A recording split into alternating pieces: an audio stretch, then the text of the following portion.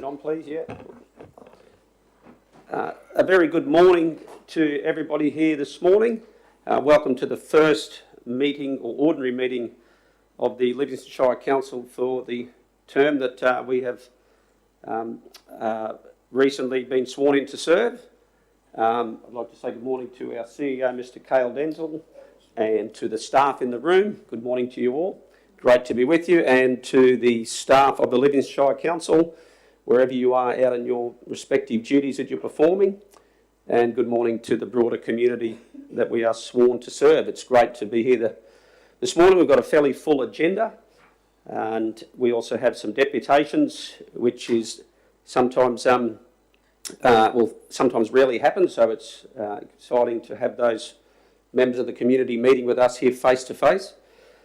And we will refer to the agenda, where we have the attendance. We've got a full attendance of councillors, no leave of absences or apologies.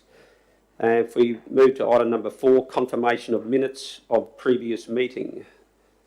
If someone would like to move that we receive those minutes as being true and accurate. So Councillor Mather. So move. Councillor Mather is moving that. Got a second to Councillor Eastwood. Any need for debate, councillors, no, or Mr. Mayor, comments? I do have one item that I'd like to raise in business arising from the minutes of the 12th of March.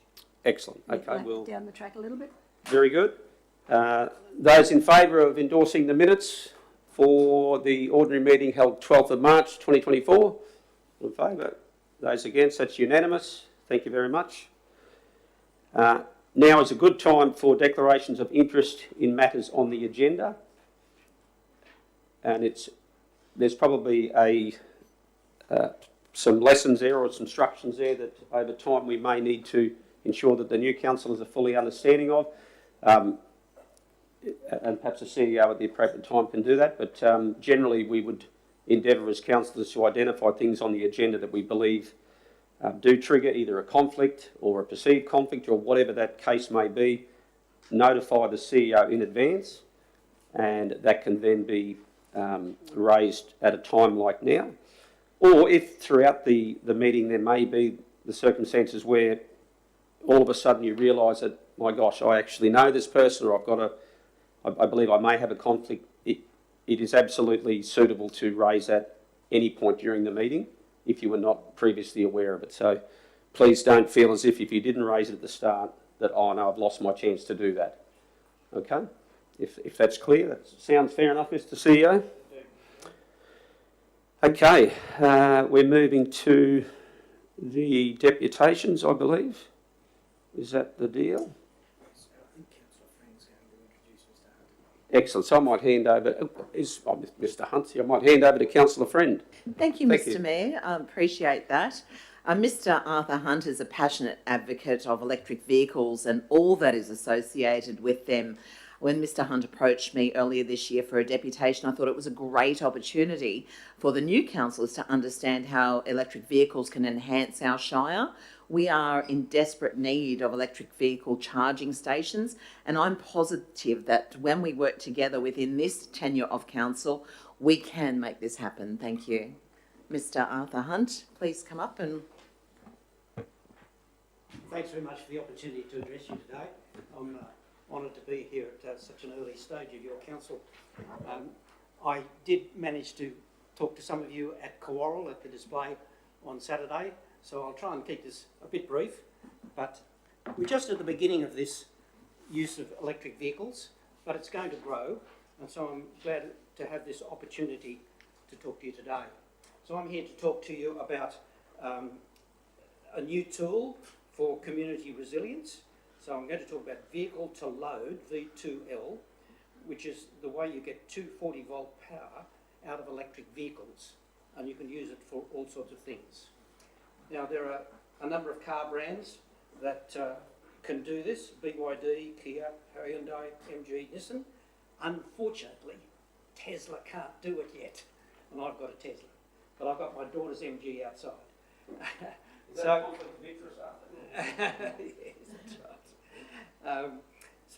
Anyway, on Saturday at Kawarrell, we'll have the next slide. There we are at Kawarrell with the MG, and it's a bit hard to see. The charge port is here at the front. Normally you'd have the charge cable going in there, but if you want to take power out, you put this thing in, and this goes into that socket there. And then at the other end, you've got a 3-pin socket, which you can connect an extension cord to. And that's what we did on Saturday. And so on Saturday, I was able to boil the kettle, I was able to have some lights going, I had a fan going, and I had an electric drill which I could use, all out of the car. So let's have the next slide. The main use, I think, is in power outages. You can keep household appliances running, lights, communications.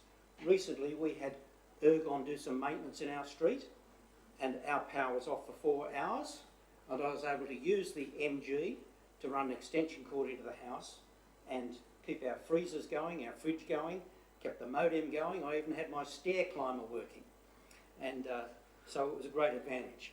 There are some interesting stories. There was a storm on the Gold Coast recently, and a woman was able to run the dialysis machine for her daughter and keep her alive. And people are using it for CPAP machines and other things. So lots of use in the household. And as I mentioned, emergency medical equipment, and the advantages over a generator. It's noiseless, there's no fuel you need to have, there's no fumes, you're not going to poison anybody with carbon monoxide, and it will run longer than a generator in most cases. So we did it for 4 hours the other day at home. We could have kept going for 2 days. On Saturday at Coworrell, I had it going for 5 hours and I used 7% of the battery. So it's a long duration. So people might say, oh, but I could have a household battery. Well, the car battery will be 5 times the size of a household battery in most cases. So they're long duration, they're quiet and so on. Other uses, camping, particularly during fire bans. You could go camping, do all your cooking, lights, fans, and it'd be great to go camping with them. And people are also now connecting them to their caravans. So you can take the power from the car and put it into your caravan, which is a great thing, or your camper van. And the other thing, as I demonstrated at Coworrell, you can have power tools off-grid. So you can run a electric drill, you can run various things off it. And also, people might say, oh, but I've got a battery-powered drill. Okay, you can charge your battery-powered drill from the car. So you can have one battery charging off the car while you're using your battery tool and so on. So it's got a lot of uses, and I think in future we will have a whole lot of mobile power stations in the Shire. And in an emergency situation, you'll be able to call, and the LDMG, I hope, will take note of this and be able to call on these cars to provide emergency power, not only for households but also for medical emergencies. So some recommendations. So I hope that we can have some community education about this, and we did that at Coworrell on Saturday. Included in disaster advice, which the council is already doing, but we now need to enhance that advice, add to that advice, and mention this V2L capability, encourage people to use it and become familiar with it. Use it for medical assistance. If we hear about somebody stuck with no power, they need medical assistance, somebody could be called on to go and help them. And also consider it for the future council fleet. There may be occasions where you could have a council vehicle that needs to use VTL. You need to be able to have a vehicle that'll do it. Okay, any questions? Basically, it's a generator on wheels. It's a generator on wheels, that's right. Is it a 10 amp plug? Sorry? Is it a 10 amp plug? Yes, yes. So you can get 10 amps out of that, but you can actually run, a whole lot of things in the house out of it. I did yesterday try and charge our Tesla from the MG and it didn't work. But I may solve that problem. I'm still working on that one, that's a work in progress. Arthur, how long would you expect to be able to, I mean, obviously it depends on what you're charging, but carries quite a bit of power to it. Like say you're camping, could you run stuff before you went to bed with a lot of stuff, go to bed, wake up and the car's still going to start? Yes, yes. The cars will have an automatic cut-off so that you're not going to drain the battery completely. I think it might be 20% or something like that. Yes, it will do that. But as I said, you can run a house for 2 days. You could run a camp for a couple of days from it. Yes. But where you charge the car up out of the power stations, however that works, if there's a power outage, do they close down as well when you charge the car? I'm not sure whether they have a separate power system. I have yet to discover that. But big advantage of the car is that you can drive to somewhere where there might be power. So, for example, if we had a power outage in Yeppoon, I could drive to Rocky and charge up and come back again, and I'd still have plenty of power. So, the mobility is the big advantage. But yes, I've yet to find out whether the stations along the highway get cut off too. I haven't found that out yet. Sorry. Through the chair, Arthur, how many of these vehicles do you believe are in Livingstone? That people own these vehicles that may be of assistance in disaster? Okay, well I know of a number of MGs and some Kias, a Nissan, so it might be 10 or 20 at the moment, but I mean the population of EVs is just growing all the time. EV sales in Australia are now 8% on average. In the ACT it's 25%. 25% of all new cars in the ACT are electric, and that's the trend. Norway, it's 89%. So that's the trend. China, it's 30%. France is 25%.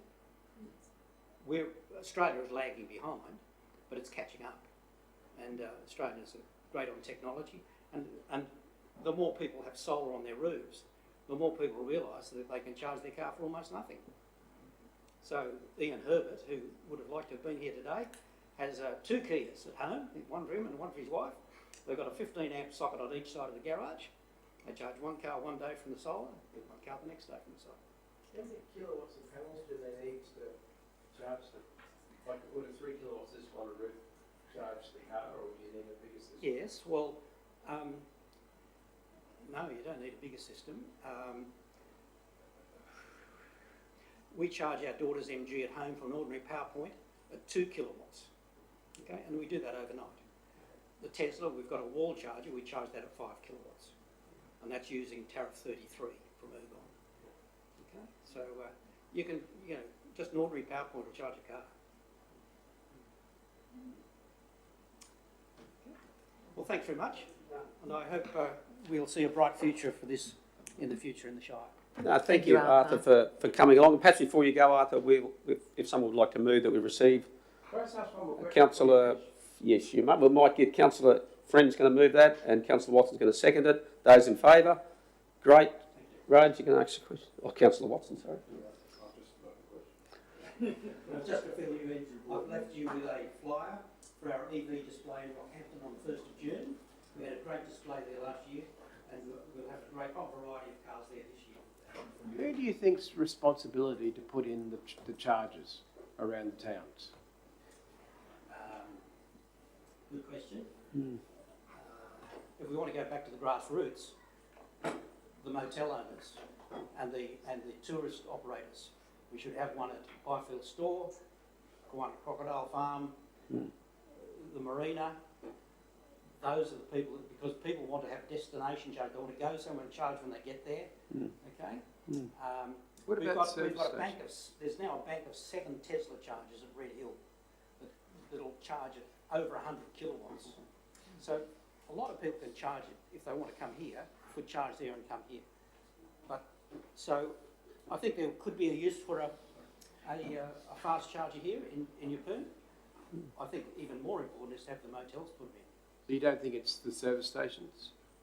Yes, BP is doing it, Shell's doing it, and yes, we should lean on BP to have one here. That'd be right. Thanks. The cost, look, it varies enormously depending on how many units you've got and the rate. So obviously it's much more expensive to put in a 250 kilowatt charger than to put in a 10 kilowatt charger. So Stockland's got 22 kilowatt chargers. Can I just ask a question? You've got, you say you can power it from home, use your solar and all that. Do you need a special power plug to do it, or is it? No, just plug in an ordinary platform. So just a normal power plug? That will get you going. Yeah. Yes. If you want to charge a bit faster, you put a wall charger in, Yeah. which we've got for our Tesla, Yeah. and that's 5 kilowatts. Yeah. That's plenty. Is that something you're saying Norway's fully Electric. electric? South Australia's getting there, we're coming up. Is that something that you could speak higher up, and when new homes are built, that could be put into actually encourage? Oh yes, we need to encourage people to make sure when they're building a new house that they have wiring to the garage Yeah. that'll Yeah. take a 20 amp charger. Yeah. And what is even more serious is apartment buildings. And I've already spoken to the council about this last year, that the Australian Building Code is just being changed, I believe, to make sure that when new apartment buildings go in, that there is wiring to the garage so people can put them in. There's some terrible horror stories about people who buy an electric car, they're in an apartment, it's an old apartment, it hasn't got the wiring, how do they charge the car there? Yeah. There's a case of that in Rockhampton at the moment. Mm-hmm. Yeah. So charging in apartments is something that the council needs to keep an eye on in building approvals. Should be included. Right. I think it might already be in, but I'm not the expert on it, I'm sorry. Watch that space. Watch that space. Thanks so much, Arthur, Thank you very much. for your presentation. And councillors, just a reminder, when we do speak to whatever it is, if we can just press our little buttons, and that way the community out there can hear us. And it is important, if you might be a little bit awkward, if you can literally lean into it, speak to it. Otherwise, if you're back here, you'll find that those out there just won't hear it. So just a little bit of housekeeping there.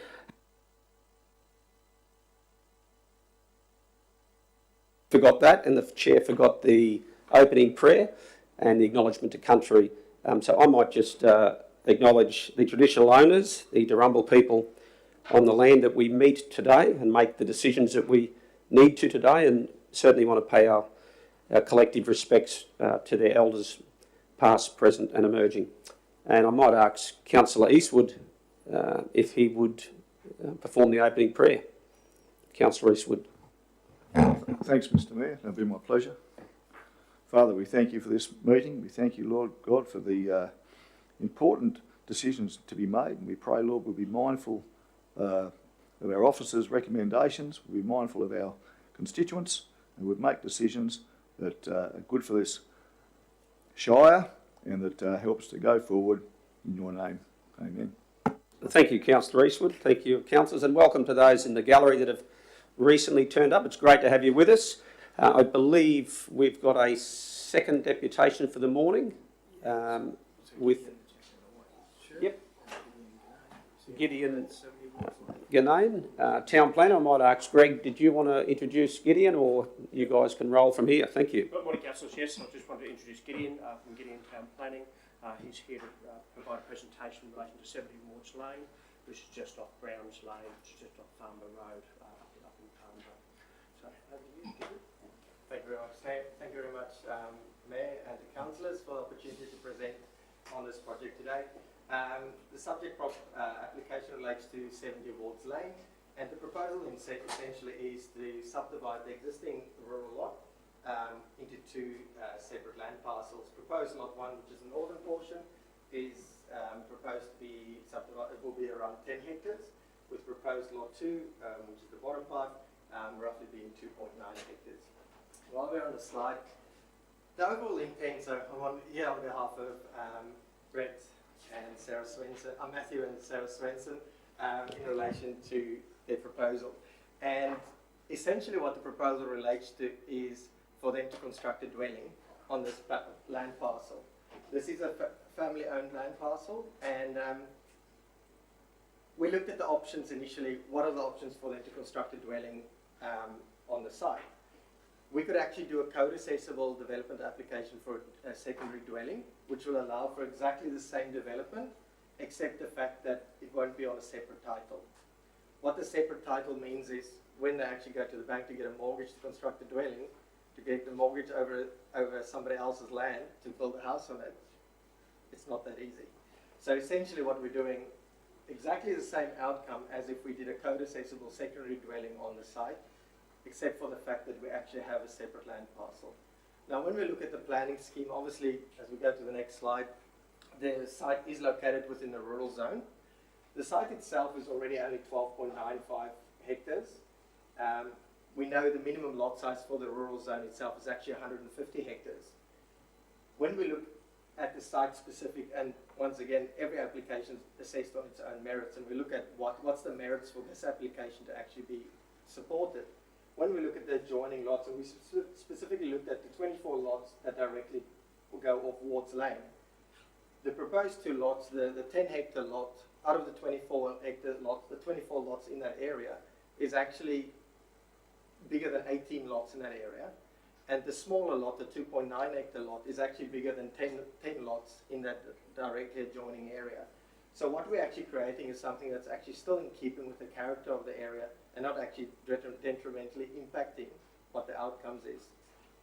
If we go to the next slide. Yep.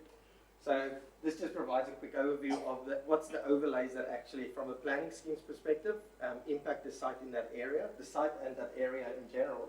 As you can see, there's biodiversity overlays. Our site's completely outside of it. There's a bushfire overlay. Our site is impacted by bushfire, primarily by the actual buffer area as well. There's scenic amenity in that area. Overlay, only a northern tip of our site is impacted by that. Where we're proposing our development is actually not impacted by that. As you can see, also steep land, there's steep land overlay through the area.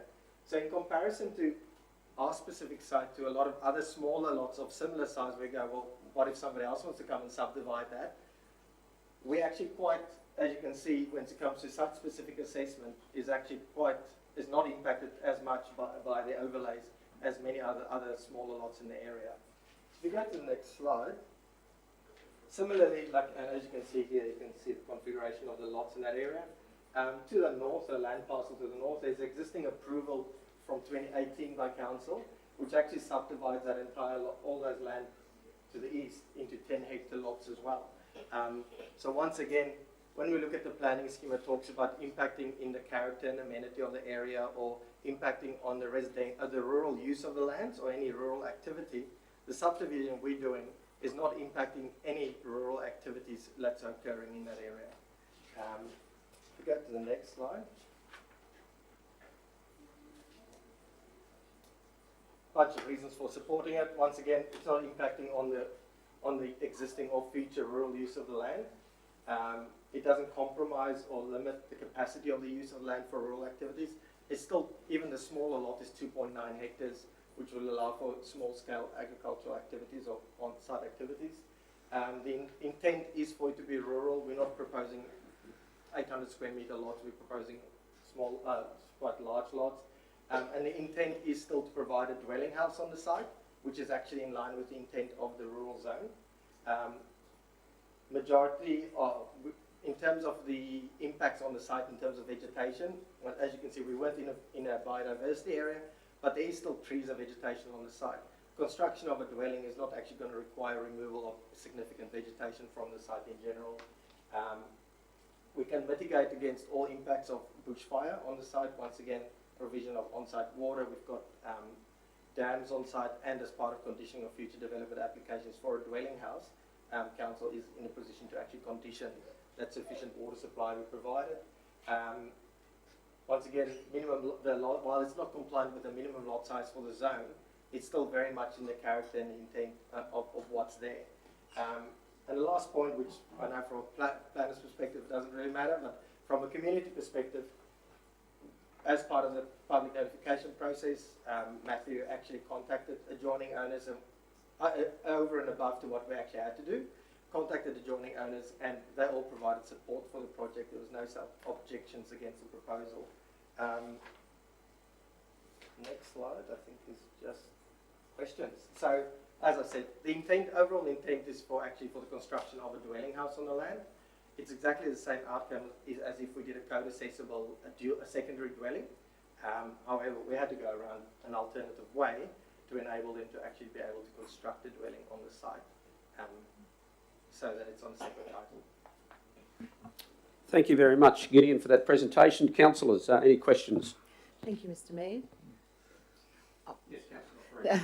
Thank you. Through you. Thank you, Gideon, for that presentation. Looking at that particular site for the proposed dwelling, what type of conditions must be met for water tanks and also septic or on-site sewage? On-site, yes. So the planning scheme does make provision as a requirement for minimum amount of on-site water storage for bushfire management of bushfire fire. And then this lot itself is of a sufficient size to have on-site septic systems. Thank you. Thanks, Mr Mayor. Sorry. Councillor Thank you. Mather. Thank you, Mr Mayor. Gideon, is there any, because it's identified as good agricultural land, and I can understand the report trying to reserve that, which we should do in our shire, how long and what sort of activities have been utilised as far as primary production goes on the blue area? Not much, except for some minor grazing, Has maybe. there been any crops? No. I can't talk to you, but I talk to you. No. Yeah, As you can see, it's still very much. Yeah, in its virgin state, pretty well, yeah. And the other question is there, if that's only going to be a house block, it's an awful lot to look after, because I know I've got one that size. And is there any reason why the boundary isn't moved further north to give them two equal sites Yes. or similar sites? Initially, we actually had the boundary to the north. Yeah. But during the assessment process and in discussions with council officers, it was we came to the conclusion that it would be better to have at least one of the lots to meet the at least 10 hectare size, Yeah. which is consistent with what was subdivided to the east. Yes. And therefore, that was 10 hectares, and this was then reduced So to there still 2.9. could be some grazing of a kind, Yes. or horses or whatever there. Yeah, I can understand that. Really, we've got almost a domestic site where the orange is. Yep. Yes. All right, I'll have another question in a minute, thank you. No, your last question was my question, Councillor. Councillor Walk-on. Yeah, thank you. Just a couple of clarifications. Did you say that there were 24 lots no bigger than 10 hectares in the area? So we looked at generally around Wards Lane. We Yep. looked at 24 lots and compared it to that lot size as what we're proposing. So out of the 24 lots in the direct immediate area, the proposed 10 hectare lot is bigger than 18 of those 24. It's bigger than 18. Yeah. Yep. And the 2.9 hectare is bigger than 10 of those 24 lots in the immediate area. You're right. 2.9 is bigger than 10. Yeah. How long has the lot been in the family for? Since 2000. So for the last 24 years. Great, thank you. Any further questions, councillors? Councillor Watson. In the briefing we had the other day about this, there was mention of issues with extra traffic on these areas. Is there anything you can do to help with? Because that's where the orange bit is. That's closest to the turn off onto. That's it, yeah. So the Onto the- access there onto a Yeah. constructed So sealed road. there was concerns about extra traffic on the road caused by an extra house and all that sort of thing. Is there anything you can do to help with that? Well, as part of the application, part of the subdivision, the infrastructure charges that's levied through the infrastructure notice does provide a contribution specifically to the road network itself. And then in addition to that is, if we did a secondary dwelling, it would be exactly the same traffic of the one additional dwelling house on that road network. In addition to that is obviously the further subdivision, it creates another lot, which is another set of rates towards council as well. Sorry, I'll just, councillor Rothery here. Just confirm, so the orange one to drive, if you're coming in and you go through, you've got to go past the orange one to get to the blue section. Yes, Is so that the what you're saying? existing access for the existing dwelling Yeah. and farm buildings is up here. Okay, so it doesn't matter if it was there or not, the same traffic would be going Would be through? coming down, yes. Okay, thank you. Councillor Mather. Thank you, Mr. Mayor. Gideon, the access to the lot, which is one lot at the moment. Yep. Is that via the bottom section or southern section of the orange? Or Yes, yeah, I see right there. there. Okay. And that will remain for that lot. And the proposed, So this is the proposed access, sorry? that's proposed Yeah, access and for then the the existing orange. access is up here. Okay, then I would imagine, and it would be normal, if it were approved, to have road contribution that would assist in the upgrade of a section of that road. That's the joy. I mean, you do have new rates, Yep. an additional ratepayer, but that would be Usually- a contribution to the upgrade of a section, a portion, Yep. and a portion of that road. So there's the component that is part of the infrastructure charges, Mhm. which covers the road. Yep. Generally, a road upgrade itself, conditioned on its own, is only justified when there is an increase of more than 5% of Yeah. road traffic Yes, on a yes. road. Yes, because I know the road and it's quite steep and Yep. eroded in parts. And on the left you've got a lot of density and a lot of vertical slopes. I'm familiar with it. Mr Mayor, have we considered an alternative motion? When you say we, The table I'm not sure whether Yeah, other we councillors have- have or whether indeed, had a brief on it the other day. there's certainly the It was just discussed briefly. there would be the opportunity for any councillor to put forward an alternative motion. Well, I would like assistance to see what it looks like, see what shape it is and what sort of conditions can be applied. Well, that can occur, but what we may do is receive or Discussion. complete the deputation, Yes. and then we can move on to that when we come to that item in the agenda. And just touching on that, bearing that we've got members in the gallery here now, and we do have another deputation booked in about 15 minutes. Was it 10 o'clock? 10 o'clock. There potentially would be the time to bring this matter forward and deal with it before the next deputation while the members of the gallery are here. Failing that, we would conclude this deputation, bring the next deputy in if they're here, and then we could proceed with bringing this item onto the agenda straight after that other deputation. Only thing I'm concerned of is we don't want to rush. If we did bring it forward prior to the other deputation, we don't want to rush the report and then keep the gentleman waiting who's booked in at 10 o'clock. Yeah, I think we need to consider the next deputy and we can bring this matter forward. That's not a problem, but I think there needs to be space between the two so that we can discuss it Okay. without any pressures. Yep, absolutely. It might even be this afternoon before it comes back, depending on what sort of interest there is out there. Okay, well, we can kick that around a little bit once the deputation is completed, but we'll certainly let you guys know, Gideon, thank you. what we're proposing. So further questions, Councillor Watson? Mayor, just looking over Brandon and see him twiggling his fingers as if he wants to say something.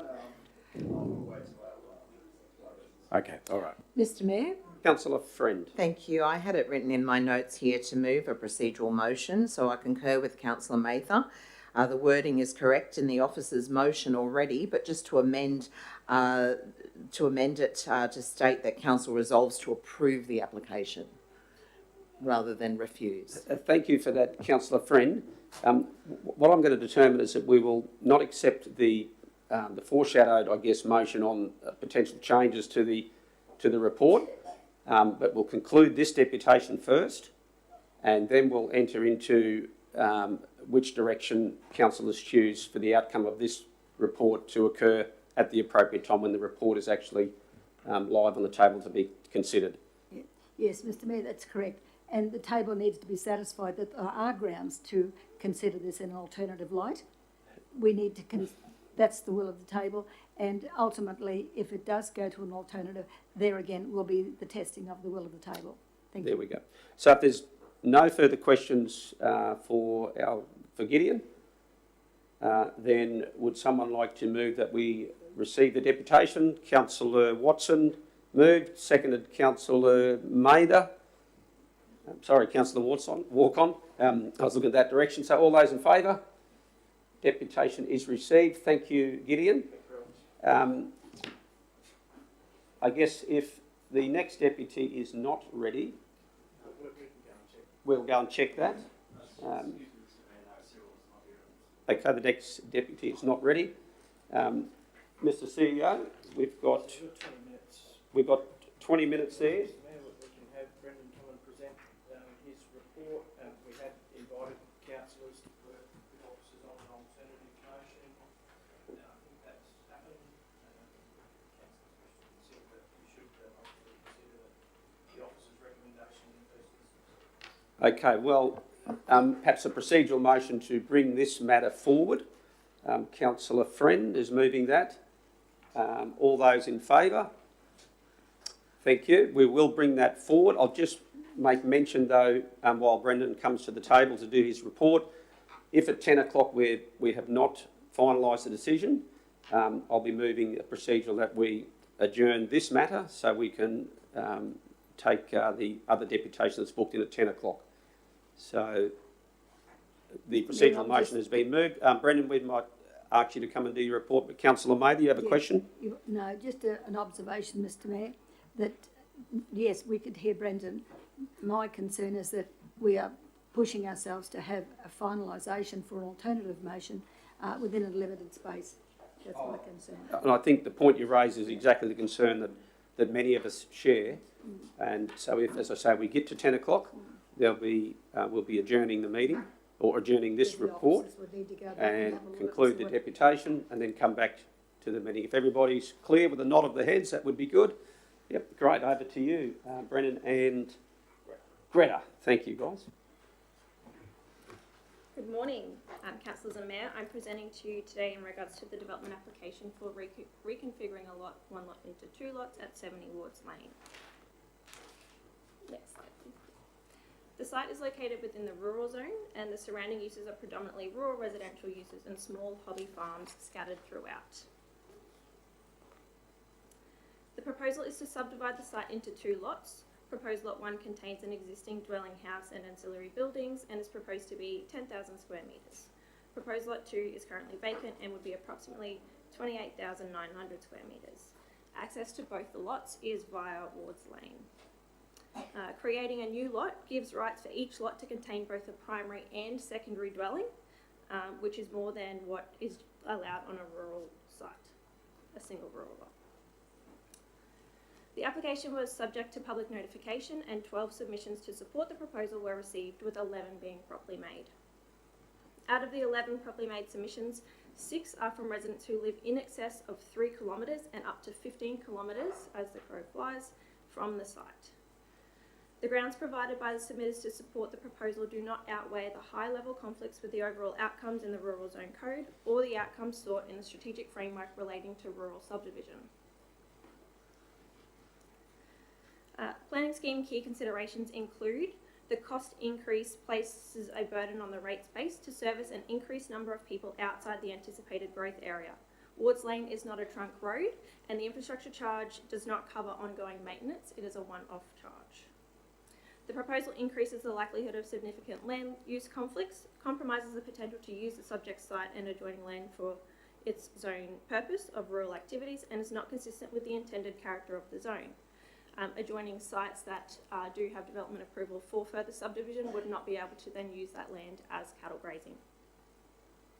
Historical development approvals in the locality for subdivision of rural land is not consistent with the existing role or function of the rural zone more broadly, with previous subdivision on Wards Lane in the 50s and the 90s.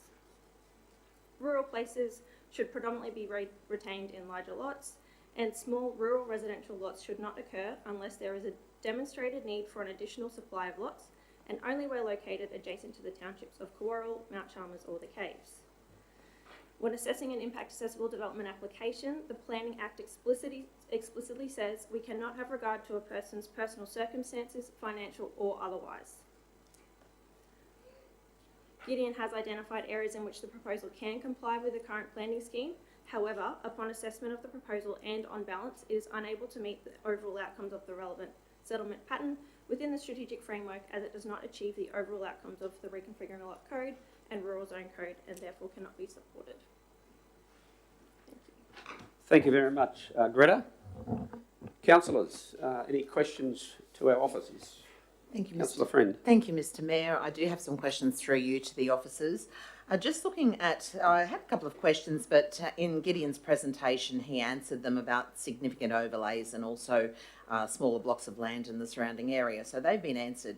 But on page 51, the third dot point, the end of that little paragraph says this is not reflective of the current settlement pattern policy.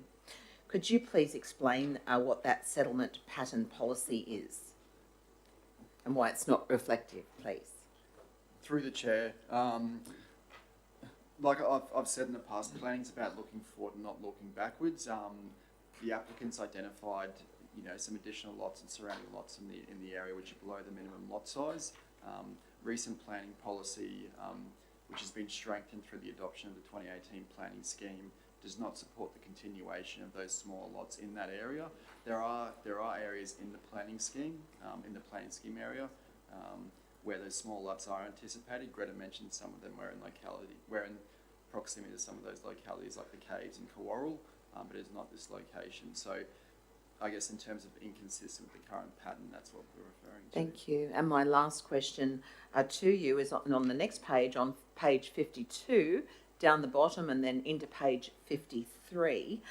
Could you please explain why the officer's recommendation is to refuse the application, yet for all the natural hazard areas, the application complies? Despite the overlays, the proposal still does not meet the minimum lot size or the requirements within the strategic framework or the written figure lot code or rural zone code. So although there are minimal overlays, the other codes, it still doesn't comply. Thank you. Just got a question. Yeah, you say that, but as we were told just then, there's still 10 properties still smaller than that.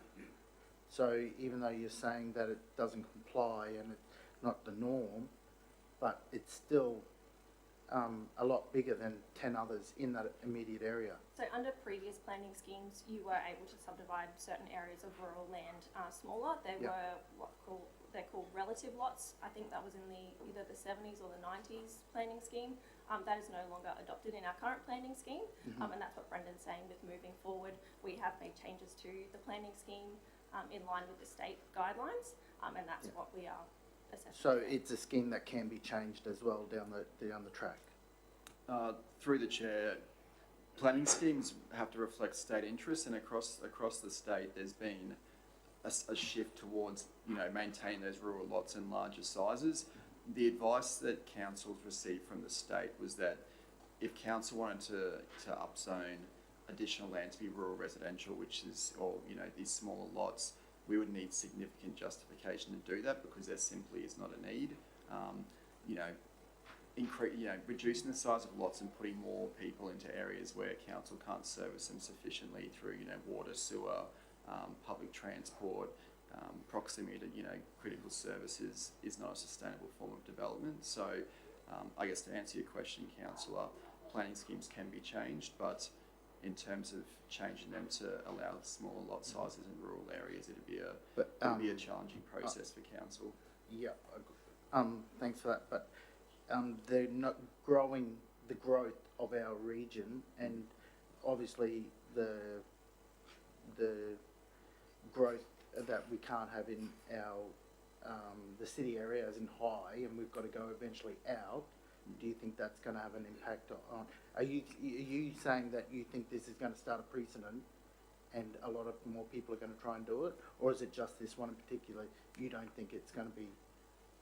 I think it's through the chair. I think there's probably two questions there. The first one is that council's planning scheme has zoned areas sufficient to service a growth of Yeppoon, 20 years plus through low density residential zoning, emerging community zoning. So there is sufficient growth areas. There is approximately 1,500 lots that have been approved that are yet to be constructed in Yeppoon alone. So there isn't a need to start spreading out into these rural zones at this point in time. So yeah, that answers your first question. And sorry, your second question, council. No, that's fine. I was just no, that's fine. That's good enough. Thanks, mate. Councillor, I'm going to go to Councillor Watson, then we'll go to Councillor Eastwood. Through the chair, either of you might be able to answer this. You just mentioned sustainable way forwards in development. Can you explain what you mean by that? Because, I mean, I look at it as everything is changing in our world, and I'm just wondering what the government thinks of as sustainable. Yeah, through the chair, I'm sure there's different interpretations of sustainable, but in terms of, from a planning perspective, sustainable means trying to accommodate people within a more defined urban form. There is, I guess, environmental, community and financial costs that are recognised across the board by putting more people into rural areas. Financial costs to council, include accelerated maintenance of rural roads in some instances. Community costs, you're putting more people into areas where there's no public transport, they're not close to shops, healthcare services. And environmentally, acknowledging this site isn't mapped as having biodiversity values, you're subdividing lands, there's sometimes erosion sediment control issues. That's what I mean by sustainability: financial, community and environmental. So second question is, do you know how long Wards Lane is, the road? From the turn-off up to the last block? Sorry, just to clarify, Councillor, you mean to the end of the property boundary for this site? Or? No, just the whole right through to the end. Because I'm just thinking of, say this goes ahead, and say, down the track we end up thinking, okay, we're going to have to seal this road. I'm just wondering how many kilometres it is, and have we ever thought of that? Through the chair, I couldn't give you the exact amount. I've been up to Wards Lane as it turns up and reaches the high point. I haven't been to the very end of it. It'd be about 800 metres from the intersection of Browns Lane to the northern boundary of this site, about that. Okay. All right, thank you. Councillor Eastwood. Yeah, thanks, Mr Mayor, and through you to Brendan. We touched on this in Gideon's deputation, but if Lot 2 was increased in size, would that make any difference to the officer's recommendation? Through the chair, no, it wouldn't. No, thank you. Any Councillor Mather? Thank you, Mr Mayor. We understand the need to preserve good agricultural land. Where there has been bona fide farming going on over a period of time, that's acceptable if the farmers are not pushed off their land. And more the point, if they're unable to sustain any sort of income. We know today that even 100-acre lots, 1,000-acre lots, people have to go to town to get a job because there's just no money in farming. Very little in rural production overall, unless it's an intensified operation. And Councillor May, there is a question coming, obviously. Yes. Right. Are we Thank considering the viability of primary production in the future for this parcel of land? Because as I see it, this parcel, because it fronts Wards Lane, has the potential to further, if it's thought through and if it's considered in a rational planning manner, it has the potential to create more lots, and I don't have a problem with that. Because we'll get our road sealed one day, bit by bit, because it's a rotten road, let's face it, in parts. But my concern is that, is it going to be proven to be sustainable as a farming lot, given the type of soil that's underneath it? So that's the question. You guys get a question out of that there? Yeah, look, I couldn't answer that.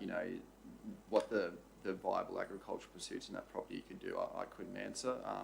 There's probably also a second question in that about whether the road would need to be sealed. But yeah, I guess to answer that question as well, approximately some indicative figures that council's done, each additional lot you put on a rural gravel road, the cost to council is up to $1,000 per kilometre per year per additional lot. And then I guess the more you start putting onto it, you're talking about more frequent grading, and there'll be a point where landowners have an expectation to seal a road. Now, maybe in isolation for Wards Lane, council considers that's okay, but when you look at these things collectively, there will be a point where, there's a real financial cost to council, and council will be looking at sustainability of continuing these types of developments. No, thank you very much. We're going to pull this up very shortly, but before we do, one question I had there, Brennan, just so I'm clear, this is for a rural subdivision still, so it would still, even if it was approved, it would still be zoned rural land? That's correct. So it's not changing it to residential or park residential, it's still rural land. It would just be of a smaller size if the council chose to go that way. That's correct. Okay, thank you. Well, thank you very much for answering those questions. Councillors, it is now 9:51. I would prefer that we do not enter into debate now with 9 minutes before a deputation. And our other deputy is here. Perhaps what I could propose that we receive the deputation and then we bring this matter back for consideration and debate once that deputation is concluded, and that way if members in the gallery that would like to attend that, they could come back in as soon as that deputation is finished and we could notify you. So, councillors, I move a procedural motion that we, well, actually, we'll receive, now what have we got here? We've got a, no we don't, it is a, we've received the deputation, we've got the report open. Procedural to go back to the third deputation. Procedural motion to go back to the item on the agenda to receive the next deputation. Councillor Mather has moved that. Those in favour? Thank you. Hopefully that's clear for you guys. Thank you.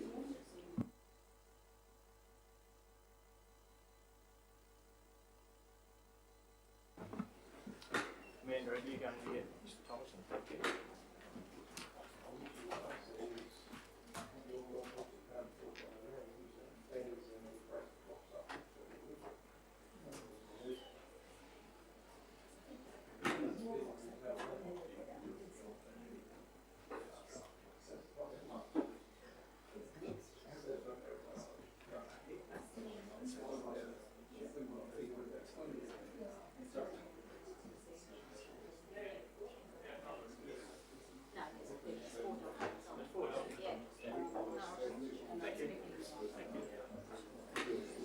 What do we do? We have to stand up. Adam, here I am.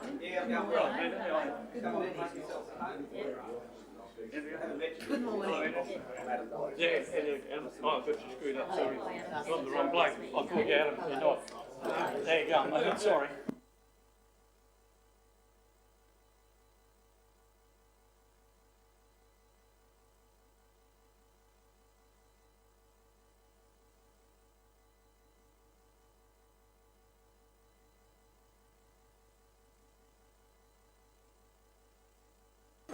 Thank you, councillors. Just a reminder, we're still on live stream, so it's live television here. Live television here. I'd like to welcome Cyril Thomason and Penny, I believe it is. Sorry, Penny. Penny Farrell. Thank you. We're going to hand over to you guys. I think we've got 20 minutes. Yep. Is the time frame, and we'll have some questions at the end of that.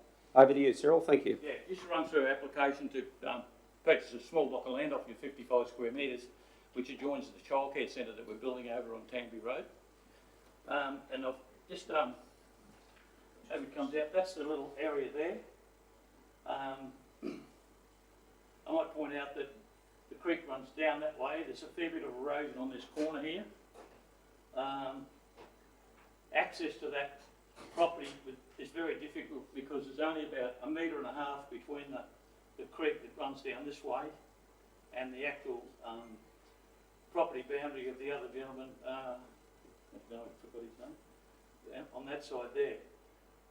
So the idea was if we bought that block of land, we were able to maintain it because we're concerned about vermin both here and down along the back of the property here, and also the fire hazard. I went to council on the 6th of November. I'll get the glasses on, get to my age. I need them too, Cyril. I bet you don't need them as bad as I do. 6th of November, Leslie Childs, thanks for the catch up today. Well done, the new childcare centre. We've discussed with the court our natural resources to work on behalf of Landcare to clean up the site directly behind the new centre. In addition, Cheryl will follow up in relation to the gum tree. There was a large gum tree there. We were concerned that it would fall and hit the building. or at worst, branches break off in a storm, maim or kill a child. Thank you very much. That's been cleaned up, been cut down for that. Then I have further correspondence on the 22nd of January when the cyclone was coming. It hadn't been done at that stage, but anyway, it did get done and we never got the cyclone. On the 22nd of January again, Sharon called me, said that he's talking to the National Resources Coordinator in relation to the back. Just want to double up we don't have. Then on the March the 7th, and I called right in there, nothing's happened as yet, and we're near completion of the childcare facility. We also offer to assist in the land care clean-up of the area, the planting of native plants, watering and ongoing maintenance under the control of land care. So we would be prepared to assist the land care at our expense, put native plants in the back, provide the water to is it there? Yeah. Oh, you have to got one. Yeah, Just look up. Hey? It's not that one. Yeah, that one. Oh. That's the back. This is part of our problems here. We plant native trees in there. We provide water for our expense, and help to maintain that area. And I just said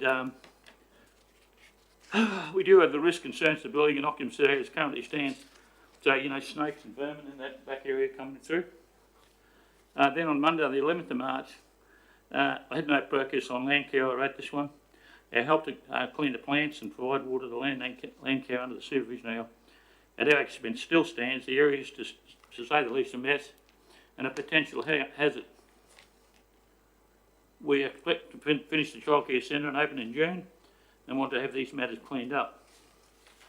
The last one we had was on the 11th of April, and it talks about location is close to the bank of the Fig Tree Creek and the vegetation. Well, if we go back to the other slide, you'll see that. If you can go back to that first one. That one? No, sorry, the next one. The one with the creek. Sarah, what's the distance between the proposed boundary and the creek edge? That block of land and the creek. The difficulty is, the little block of land runs in there. It's almost impossible to come through to maintain the area. Now, we don't particularly want to spend $4,300 buying the block of land. What we want to do is make sure that it's going to be clean. So that was the idea, to buy it and be able to keep it clean. But if the council gives an undertaking that can be kept clean, we'll save $4,300. Very happy about that. But you would need to take access either through Tim Tansey's property there or come through our property, because it's an impossibility to get along that edge. So basically that's what I want to point out to council. So in any event, either way, we need to get that area in here cleaned up, and especially along the back. Now, as I say, our offer still stands to provide native trees, keep watering it, and assist with the clean-up from time to time. I brought Penny along because she's a childcare operator, and she might be able to give more details around that issue. Thank you, Cyril. Penny, did you want to share anything as part of that? Yeah, thanks. I'll just add a By all couple of means. things. Actually, early in the piece, I've been in contact, Landcare contacted me, which was really nice when they realised what was going on. So I think the idea from our perspective is to work with Landcare in terms of that whole back area and along the creek there as well, and into that piece of land, because they obviously they're the experts, frankly, in that area. That's not really, and so it worked really well with working with the children, with looking after the nature strip. So that's another thing is, as Cyril said, he doesn't particularly want to spend $4,000, but from my perspective, it'd be pretty good because we'd be able to use that as a bit of a nature area. And the other thing is, I'm just wondering about, because just in terms of the actual, maintaining, like keeping it clear and whatnot, we have children outside from 7 a.m. until 5:30 p.m. Obviously not all day, every day, but they're coming and going because we open up and they're there in the morning, and then so there's a lot, and it's Monday to Friday. We're open 6:30 a.m. to 6:30 p.m. So it just makes access a little bit difficult because all of our land work, all of our like maintenance and land work and everything like that has to be done outside of hours, so it's all done on weekends, essentially, on Saturdays. But the other thing about that, and you know, we've got all this legislation around child-safe environments and things like that, you can imagine, so we need to meet all those things and including like blue cards, for example, for anyone that's coming on site, or you know, they need to have blue cards, we need to have them on file and all these kinds of things. If we are doing anything during operating hours, we have to go to the childcare department and do what's called an SA12, which is a form, which is a whole lot of risk assessments. So it's basically maintenance, any change to the environments if there is. So there's all those things that would need to be considered if you hold on to it. But I just wanted to kind of point out, just with that piece of land that's on the corner there, it looks, if you look on the plan which we have there under map 1, I think that it looks like it's a triangle that's odd, but in actual fact at the moment, and you came, didn't you? It's a triangle that's odd at the moment. See, what that looks like is it makes it look like an odd triangle here, but in actual fact, this is an odd triangle because that's the creek and that's the other guy's property. So there's this like funny little triangle that's there where we cut off, whereas if it comes around like that, it's actually, it makes it more of a square. It's just a bit of a weird piece of land. But I mean, really, it's probably just those things in consideration in terms of being a childcare centre, being open 6:30 to 6:30. It's just a matter of, I just want council and whoever department of responsibility that is, we need to really work closely together to make sure that there's not, there's no whippersnipping or anything like that, for example, occurring or whatever, and anyone, because workers will be right there, the children are right there, so we need to work really closely together as to when those times would be if you were coming to maintain it, and we'll need to keep it maintained as well. But I think, yeah, it's a good opportunity to talk about that back area as well, because we do need to ensure that we're going to have to keep that a little bit tidier than what it is. So we'd probably look to do you tell us how you want us to do that, like native trees or whatever that looks like. But I think your lands, you've got a whole lot of rules around that as well, and we look to work with you on that. Yeah. That's probably it from my point of view, unless anyone's got any questions about it. Yeah, I'm certain there'll be questions. There normally is with these types of matters. So thank you for your presentation, both. Councillor Eastwood. I've just got a question to Cyril, Mr. Mayor. So primarily your objective is to look after the creek, look after, make it a safe area for the kids, etc. Yep. Do you have any plans for any future development on that land at all? No. Nothing. No building or anything down here. Yeah. And the back area it's your land, so we're just offering to, as I say, provide native trees and water and assist with the cleaning of it, because our boundary is right on the boundary. Yep. And that technically that grass comes right up to the back of the building, so it's a fire hazard. B, I'm concerned about snakes. This needs to be tidied up. Thank you. Councillor Walk-on. Yes, thank you. So you're saying that it would be council land. Are you asking the council to give you that land? No, we've made an offer of $4,000, I think $320 for the land to purchase it off the council. That way we can maintain the land. So it's just for maintaining. We can give you an irrevocable undertaking not to build on it. If you wish. Okay, thanks. Just to clarify the costings of that, how's that been determined? Is someone able to provide the process that's arrived at, or is it based on an evaluation that was done? Or you're probably aware of Richard Ford's Captain CQ Surveying.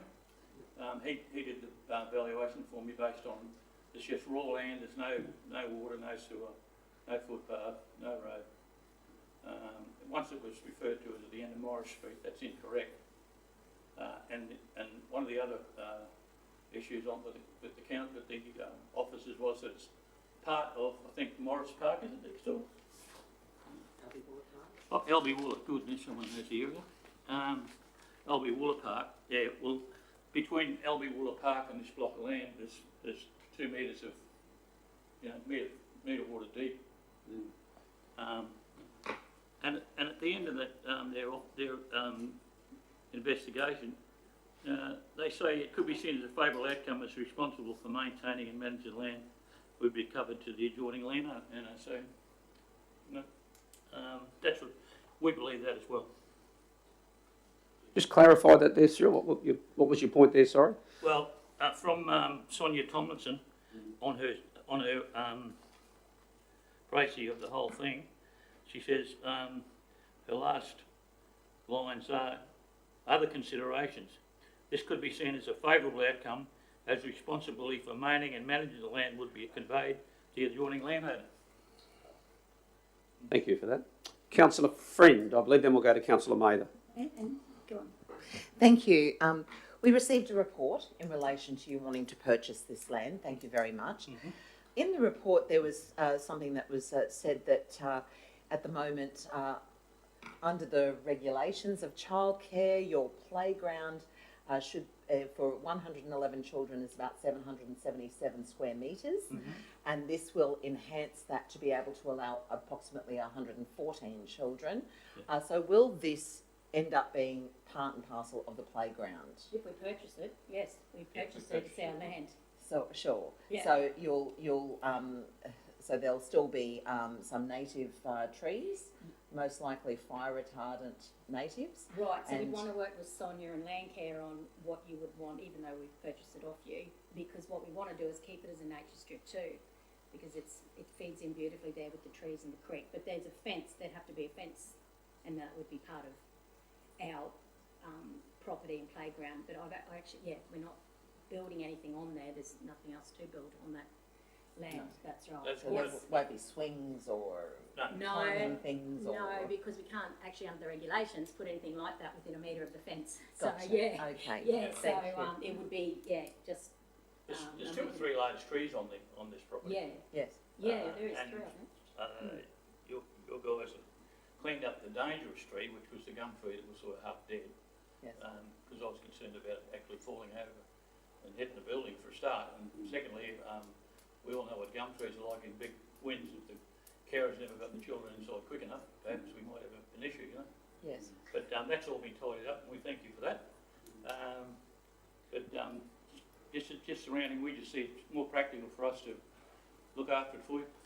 Could I just say as well that I'm not sure about that comment in that report. I mean, I'm assuming it's correct, I have to double check it. But the approval for the childcare is actually 115 places, so it's not actually increased.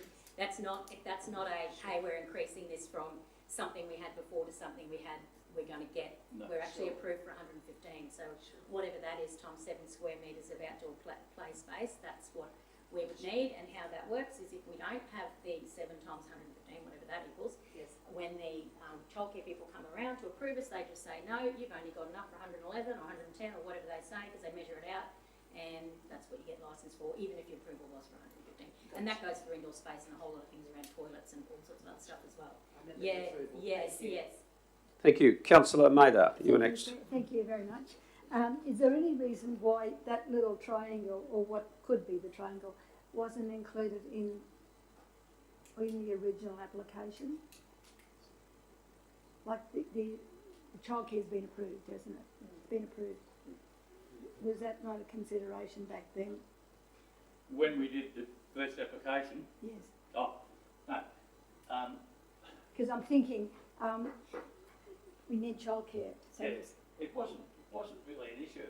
But then as we got, because we sort of didn't get down that area, the surveyors did all that and looked after that, and then it became, the tree became an issue.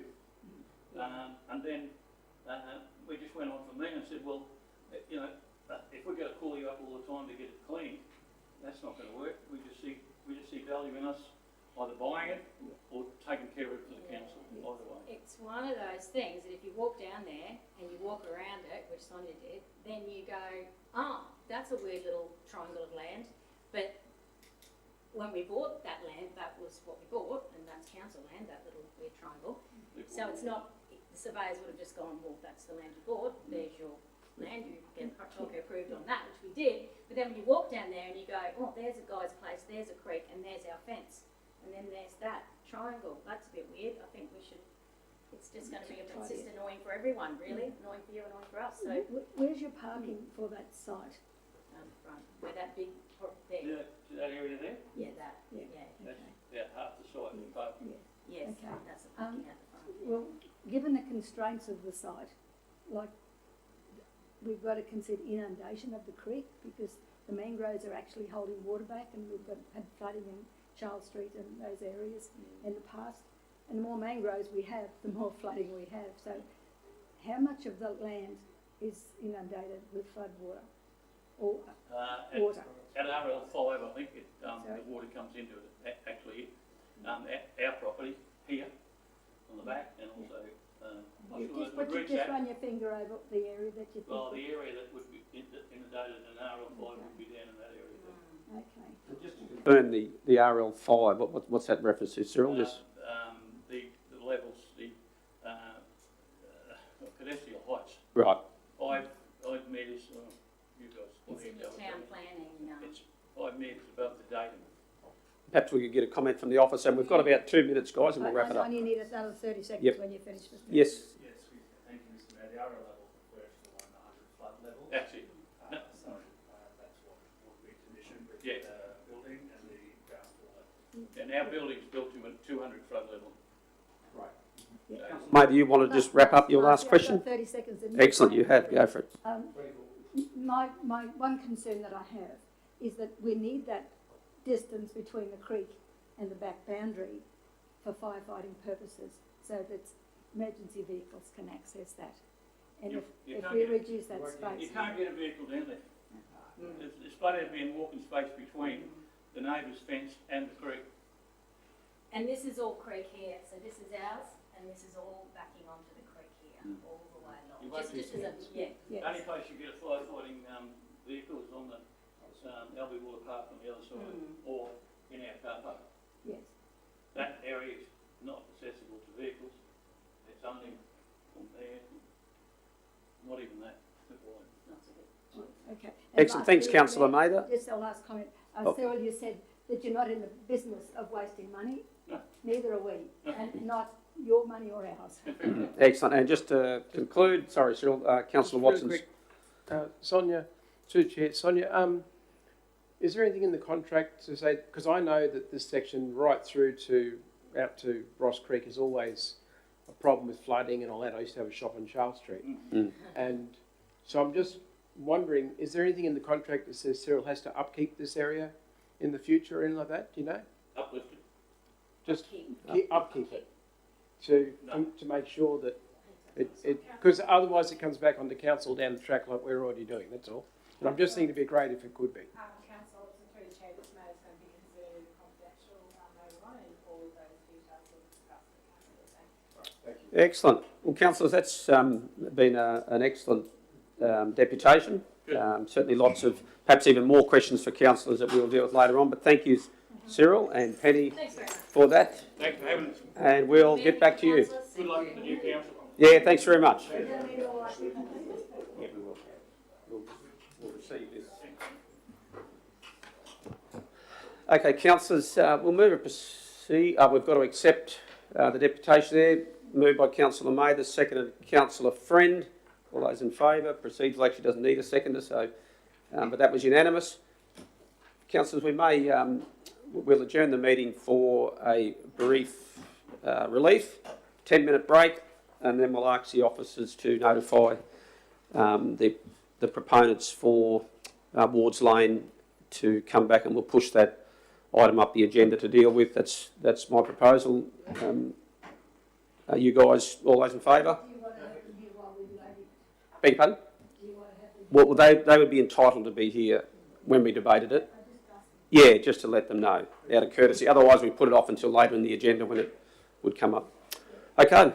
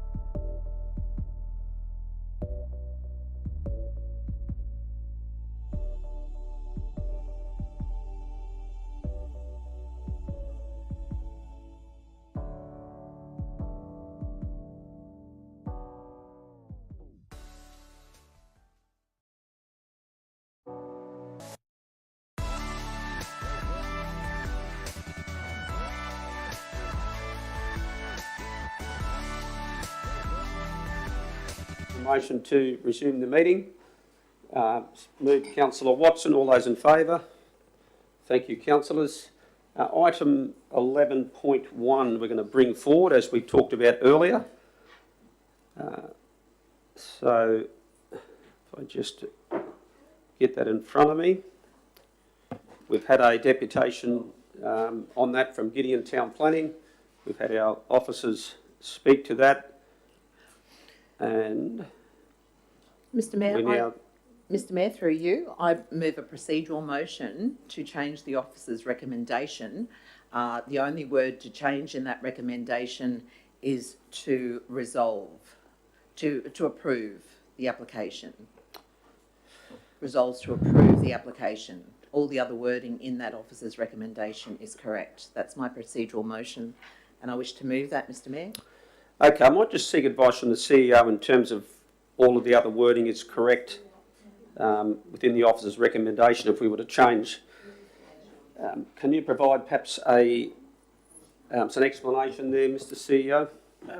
Mr Mayor, you can consider Councillor Friend's amended motion. It would be useful to have some conditioning around that, and we have taken the liberty of, in the absence of any other guidance, preparing an alternative motion in anticipation. I might get Lucy to put that on the screen and we can see if that conforms to councillors' thinking.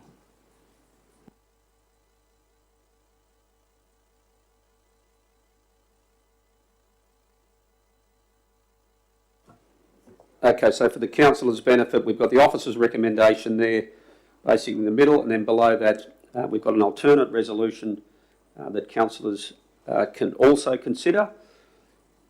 So obviously read that and fully understand that. And if you have any questions, by all means. Mr Mayor, I'd be happy to move the latter resolution. Okay. And Mr CEO, we're not necessarily required to debate the first recommendation that has been put before us, being the officer's one. There's no requirement to do that. So the procedural that's come from the floor through Councillor Friend, and I guess perhaps similar to what Councillor Mather was proposing earlier, where suggested a foreshadowed motion. That's another way, I guess, of working through the logistics of putting forward a different motion.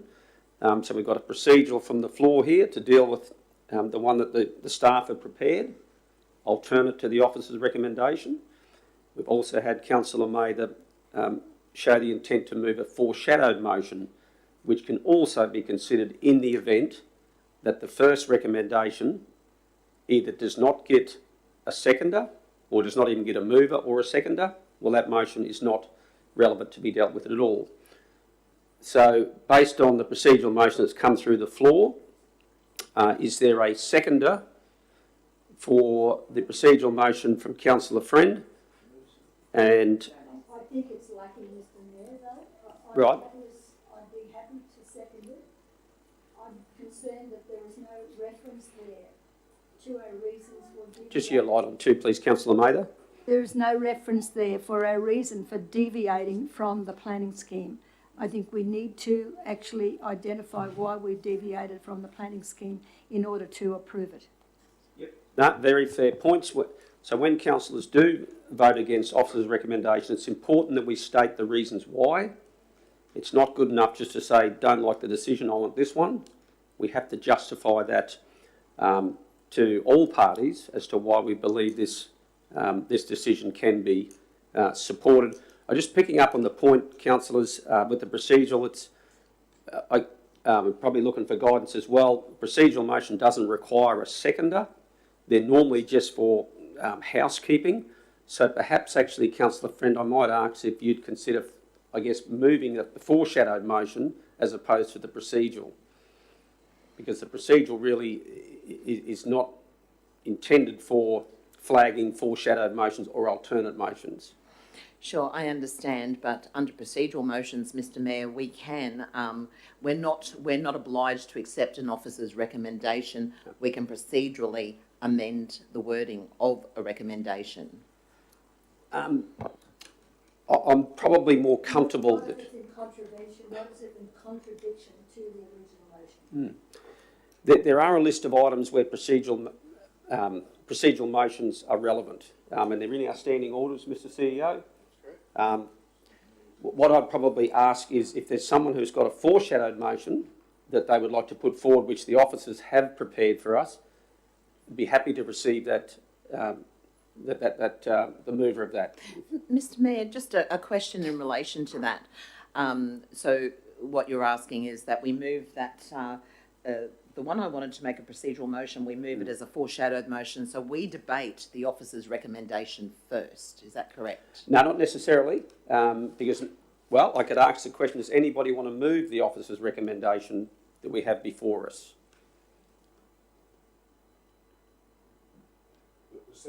No, does anybody want to move the officer's recommendation that we have before us?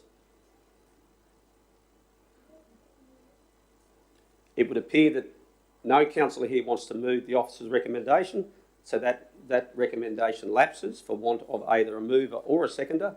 So we now have an alternate motion from the floor that has been provided from the CEO to capture what they believe may be the councillor's opinion on this. It doesn't mean we can't add to this one, and we probably will need, or I shouldn't say we, probably will need further wordings to justify why we're not supporting the officers, well, not we, why the councillors are not supporting the officer's recommendation, and we can work through that over the coming debate.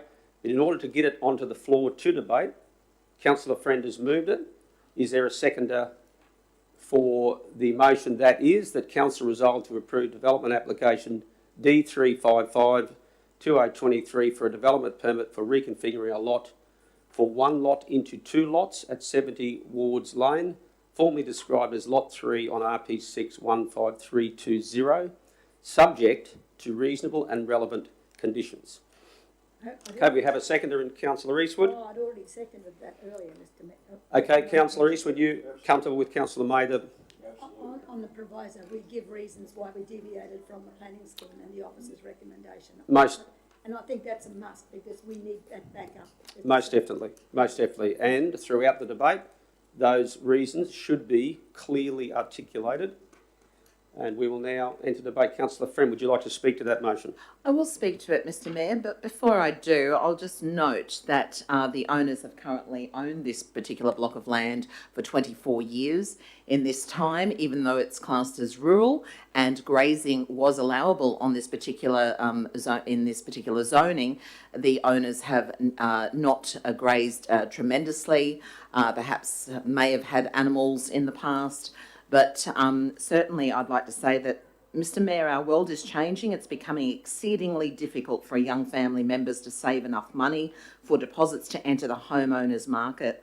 Most families want to accommodate and assist these young people in order to ensure financial security, understanding future impacts also of the smaller lots in these rural areas and the impact along council's road network and what is acceptable under our current planning scheme. I must continue to look at that, but to triage what is decent and right for our community.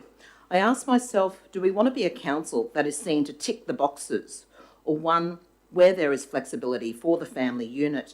And for this reason, I choose financial and residential security for families within our shire, and will vote for this. Thank you, Councillor Friend. Anyone speaking against the motion?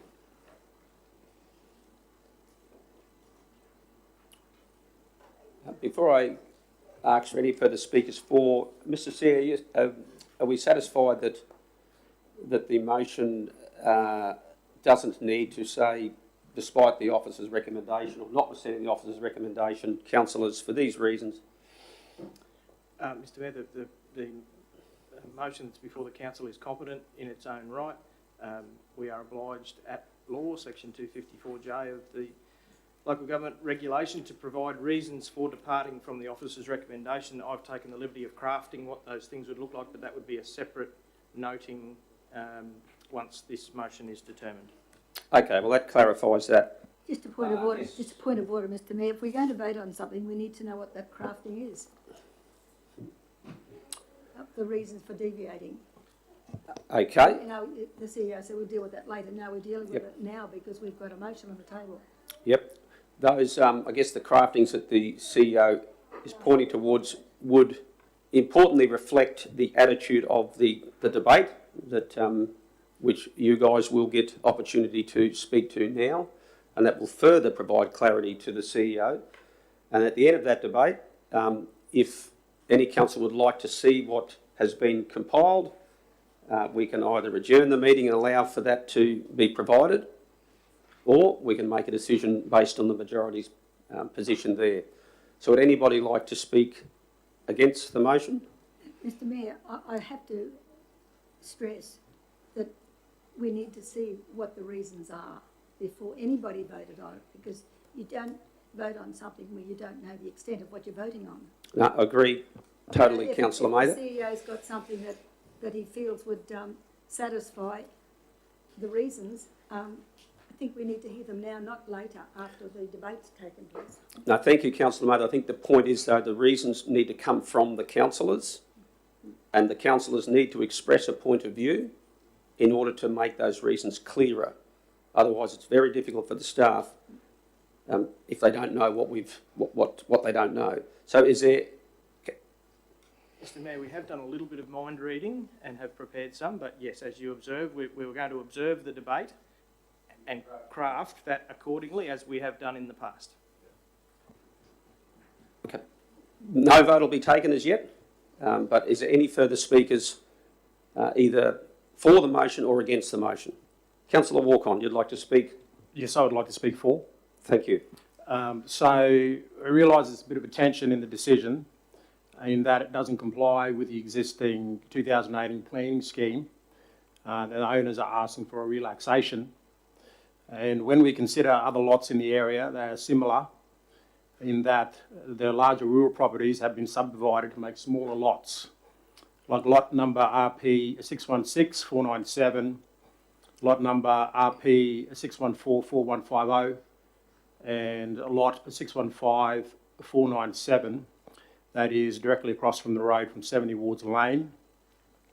The subdivision, the submission to subdivide ties into this existing area. I understand that it doesn't align with the 2018 current planning scheme. However, it does tie into what is currently existing on site.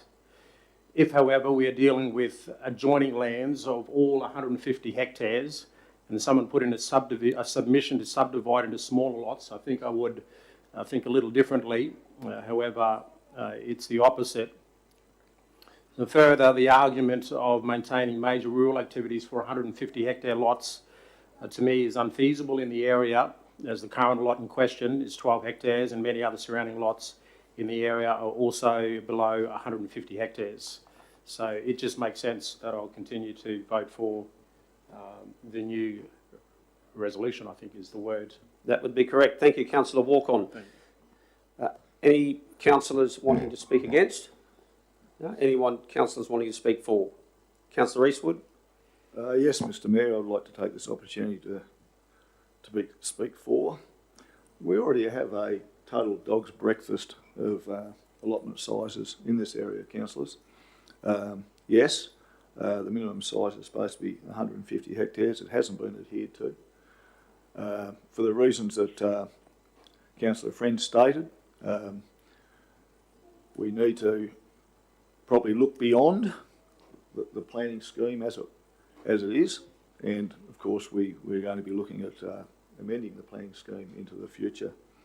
I would have been happier if the smaller lot had been a little bit bigger, and the both blocks were more equal to size. But notwithstanding that, I believe this is an opportunity to maybe even look. We already have set a precedent in relation to Tamby Road, which we voted on prior to Christmas, and I think that this is going that step forward, and it actually shows maybe our intentions of where we're going to be going with the new planning scheme. Thank you, Councillor Mather. Councillor Eastwood. Councillor Mather, your light's on. Would you like to speak? Yes, please, Mr. To the Mayor. motion? I'll speak for the motion. Thank you. Just very briefly. This is not a situation where everybody's doing it so we can do it too. We don't take deviation from the planning scheme lightly. or our officer's recommendations, because they're always based on good value and precedent and law. And it's not based on financial security for the family either. That's the last thing we should be considering, although it does play a thought in our minds. The decision I believe that we're about to make, as I believe it's fair and just, given the circumstances. And because there are, the planning scheme is hodgepodge with a lot of unusual size allotments for various reasons. But I think if anybody can prove to me that, or show me, that this land is capable of sustaining an income, a viable income for somebody, I'd be happy to listen to it. I believe that the lot size, the retaining lot size, the bigger one, it does lend to future rural residential home sites. And I don't have a problem with that in the long term, because that's another corridor that it reflects a lot of other corridors from a main road, Beaning Browns Lane. And it is an addition to our rate base as well.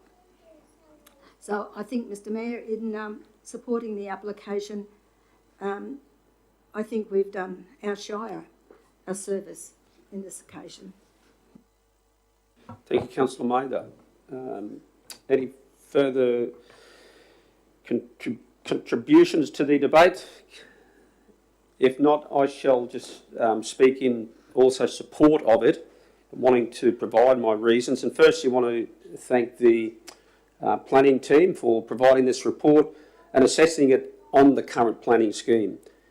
That is the professionalism that they bring to provide us the most clarity they can based on the current planning scheme. And we've certainly heard here that some of us have a difference of opinion, and that is quite okay. It is not a reflection on our planning staff at all, but that is the role of the council laws, and you'll have to give an account for that, either for or against. My reasons are, I'm encouraged that it is still rural land effectively. It's going from a 30-odd acre rural block down to two smaller rural blocks. I think the smaller one there being somewhat around 6 acres. I recently attended at Quarrel, the Council's Rural Resilient Living Workshop Day, which spoke extensively about the changing trends of rural activity from what we've seen perhaps historically, where you've got large blocks with grazing or large blocks with pineapples. There is a whole world of boutique type rural activity that can occur on a smaller lot of 6 acres. It may be subsidised by somebody choosing to work in town as well, but they're certainly still able to produce from a lot of 6 acres, and in fact even smaller. So that's an exciting world out there, whether it be boutique cheese, goats, whatever you're into, it can occur. So for those reasons, I don't see that it is a detriment to fragment the land down from well below the 150 hectares anyway, but it actually opens up more opportunity and provides an additional home site to another family. So it's a win-win in many ways. That's where I'll conclude it. Councillor Friend, would you like to wrap up? Mr Mayor, thank you. I think it's all been said. Everyone's had their say, and I just concur. Before we do go to the vote, as I said, I would, based on Councillor Mather's request, if we could see perhaps on the screen. Lucy, I've just sent that to you, my best guess. Beg your pardon? Put it up on the screen.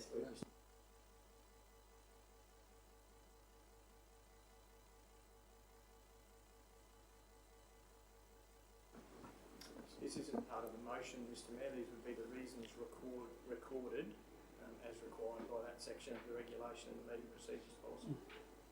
Yep, so those listening on live stream or viewing, the CEO has compiled what he believes reflects the reasons or the justifications that the councillors would appear to be prepared to support this despite the officer's recommendation. So councillors can read through that and then we'll return back for a decision.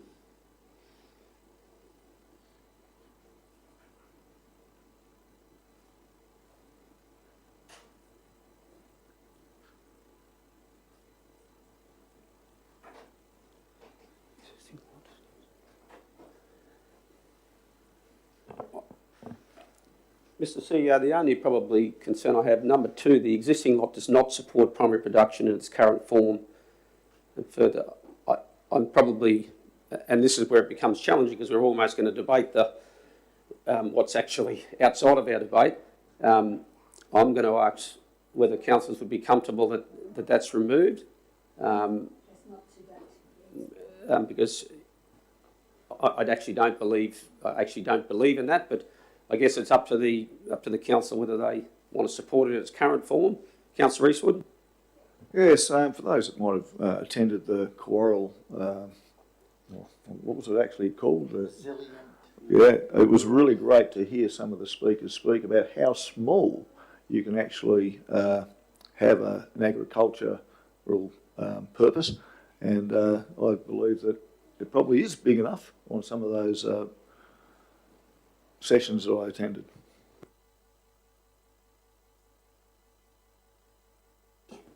Mr Mayor, you can amend as you see fit. I mean, the regulation actually says the CEO should record the reasons, but the council law's reasons that I'm recording. If you read it in its entirety, I observed that it is not currently used for primary production, which is the first part of point 2. I heard from the Mayor that it might indeed in future, based on your experience on the weekend, support boutique agricultural activities, although I don't think that's the intention, but that's certainly what I heard just recently, and also picked up on Councillor Friend's point about that the owners have held the property for an extended period of time and not undertaken agricultural activity. So I thought it was factually accurate. If it's not, feel free to correct. The only concern was ultimately these properties could be sold tomorrow. Like the subdivision could occur, could be sold the next day. So irrespective of what the current owner is doing, this is about the land use itself. It's about do you support or not support the proposed land use, suitability. That's the only concern I have there, that we're sort of we're attaching the current use to the land use, which I think should be separate. That's all. Yes, Mr Mayor. So this isn't part of the planning decision. That's what you'll consider initially, and then separate there is simply a recording. This isn't voted on. This is simply a recording of the council law's reasons for departing. If point 2 is not an accurate reflection, I thought I heard a few people speaking that one of the reasons for supporting the application is because it does not support primary production. If I misheard or misunderstood that, then please amend. Through you, Mr Mayor, to Mr CEO, I agree with you, Mr CEO, absolutely, because it does not support primary production in its current form, and further subdivision would therefore not be detrimental to the rural activities. And it wouldn't be detrimental, going back to Councillor Eastwood's point, because there are smaller parcels of rural land that actually have those boutique, could be any type of boutique agriculture or production. So it actually makes perfect sense to me. Thank you. Excellent. Any other comments, Councillor Mather? Other councillors? Viable bona fide primary producer's operation. Well, yes, it means the same to me, just plain words, Mr Mayor. Okay. Well, on that basis, we've read the supporting information there. We'll go back to the formal debate. We'll ask those in favour of Councillor Friend's motion.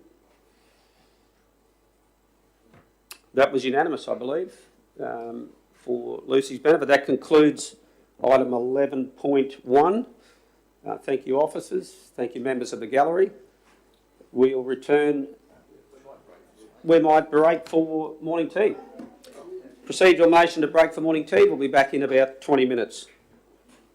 All in favour? Thank you.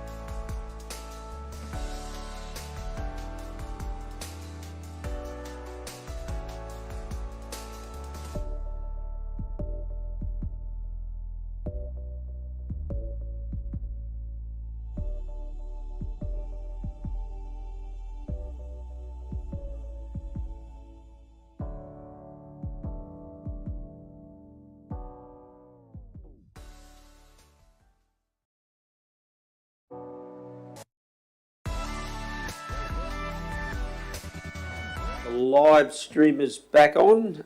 Thank you, councillors and staff. Can we have someone move procedural to resume the meeting? Councillor Friend, all in favour?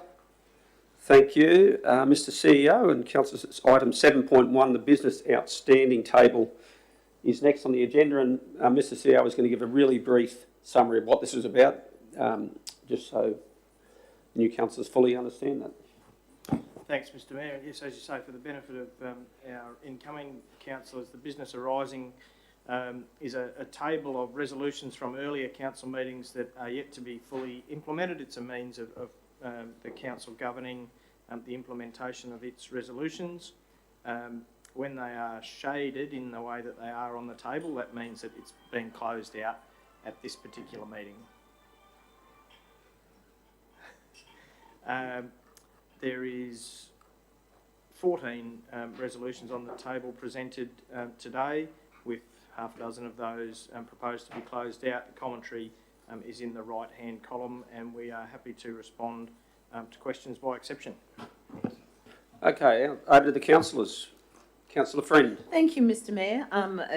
I have one question today. Number 13. We received a petition to reposition the sewage dump point at Ross Creek, and after receiving that petition, I see here that the existing dump point has been incorporated into the upgrade of the new amenity. So I have a question. Whereabouts in the new amenity? Is it still in the same position?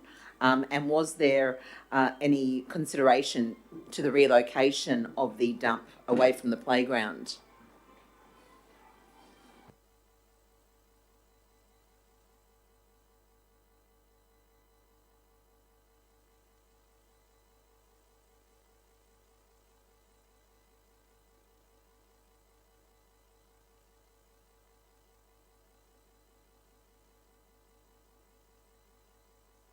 Thank you, Mr Creedman. Thank you for the question, Councillor Friend. So the dump point has been designed and incorporated into the upgraded amenities block, which is being constructed at the moment at the site. So since the petition was tabled, officers from Water and Waste have spoken to officers from Facilities. Unfortunately, the design for the amenities has been completed about 18 months ago, and the construction has been let, and at the time it was tabled, the petition was tabled, the construction was already probably 30 or 40% of the way through. So the officers have spoken about it, and I think in the commentary we've said there that the dump point will remain where it is, and we're going to put some screening around it to just protect. If there's any odours, then we can't control those. If it's unsightly, then the best we can do from an amenities point of view is to screen the existing location.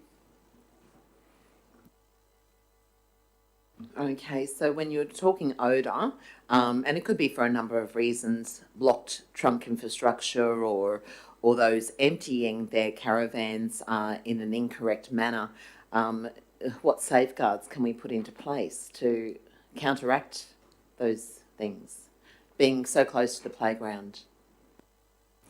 I don't think there's anything we can do other than educate the users. So that whether people are using their motorhomes or caravans, it wouldn't be the first time they would have used one of these dump points, so they just need to be careful and mindful of what they're doing. It is a purpose-built dump point with a lid, and it's all manufactured in accordance with the best standards. Accidents do happen, there's no doubt about that. If that does happen, then I just hope that people would ring the council and we can come out with our crews and clean it up as quickly as we can and disinfect the area. Thank you. Councillor Watson. Through the chair, maybe Mr CEO could answer it. I noticed that Nigel Hutton's 100,000 trees has been removed from the list. And I'm just wondering if they're going to be replanted, as in put back on the list. Mr Mayor, I'd have to check the history. It's been off the list for some time now. A number of those tree planting initiatives were aggregated into the biodiversity strategy, but my recollection is that that motion didn't pass in the finish when the report came back. But I'll have to check the history and report that back to you. Sorry, just through the chair, I just remember it being there some time ago, that's all, and I just noticed it wasn't there now. Councillor Mather. Thank you, Mr Mayor. Number 10, Mr Mayor, Ocean Park Avenue road safety. We've had a briefing session and we're discussing the survey that goes back out to the people, and we're going to have a meeting with people before that survey went out. Through you to Michael, do we know when that might be taking place? Because we were going to have a separate deputation with 2 people as well. It'll be in the next couple of weeks, Councillor Mather. Okay. I don't think a time's been Like, set yet. people but in are the next asking, couple of that's weeks. all. Just people are asking. Yes, I just needed to give them an idea. we were speaking to the person who sought that as recently as yesterday. Okay. Okay, well, maybe you're just allaying my fears, Mr CEO. Indeed. Okay. 2 things. The transfer station survey. There was a notice of motion in relation to revising the hours at the transfer stations. This is coming back in June, prior to releasing the survey. Now, that all takes time and collating information and presenting it to the table. We're sitting on top of budget. And I'll go to the next matter, which is number 9, water charges. That's the Mayor's baby. And we've got to review that structure before we move on that. And this is also one that's going to be May and June of 24. I mean, the budget comes down by June. I think that's leaving it a bit late. Well, we don't want to leave it till the end because we'll have enough to do at the end. I just want to be mindful that these matters are going to take time and we don't want to leave it too late in the piece and hurry it, that's all. Mr Mayor, councillors have a schedule that shows budget adoption on the 23rd of July. If we're unable to achieve that date, then we will make application to the Minister for an extension to that time, but you have 10 workshops mapped between now and the 23rd of July, 2 of which are dedicated to rates and utility charges. We anticipate those discussions to be fulsome. In relation to the survey matter, I'm sure our officers are budgeting in a conservative manner that anticipates an outcome that requires the largest draw on budget to accommodate the possible outcomes of that survey. Yes, it does take a little bit of time to prepare these things and bring them back to the council, but as we've witnessed in the past, it's important that councillors are comfortable with what is circulated before we do so. I just wanted to be sure that we didn't cut ourselves short and we could incorporate one of these restructure sessions into one of these workshops that we've got. Yeah, because I know people are very anxious. They're into winter now and they'll be wondering what we're doing about it. Thank you. Thank you, Councillor Mather. That's all I have, Mr Mayor. Councillor Watson, your light's gone off. No further questions in the business outstanding table. Would someone like to move receipt of that? Councillor Friend moving, seconded Councillor Mather. All in favour? That would be unanimous. Thank you, councillors. There's no presentation of petitions. Item number 8 takes us to Councillor Delegate reports. It says nil there. Then we move to number 10. Questions, statements, motions on notice from councillors. 10.1, a review by Mayor Adam Vella, complaints against the Chief Executive Officer policy. I'll be moving this, councillors, the recommendation there that council adopts the revised complaints about the Chief Executive Officer policy, section 48A of the Crime and Corruption Act 2001, noting the changes to the nominated persons and inclusions similar to Ipswich City Council's policy in section 5.2, attachment 5 version 3.1, and number 2. Council's amended policy be presented to the Crime and Corruption Commission as required under section 48A of the Crime and Corruption Act 2001. I'm happy to provide background or questions to any councillors, but I will be moving that, although before I do, councillors, the only request I'd make is the wording that has been provided, which I'm very appreciative of, relates primarily to the disclosing complaints that have been made about that have allegedly been made to a CEO to be disclosed to the council. Ipswich, in their dot points, states clearly, quite simply, that, and just bear with me, I shall find this, under the Ipswich City Council's one on page 4 of 5 on Ipswich's policy, which is really where I'm drawing my my direction from. It states that if the nominated person has responsibility to deal with the complaint, they must, dot point number 1, disclose the complaint to the council. The change that has been highlighted in this proposal here has some additional wording to that, Mr. CEO, which talks about lawfully disclosing of information. So I'd probably, well, not probably, I'd prefer that the motion or the change in the policy probably more accurately reflects Ipswich's there, which purely says disclose the complaint to the council.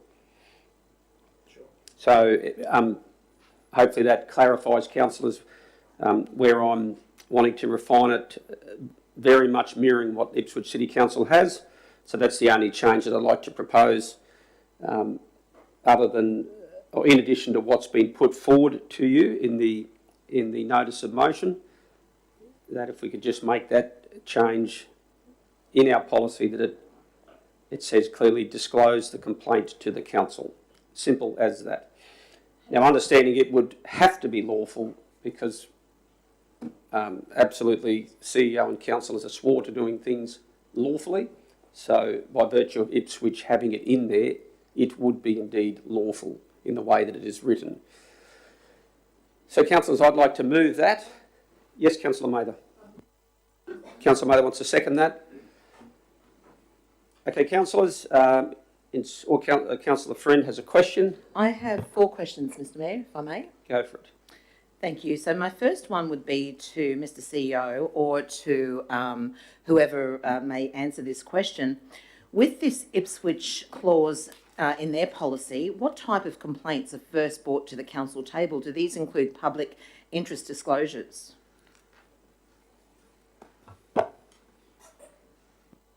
Mr. Mayor, I can't speak with authority about how Ipswich proposes, but I imagine that would be at least one type of complaint that is processed under that policy, yes. So what you're saying is public interest disclosures can be brought straight back to the table?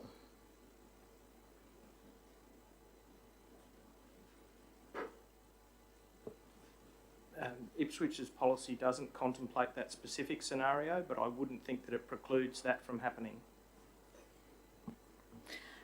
In the Ipswich policy and wording to bring complaints to councillors in the first instance, what would this look like? Example, just informative information, or would the table then be able to act upon this information straight away without an investigation?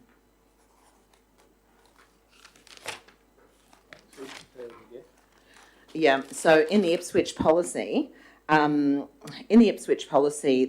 wording to bring the complaints to the councillors in the first instance, what would this look like? For example, is it just information, a heads up, we've received this complaint, this is what's happening, or would councillors then have the ability to take matters further?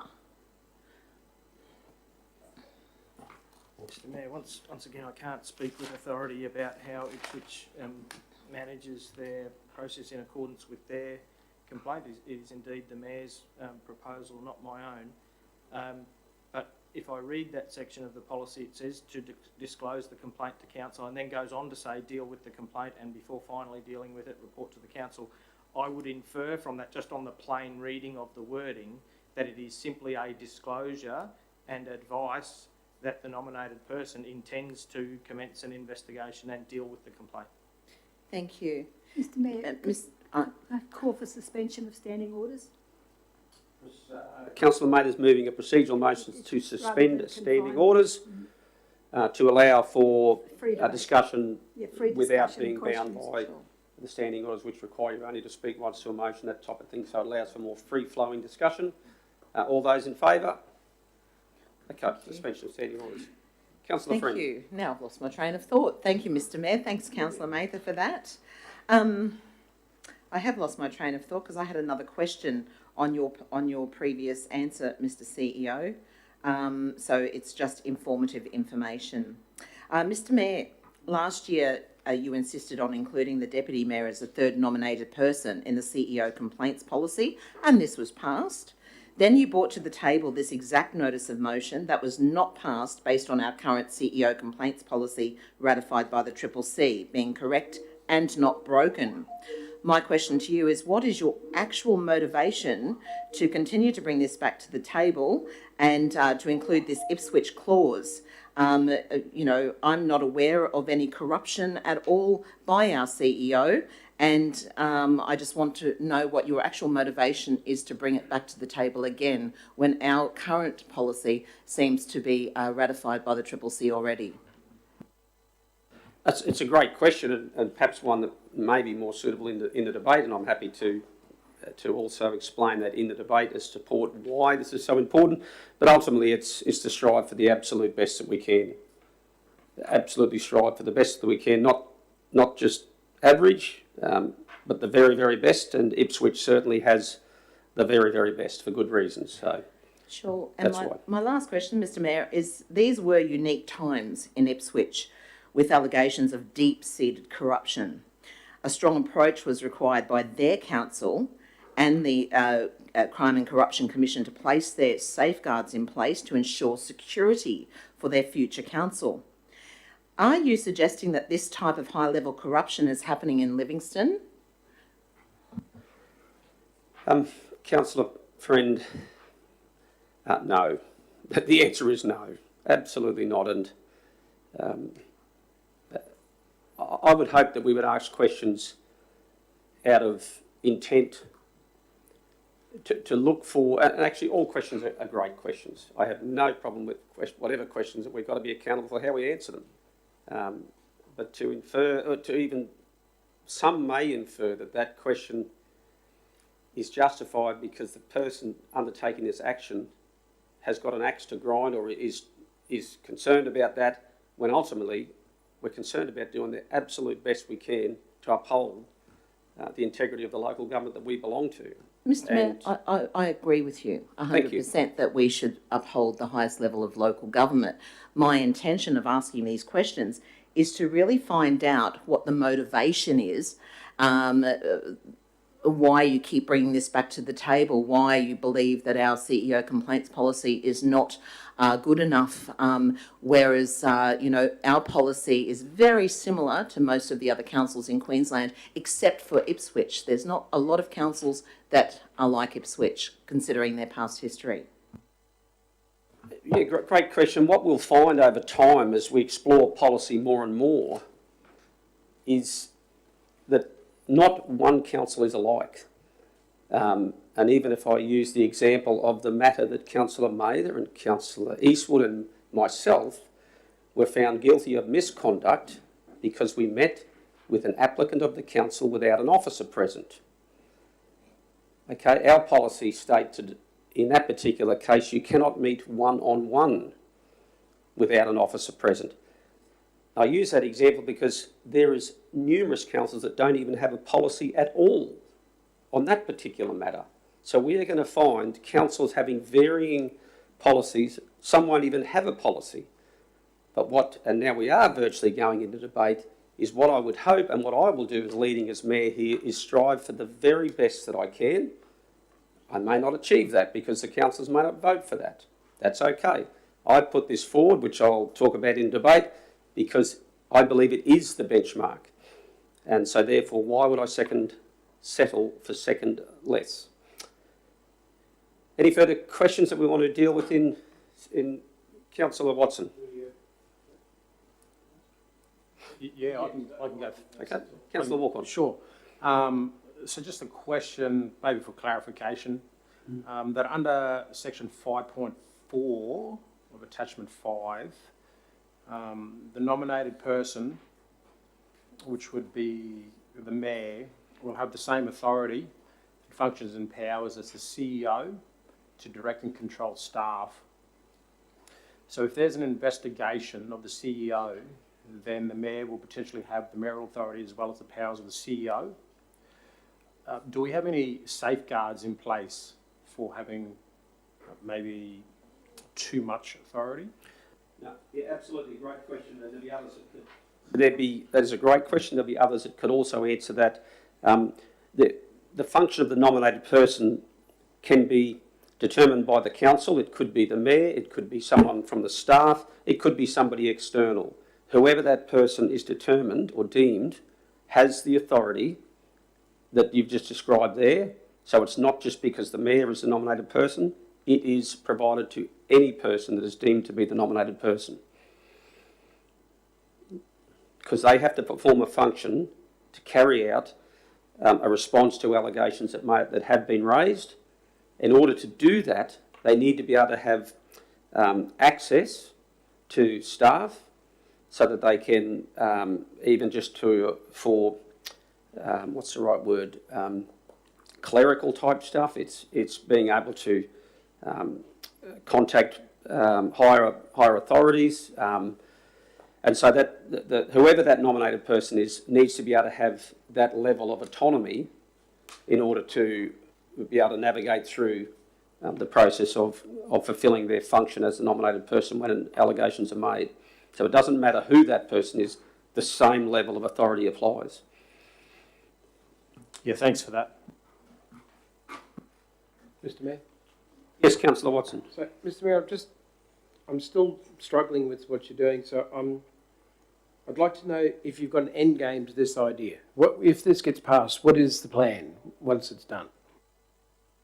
The end game is we'll be able to abide by the policy, which in this case I'm putting forward, I believe should be reflective of Ipswich's, and then it will help us to be even more transparent and accountable to the public, not less. So the end game never ends, and that's why we need to be eternally vigilant to uphold the highest standards we can. And I believe that the Ipswich Council has proven through what they've compiled is, to my understanding, the best policy within any of the 76 councils that there are. And I'd actually be pushing that every council should adopt this policy, and I don't know why they wouldn't.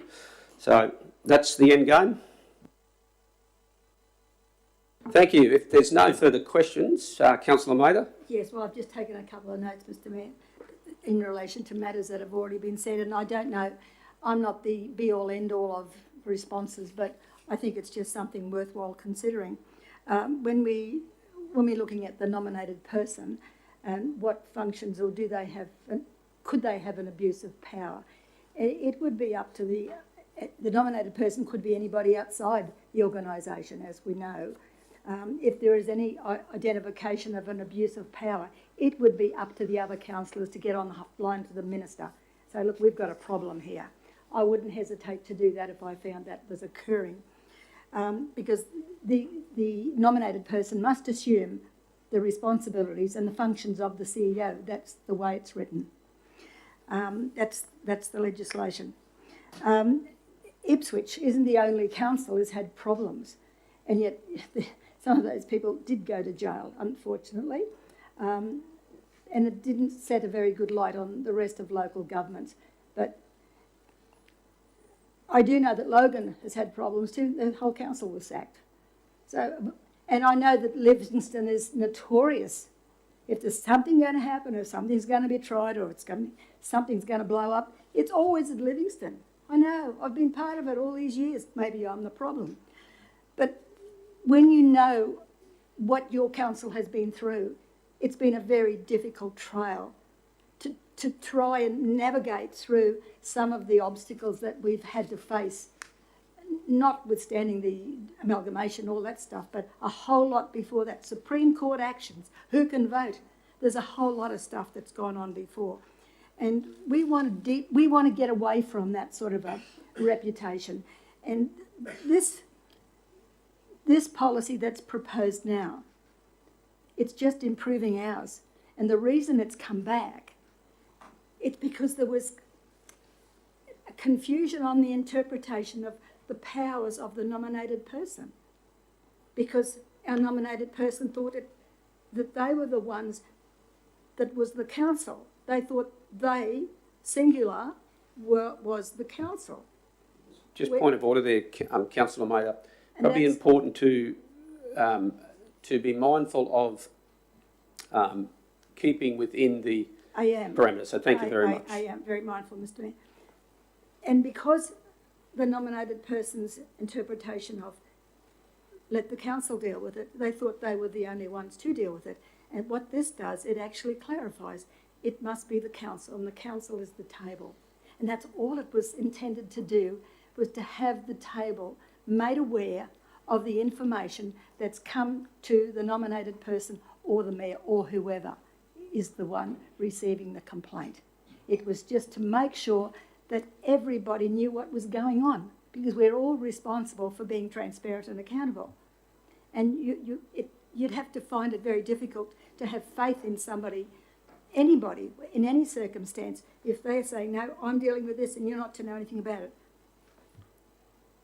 It's our job to know what's going on. Yeah, Councillor Mather. That's all I need to say, Mr. Mayor. Councillor Mather, the purpose of this ultimately is to debate the merits of the policy change from Livingstone's current one To the additional... to changes that Ipswich have introduced some years ago. And it really is about just disclosing of that information to the councillors. And as I said, the reason I asked for the change that had been put up, because ultimately we all have to act lawful no matter what. So this is not suggesting that previously at some stage any person, a nominated person, did not act lawfully at all. They were all of us are required to uphold the principles of the Local Government Act, and importantly, this policy change is a further extension of that. It's nothing above that, it's not below that. It is consistent with that. So is the previous Livingstone Council policy. This one I've identified, I believe, is better. Better clarity. But understanding and respect of others don't. So, yes, Councillor Just a Friend. final thing, Mr. Mayor. Yep. If this is supported today, it will automatically go to the CCC for review. And if there is any problem with it, they'll bounce it back to us to fix it. Certainly, Councillor Friend. Mr. Mayor, I move a procedural motion to resume standing orders and then move another procedural motion to lay this on the table for later on in the meeting to clarify if public interest disclosures are included within this clause. So we have a procedural motion to go back into standing orders. All those in favour? There we go. We have a procedural motion. Councillor Friend, if you'd just like to Yes, Mr. restate Mayor, that. thank you very much. My procedural motion now is to lay this on the table, awaiting a confirmation of whether a public interest disclosure will be included in this clause to bring complaints straight back to the table. So I'm moving that motion. Thank you. All those in favour of the procedural motion? Excuse me, I think- Councillor Mayer, just allow... Just a question, Mr. Mayor. Who are we going to ask? That's all. Through Mr. Mayor to the CEO, and the CEO can find out legally whether this public interest disclosures will be included within a clause such as this. Because it's important to know. How can we vote if we don't know as you said, we're here to find out all of the details.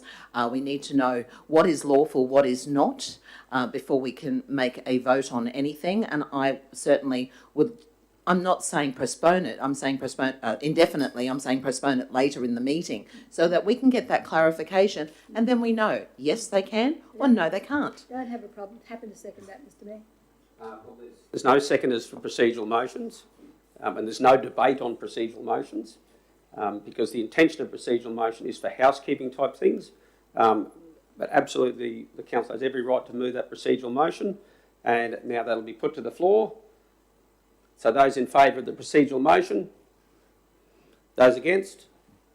Okay, the procedural motion is successful. That'll come back to the table to be clarified by the CEO, and we'll move on to the next item of business. Thank you. Question, Mr CEO, through you, Mr Mayor. Yes, Councillor Mather. We might have to give them a little notice if there's no available advice on hand, without the detail. You know how they like advice. Yeah, okay, that's good. Okay, thank you. We'll get it double checked though, Mr CEO. Thank you. Okay, 10.2, another notice of motion from Councillor Mather. Over to you. Thank you, Mr Mayor. I regret having to do this, Mr Mayor, and I thank the good councillor for nominating me back into that position as Deputy Chair of LDMG.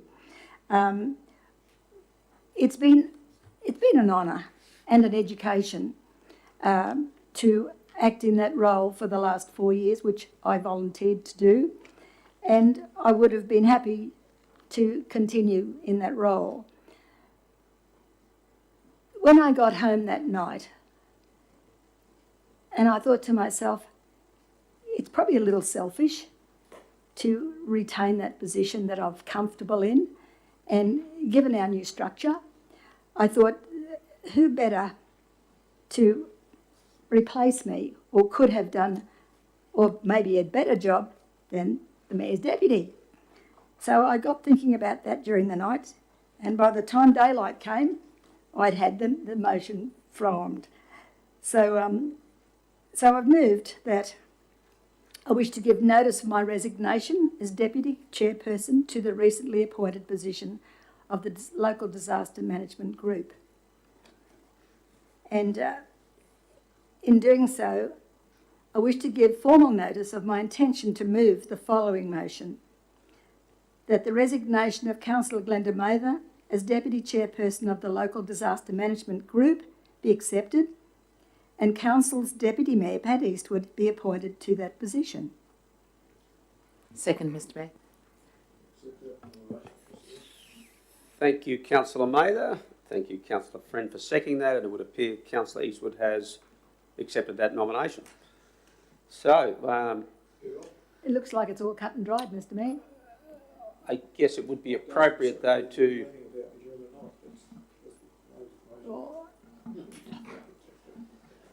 I'd like to speak for Mr Mayor. Conclude the motion, the resolution. Okay, well, is Councillor Friend, do you want to speak into that? Just a few words. Look, I've taken note of what Councillor Walcon had said the other day in relation to the favour of Councillor Eastwood's appointment as Deputy Mayor, and he takes note of the 3 Cs. And I really listened to him: chemistry, competency and character. And he believes that Councillor Eastwood would be of benefit to you, Mr Mayor. And I agree that you deserve this benefit, so I gladly support this notice of motion.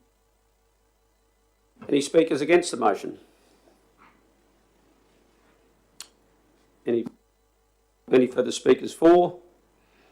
I'll speak for the motion. I look forward to Councillor Eastwood performing in that role, and I commend Councillor Mather for the tremendous service and commitment that she's shown in the past to that role for the previous 4 years, and they'll be big shoes to fill. So, okay, councillors, we'll put that to the vote. All those in favour? That's unanimous. Thank you. That concludes that section, which we've already covered off on 11.1. 11.2, infrastructure charges resolution number 6. And I believe Brendan is going to step up back to the table. Thank you, Brendan. And, and we've got Jess. Great, thank you.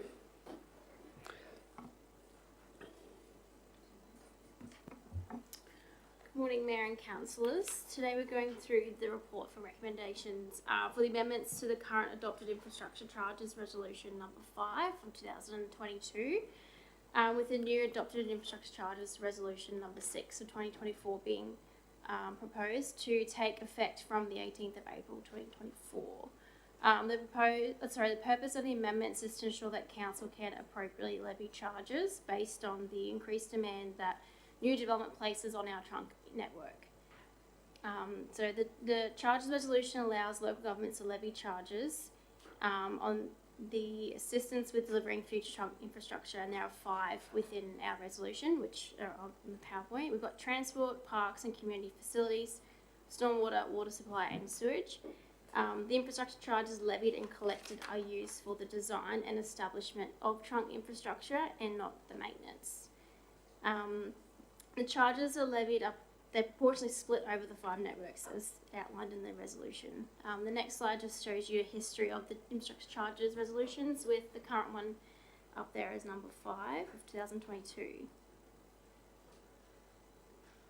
The proposed changes is to section 1.2 of the resolution. In this section, the timing of when the charges will be levied is being amended from lodgement of the application to when the application is decided. Making this change ensures that council can charge the appropriate amount at the appropriate time. It also consistent with other approaches adopted by other councils and in line with the Planning Act of 2016. There are approximately 6 applications that we currently have that equate to 170 lots, which may be impacted, so they'll be dealt with on a case-by-case basis.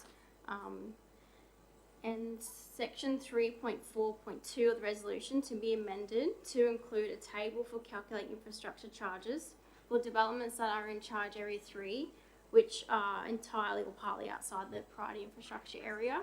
We currently have Charge Areas 1 and 2, which are within the priority infrastructure area, and our resolution currently references Charge Area 3. The amendment will ensure that council can legitimately charge for certain developments within Charge Area 3. Section 7.4 of the resolution is being amended to tighten the criteria that developers are required to meet when applying for a conversion application. A developer can submit a conversion application if they believe that the infrastructure within their development should be converted to trunk infrastructure. So non-trunk infrastructure is infrastructure that does not service the wider developments or the community, whereas infrastructure identified as trunk services other developments and the wider community. A conversion application can be submitted once a development has been approved, but prior to work commencing, and it must meet all of the criteria that has been set within the adopted infrastructure charges resolution. The purpose of the amendment is to ensure that the criteria is clear and doesn't expose council to contributing to infrastructure that does not service the wider community. Excellent. Jess, anything from Brendan or at this point? No? No further comments. Okay, no problem. Councillors, any questions at all? Yes. Yes, Councillor Watson. Through the chair, I'm not sure which one either of you could answer this one, but do you have an approximate cost that would be to council if these developers who've got developments that are in history that haven't been developed, if they were to develop now? The difference between the costs of when they were approved to what would be now, because that's what council's going to be out of pocket for, isn't it? Through the chair, we've looked at it quite briefly. There's approximately 6 larger applications, which are all subdivision applications, which Jess said equate to about 170 lots. Some of those are inside the priority infrastructure area and some outside, so they get the charge they pay varies depending on what services they connect to, but if you looked at those, it could be roughly between $600,000 and $1 million. Is that for each one? That's in total. Thank you. Councillor Mather. Thank you, thank you, officers. I was hoping to have something like simple, like fees and charges. This is what we charged last year. This is what we're going to charge next year. And there's a lot of sort of calculations that need to be had with the mistaken identity that we could come up with the wrong answer. So is there anything that we can actually show what the previous charges were as opposed to what you're proposing now? Through the chair, the charges vary depending on the type of development, depending on the lots inside or outside the priority infrastructure area. But just as an example, the current charge for a new lot inside the priority infrastructure area is about $31,000. In the charges resolution that was in effect before 2023, I think it was about $25,000. So there's a $6,000 gap. But like I said, that can vary depending on what services they connect to. If they're in the rural area, they're not connecting to water or sewer, and their charge is less. So with with that increase, is that sort of indicative of what the other charges might be as far as increase goes? Through the chair, I'm not sure if it answers your question, but I mean, I'd like to be able to say to people, nothing went up any more than 5%, or CPI, or whatever the case may be. through the chair, I just make the point that as part of this proposed amendment, we're not proposing any increases to the charges resolution. It's purely that applications that were lodged before January 2023 that haven't yet been decided, technically they would be subject to the current charges resolution. And what we've got in the report to council is that there is the option that those applications and those charges can be decided by the council on a case-by-case basis. So say, for example, we levied an infrastructure charge on an application from 2022 that was yet to be decided. If they deem that to be unreasonable, because the previous wording in the charges resolution stated that the charges would apply at the time of the application being made rather than decided, then that would come back to the council table and you would decide then whether you charge in the current charge or the charge in effect when they lodge an application. One more question, Yes, sorry. These people who have had an approval going back to 2022, have they been notified of what is proposed now? Through the chair, like I said, there's approximately 6 applications. No, they haven't been notified. I guess you'd foreshow their response would be that, you know, it's an increased charge to them. They're not going to be in favour of it. They're not going to like it, yes. No, they're not. So I can anticipate what their response would be, and that's why we've indicated that, you know, if they're dissatisfied with that charge, they have the opportunity to come to the table and seek a reduction from the elected members. Through the chair, I have a quick question, if I may. Yeah, you may. I might just go to Chris, who's our Director of Planning, who has come to the table with his light on. So yes. Over to you, Chris. Yes, thank you, Mr Mayor and Councillors. In its simplest form, Councillor May, this is just changing the date. It's not changing any figures in relation to infrastructure charges. As Brendan said, yes, there are 6 applications we have in at the moment that are backdated, that are relevant to prior infrastructure charges. If you remember, about 6 months ago, we did put the infrastructure charges up to $31,080. So we will need to work with them. But in response to Councillor Mather's question, there is no changes in relation to the infrastructure charges. So hence why it's just the timing. Hence there is no, matrix or table in relation to this is what we were charging and this is what we are charging. It is simply what we are charging, but changing the date timeline. Thank you for that. It's clear. Councillor Friend. Thank you, Mr Mayor. I just want to clarify. So it's a clarification question. So the state government has capped all infrastructure charging throughout the state to say $31,080 for a sewage connection to each lot. It's capped. But a sewage connection, say for example, on some lots may even cost, say, I don't know, $40,000, $50,000. And it is the ratepayer that foots the bill for that extra amount as it stands? Through the chair, yes, that is correct. The CFO might be able to embellish on that further. That is right. It is capped by the state, and the rest is footed. If there is additional charges, it is taken up by the general rate. You're correct. So these other 6 that were from January 23, those other 6, they were capped at a lower rate, and so all you're doing is bringing them into line with what is currently capped, because no matter what, it will most likely cost more than the $31,080 to connect a sewer connection to a property. Yeah, again, through the chair, it's not individually about those 6, councillor. It is about our own timeline, and when we change that infrastructure charges notice, it's just that those 6 will be, could affect it. Yes, that's correct. Thank you. I do have a question. Oh, sorry, Councillor Walker. I was just going to, we're talking about the those 6 developments you're talking about going back. Now, in the future, the time frame, when new developments come on, are we going, if the price goes up again, are we going to be letting them know that you've only got a certain period to start or do it? Otherwise, you've got potential, if it goes up, you will be paying the higher amount? Yes, through the chair, it's a really good question, Councillor Rothery. We have to bring any increased charges to the table. So if there is an increase to the cap by the state, we then duly have to bring it to the council table, and we did that around about 6 months ago from my recollection. In addition to that, when we do increase infrastructure charges, we do some education and engagement with local developers to ensure that they're aware of that. Generally, developers are fairly switched on in relation to infrastructure charges and do anticipate rises in line with the state government regulations.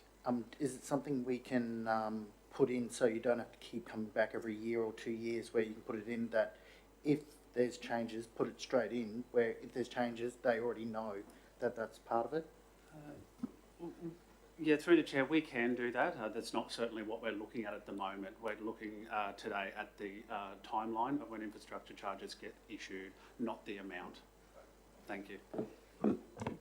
Yeah, Chris, I had some concerns about this, which I've shared with some of the officers there, primarily around the basis that those ones currently, prior to I guess this change, if it was introduced, and we've touched on it, there's 6 of them, I believe. I'm probably not overly comfortable that we're effectively retrofitting to them something that they applied for initially under the 2025, the previous payment structure. So is there any chance that, or any way that we could consider grandfathering, I think is the term that they use, where those who were still unresolved under the but were effectively approved under the previous pricing structure, that it's only those after April 18th that would be caught up, or not caught up, that would attract this the increase in the charges, in an attempt, I guess, to demonstrate to those 6 entities that this is a change that is not directed at them per se, but is the change that is a direction how we want to maximise into the future. But I'm not fully comfortable with picking up those 6 that are historically still there. So I believe there was another motion or another amendment to the motion that would reflect that. Chris, are you able to speak to that at all, or to, I guess, to help clarify what that actually means? Yes, thank you, Mr Mayor. There is an additional recommendation there that Council adopt infrastructure charges to commence on the 18th of April. It does additionally have their end that all development applications made before 18th of April be subject to the infrastructure charging regime in force at the time of application, which would cover off what you were speaking of. Thank you for that. That has been put together with the support from the planning team. Ultimately, councillors, that is your decision to make. But if someone wants to move the current recommendation that was before you in your report, you would be absolutely able to do so. Alternatively, I'm foreshadowing that amendment be included, so that it is from the date of the 18th of April 2024 that future applications that be made would attract that total or maximum amount. But I'm not comfortable with almost back charging those the ones that are currently in the system. So you're moving the current one, Councillor? I'll move the current one. There we go. Councillor Watson is moving the current motion as the report that you have before you. Is there a seconder for that? Or is it that motion? No, I'm not seconding it. Just a question. Do you think there's any worth in having some public consultations on this one, so that we don't land bank? And we don't land bank, like people sit there on the cheaper charges and come up when they want to and get through at a cheaper rate. Yeah. Because this, people sit on their land, because they may not have the money to progress it at that point. So I'm thinking it might be worth our while doing a very light consultation process with the developers in question. Say, look, this is what we're looking at doing. This is where you're sitting. This is how it will affect you. My thoughts, Mr Mayor. that would be certainly subject to the will of the table. Mr. Ireland, do you have a question there or a comment? If I may, Mr. Mayor, I might just respond to the good councillor's question there. In fact, by the foreshadowed motion actually would be counterintuitive to what Councillor Mather is saying. By keeping it at the lower price, you would obviously be enticing those people to move forward as opposed to increasing. So I don't see value personally and professionally in engaging that. As I said, we're keeping it at the lower price anyway.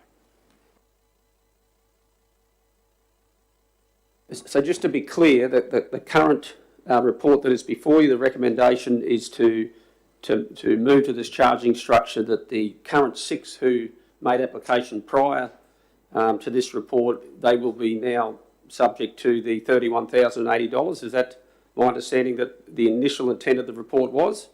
I'm foreshadowing that that for various reasons, which I'd go into if we get there, that the current 6 are not subject to that, but it's anyone after April the 18th of 2024 would attract that maximum charge. So Councillor Watson's moved the original recommendation. Is there a seconder for that?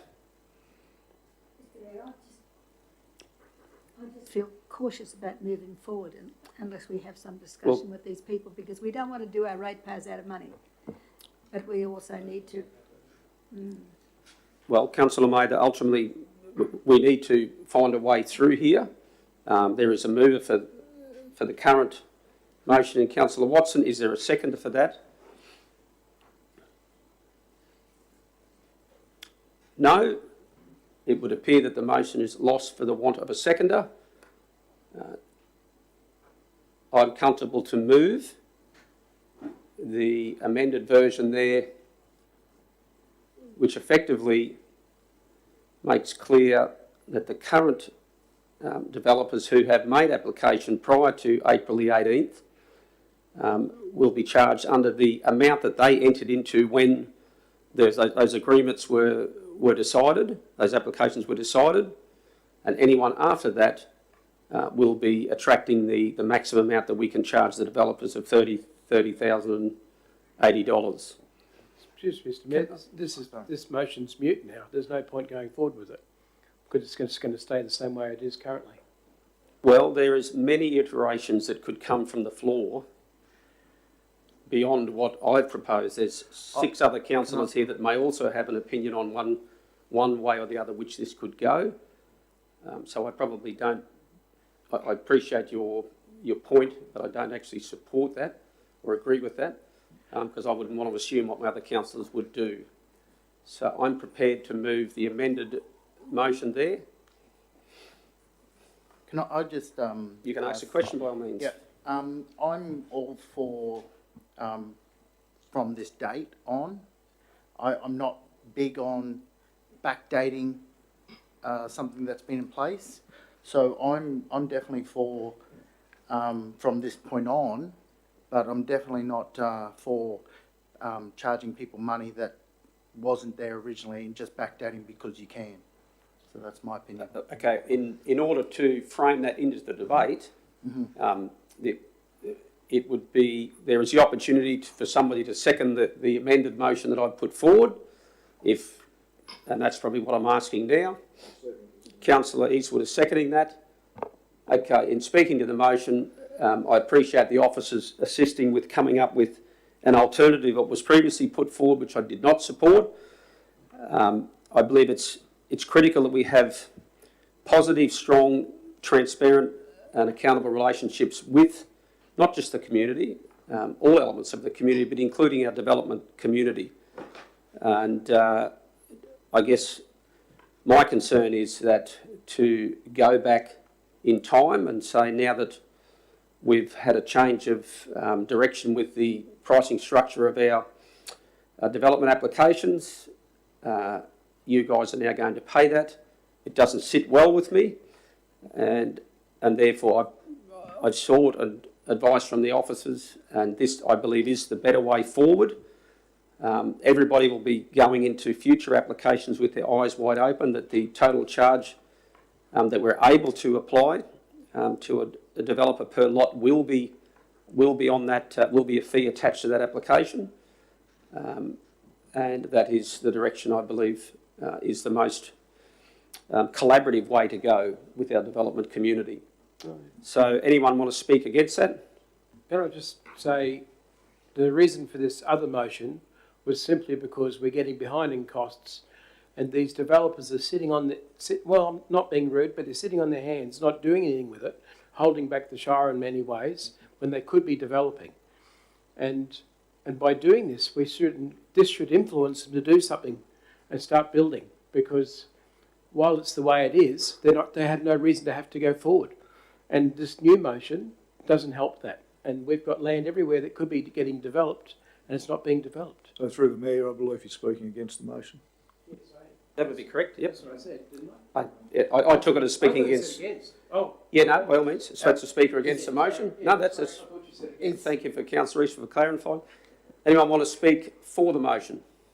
I'll speak for it. I would like to find out if there can be a time frame put in there, like between, like I said, if it goes up again, is there a time frame where you've got 2 years to do it? Like you're saying, you can't go back, but we want to hurry them up. And is there somewhere we can put in a time frame where if you go buy land to develop on and you haven't started by this time and the price goes up, then you're entitled to the next one. You know what I mean? I know it's from this one and that's what's in there. And like you don't want to be stuck again in another couple of years. Can we have that in there where you could be going up in the next price range if you haven't done it within 2 years, but within that 2 years, no matter what happens, you're safe. Is that possible?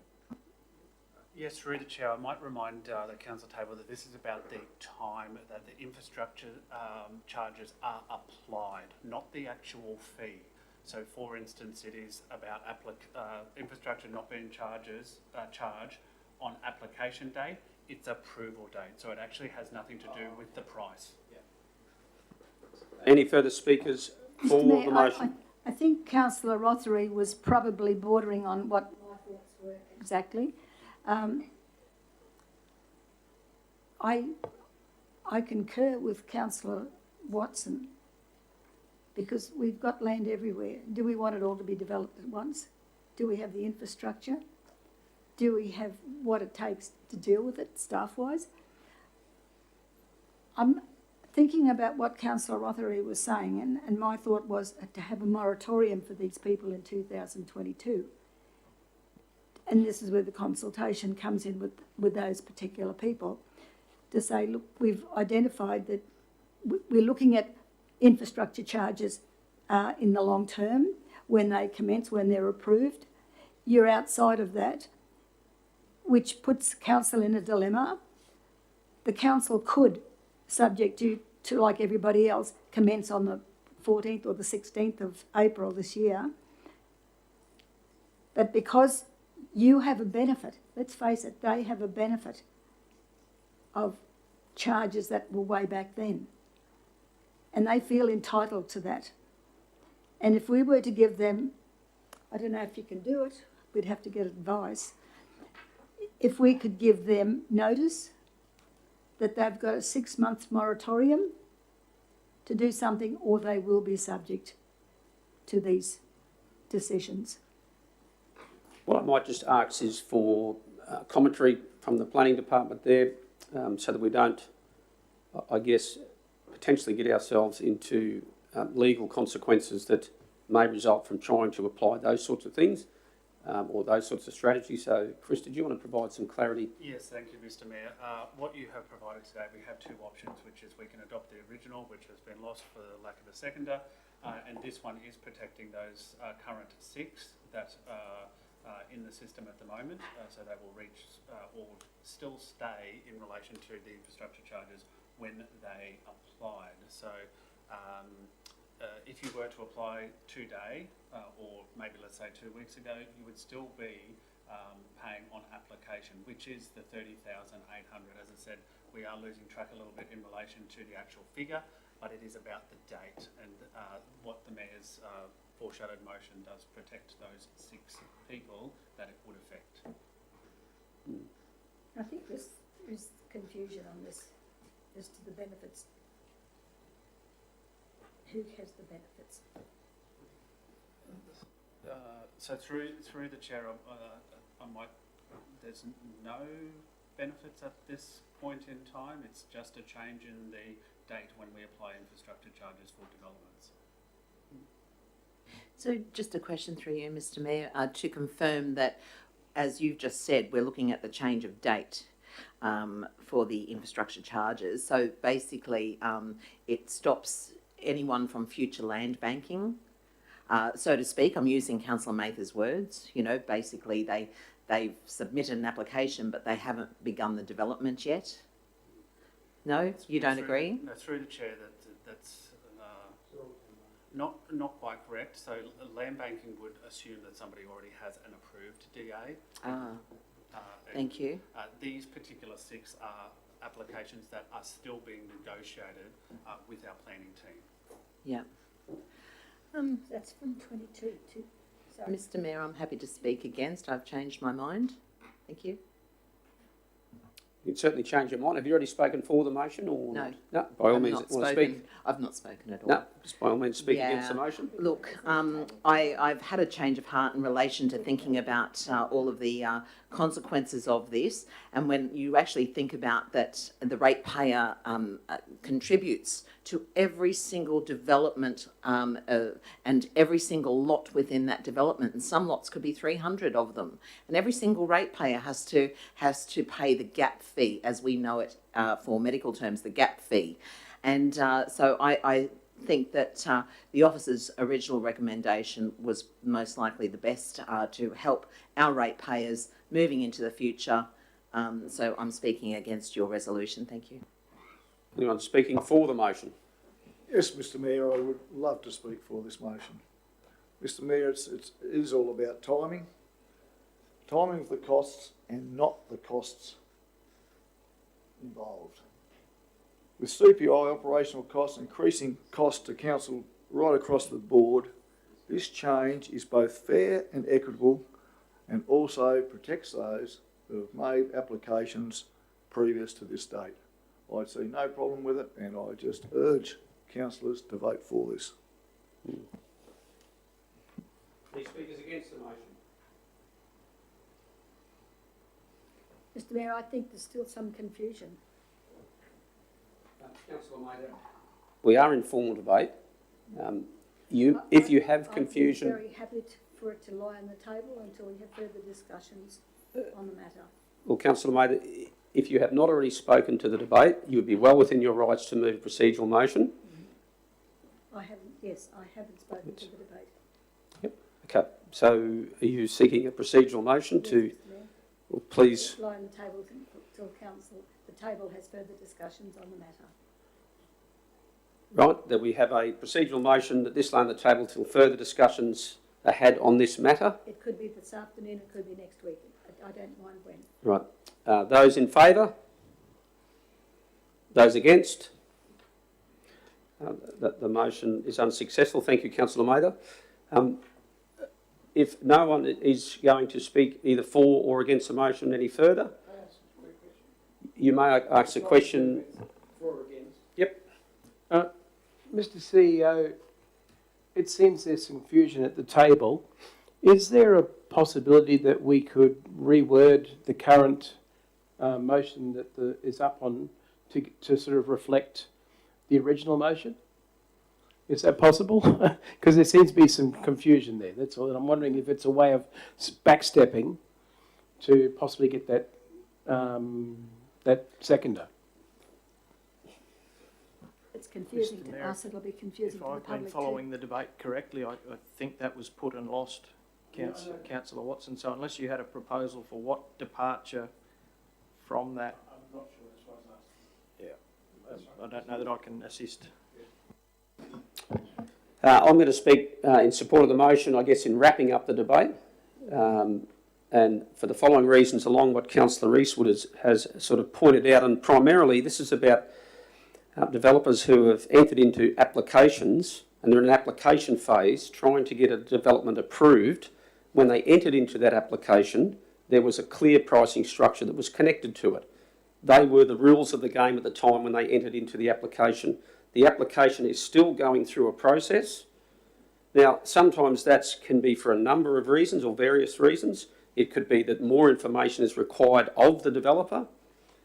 It could be the developer is needing more time. It could be because the developer's getting reports that they're required, storm tide surveys, you name it. There's a myriad of things that they are required to do. Some applications can take a long, long time. What this is drawing a line in the sand is, from April the 18th, 2024, our infrastructure charges will be going to that amount, the full amount. Anyone applying after that date will be made clear these are the charges that you'll be required to pay if indeed you're successful. What I'm requesting through this is that we recognise those that have made application prior, and we're not going to change the rules of the game halfway through the application. That's what this is about. It's being consistent with what we started out to do and not changing the goalpost halfway through. I hope that that helps to understand or illuminate the importance of the transparency and the good collaboration that you have with any time you're entering into a negotiation. It's important that you're clear to each other and what you've agreed upon at the start, that is abided by throughout the process. Changing to the higher infrastructure charge halfway through, I think, is not in good faith. So for those reasons, I believe this is the better way to collaborate with those developers. It's not addressing land banking. Land banking often happens when there isn't even an application. They buy the land and sit on it, and there are other levers we can pull by changing rating categories and what have you for those large parcels of land that we believe have got a clear better use. That's why we have rating categories, to capture those.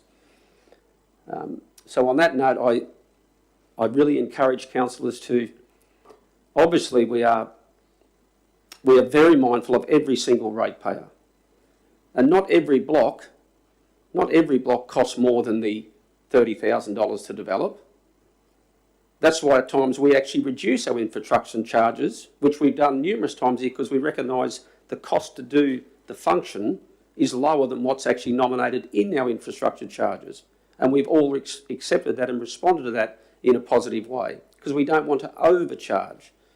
This is not about letting those guys off a charge that they should be paying, because when they entered into the agreement to start the application process, everybody knew what the costs were. So in concluding, that's all I have to say. Those in favour of the amended resolution there? Those against? The motion is carried. Thank you, councillors and staff.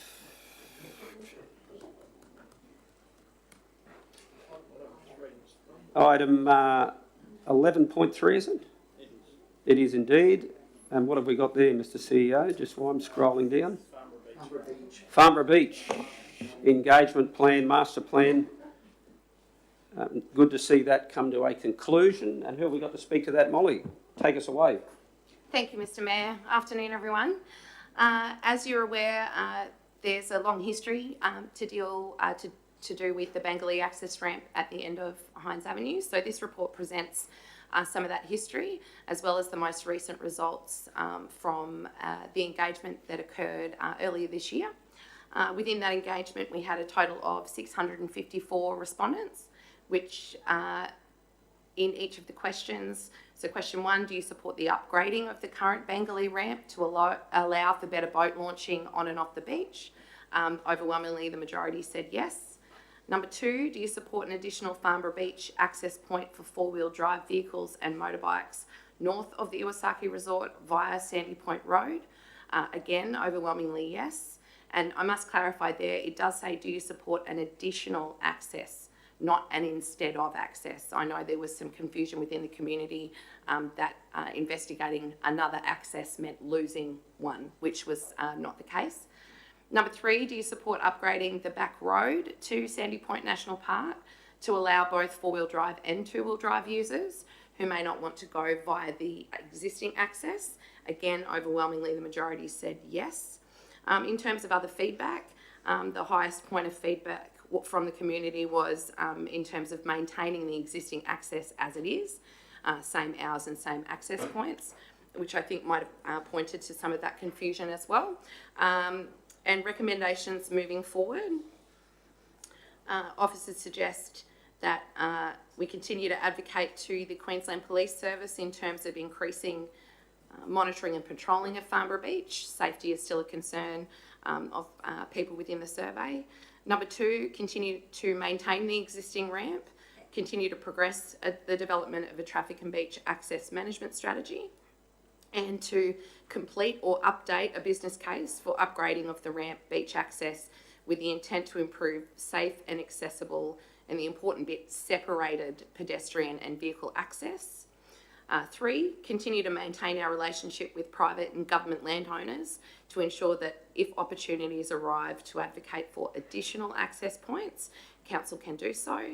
And number 4, continue to attract, support and promote events and educational opportunities that promote safe shared beach usage. For example, safety on the sand. I'm happy to take any questions. Councillors, any questions? Yes, thank you, Mr Mayor. I have a question in relation to what Molly said about Sandy Point Road. Now, in the past, I understand, Mr Mayor, that you've been a great advocate for upgrading Sandy Point Road. Just wondering why it's not included in the recommendation. Thank you. Sure. So from my perspective, it's captured in option 3, which is maintaining that relationship with the state government to ensure that if opportunities arise, like the road could be upgraded, we could advocate and support that. It can be more specific if you prefer, but the intention of recommendation 3 is to capture all of those options because of the state and private landowner. Yeah. Thank you.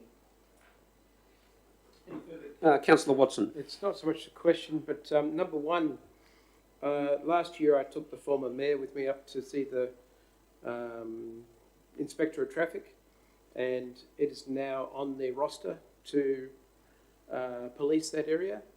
And because I asked them to treat it the same way as Farnborough Road is treated, not to travel over 60 kilometres an hour along Farnborough Road because you'll expect a speeding ticket, and I've asked for the same sort of style of policing to be done on the beach, and they've started doing that. Excellent. Thank you for that observation. Any further Councillor Walk-on. Yeah, thank you.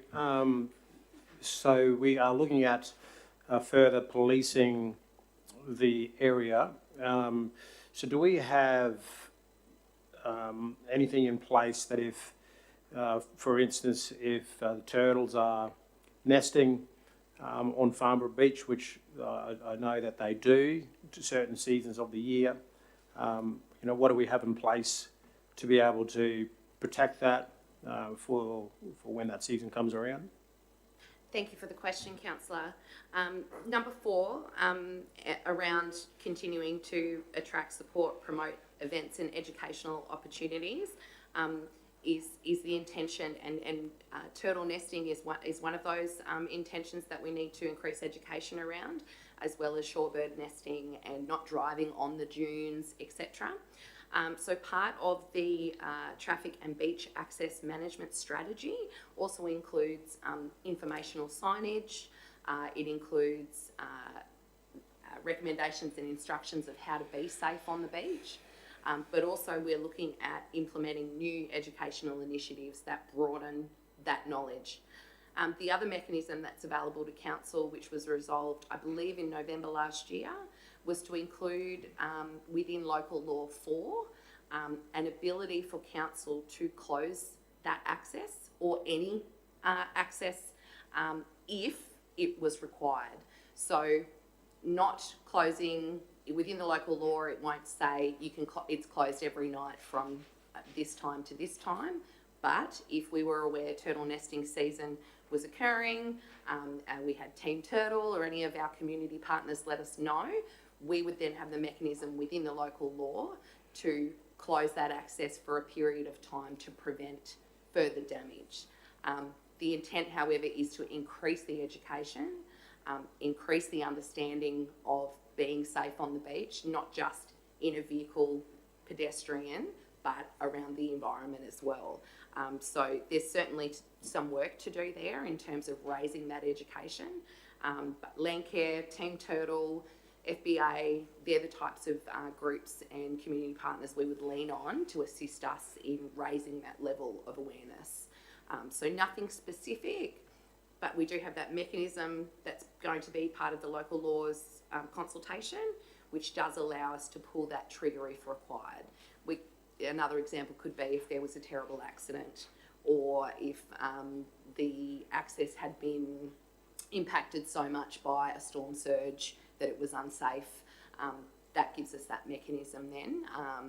Yeah, I hope that answers your question. Thank you, Molly. Councillor Walcon. Councillor Mather, your light is on. Oh, sorry. No problem. Any further questions? No? Would someone like to move? Like Councillor Eastwood's going to move. Having to move. Would anyone like to second? Councillor Mather is jumped in there just in front of Councillor Roderick. Councillor Mather is seconding. Councillor East, would you like to speak to the motion? Yes, Mr Mayor. And the councillors, just remember this is a response to the notice of motion, and it's about the engagement results, and the officers fall through recommendations for those results. Look, I found the recommendations sound, they make sense, and they certainly fit in with the survey results that were attained. The responses support the ramp being upgraded and maintained, 485 to 169, so quite clear there. They support additional, and this is really, really important, additional and not instead of, as the officer pointed out, in relation to a new access point to the north. They support, and that was 481 to 173, so again, a huge result in the positive. And they support upgrading the back road to Sandy Point National Park, 508 to 146. A couple of other things, 126 people wanted us to maintain and upgrade the ramp as it is today. And we can take into that same hours and access, with 57 wanting it upgraded. 56 people wanted increased patrols, and we've been seeing that over the years actually. As again, somebody that uses the beach a lot, we've certainly seen the police patrolling that area, and I'm glad that they've made a further commitment to a commitment they made a couple of years ago. I think it all depends on who's the officer in charge, and so it'll be good to see that, particularly in the afternoon hours. But look, I think this is a great result. I think that it'll keep everybody happy, even, no, I won't go there. I think it's a good result. Excellent, thank you, Councillor Rees. Would anyone want to speak against the motion? No, any further speakers for? No? Councillors, I am going to say a few words, and if I pick up on a comment here on, I don't mind going there, personally. Talked about the absolute disaster that this Farmer Beach consultation was and was going to be. It talked about how finally this thing could be put to bed because the community is absolutely against the suggestions that the council had made a decision to engage with the community about. And probably in the light of one of the most volatile elections that I've ever been involved in, there was a strong effort in social media to absolutely slam this process that was undertaken in good faith, was undertaken through the democratic process, and we had tremendous support from the officers that have been involved in this from day one, and indeed community members that put their hand up to want to be part of a reference group to try and provide not decisions, but just provide suggestions. Even some of those people got criticised so much that they withdrew from the reference group and were virtually ashamed to be a part of it because they feared for their own reputations because of the criticisms. And I personally took that on board quite deeply, recognising that I was, along with the council, was instrumental in that process happening. And I really commend and thank those people for being involved early on.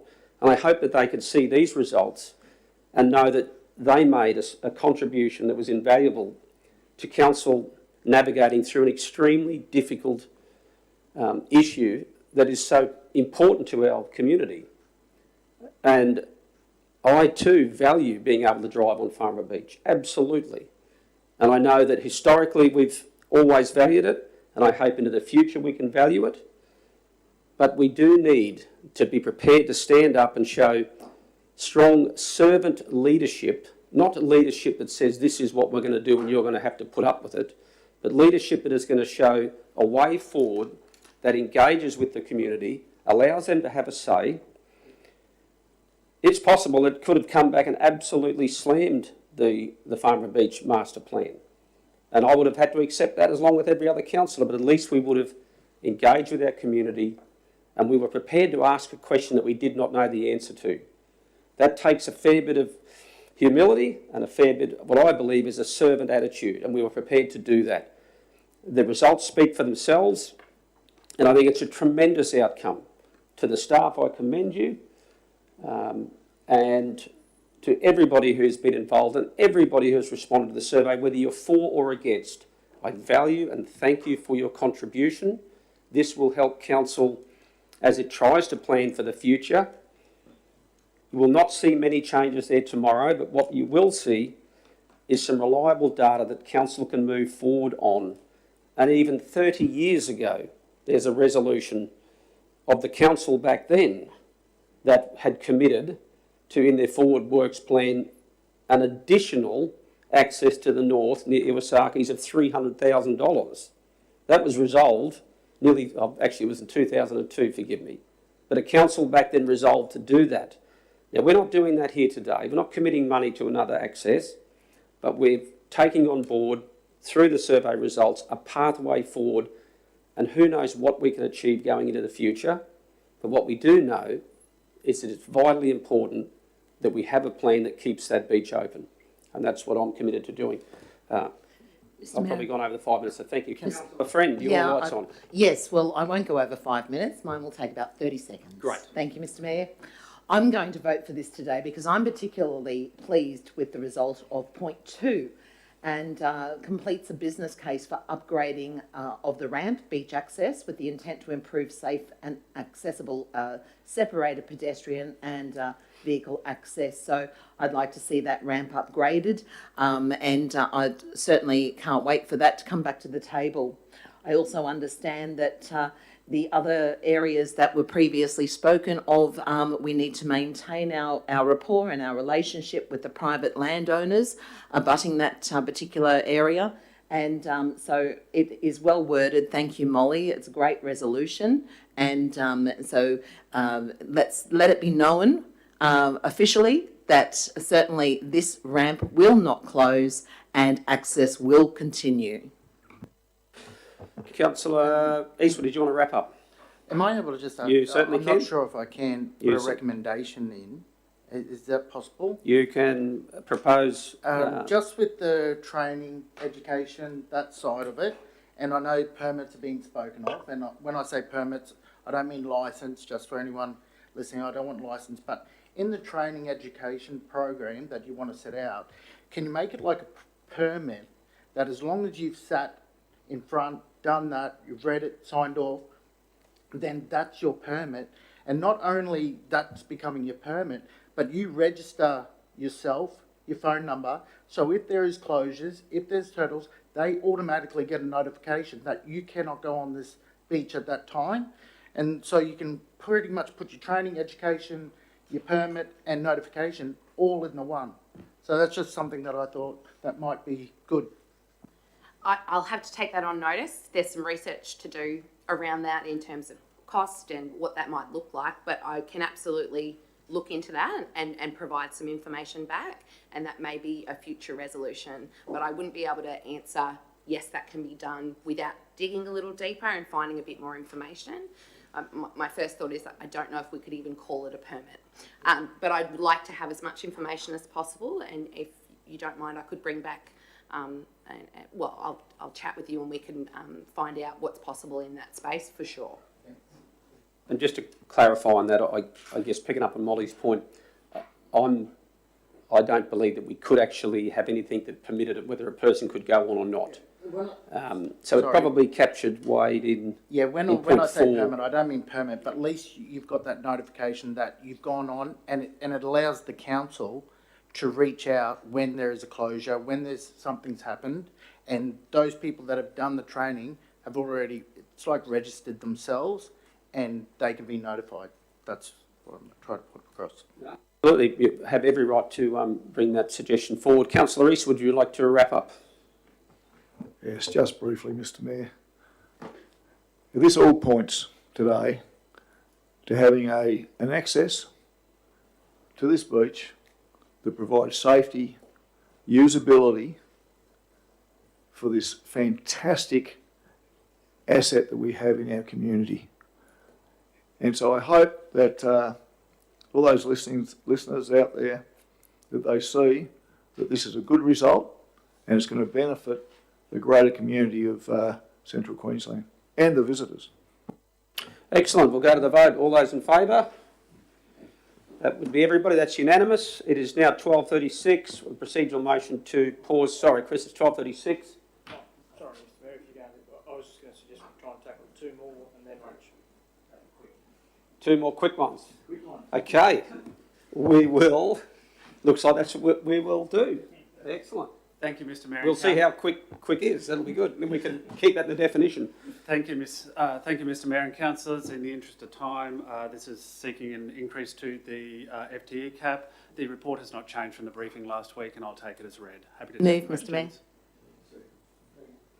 Okay, we've got a mover there in Councillor Friend. We've had a seconder in, I think it was Councillor Eastwood. Would you like to speak to the... I have a question before I speak to it, You have a question, Mr. Mayor. certainly. So, Mr. General Manager, could you please let us know why this is very important for us to have this extra staff member in the local law sector as a ranger? We did talk about it in the briefing, but this is in open session, open forum for the public, and I'd like to ask that question. Thank you, Councillor. Through the Chair, it's important that we continue to review our resourcing here at Council, and as our Shire grows, that needs to reflect that growth. This particular position has been put on in a full-time temporary capacity, and we are now looking, it's obviously, we have reviewed this position, we know that it is needed, and hence the report to increase the FTE cap so that role can be transitioned. Thank you. Thank you, Mr. Mayor. I'm happy to speak to it. Over to you. Thank you so much. Recently, and just very recently, I received some advice from a resident who said, don't spend your money on an extra full-time position for local laws. Spend it on roads, rural roads. Spend it on reducing the debt. Well, having worked closely with our rangers, and I've witnessed firsthand how incredibly busy they are, as the report states, it is not only compliance that they are required to conduct, it's education of our community. Our council rangers not only have an incredibly high standard of responsibility, but they also are extremely patient in very difficult circumstances. It is only correct to assist in alleviating this heavy workload that the officers find themselves in. This is due to 11% growth within Livingstone and therefore bringing with it an increase in population and an increase in dog attacks, lost dogs, overgrown allotments, beach driving, and also vexatious claims as well. And so I know for a fact that this would not be brought to the table by the officers unless it was absolutely necessary, where they've gotten to the point where the workload is too great. So I hope that you agree with me in approving this particular extra position. Thank you. Thank you, Councillor Friend. Anyone speaking against the motion? Not against No. Mr. Mayor, but I just would like to add to it. You, Councillor Mather, you can certainly add to that. I don't have any objection knowing where the deficiencies are as far as resourcing goes. And let's face it, local laws takes in a whole lot of different topics.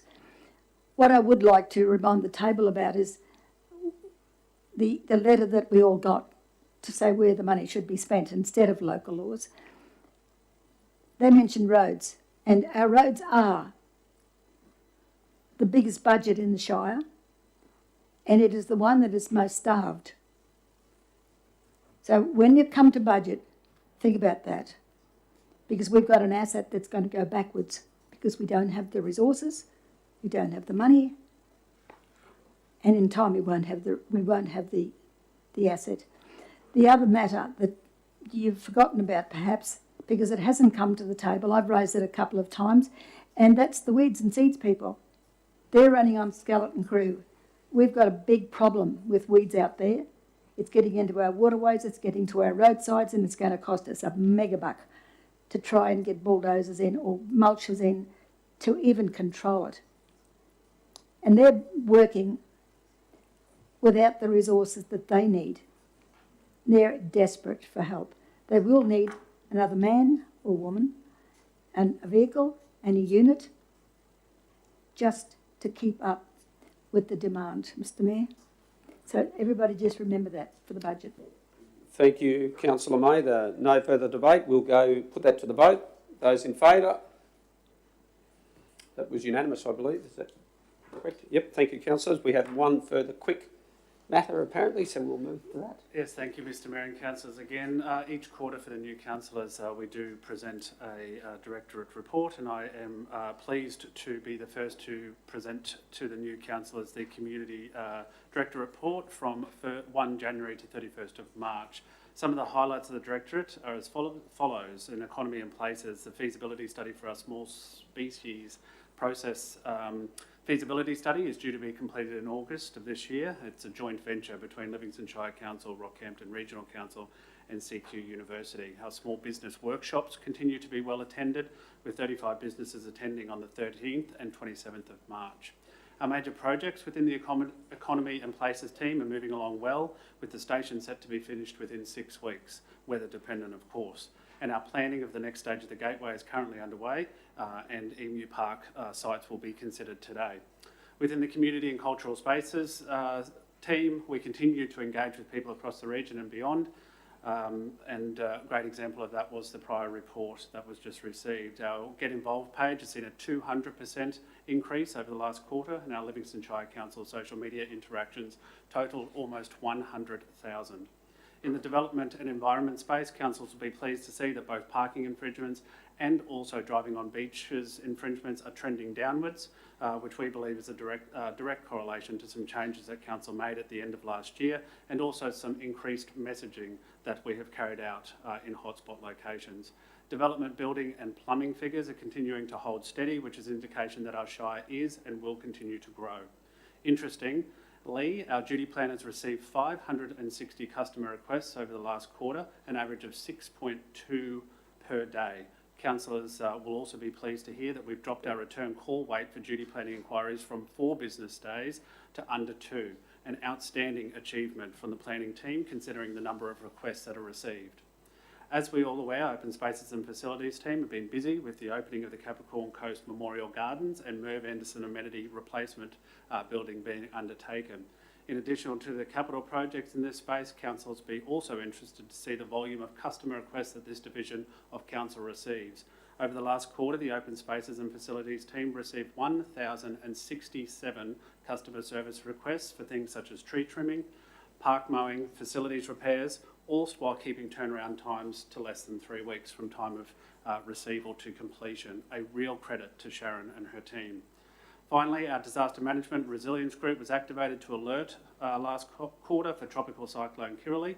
Luckily, Kirrily didn't reach our region. However, we did receive increased traffic to our disaster dashboard, including 420 new users.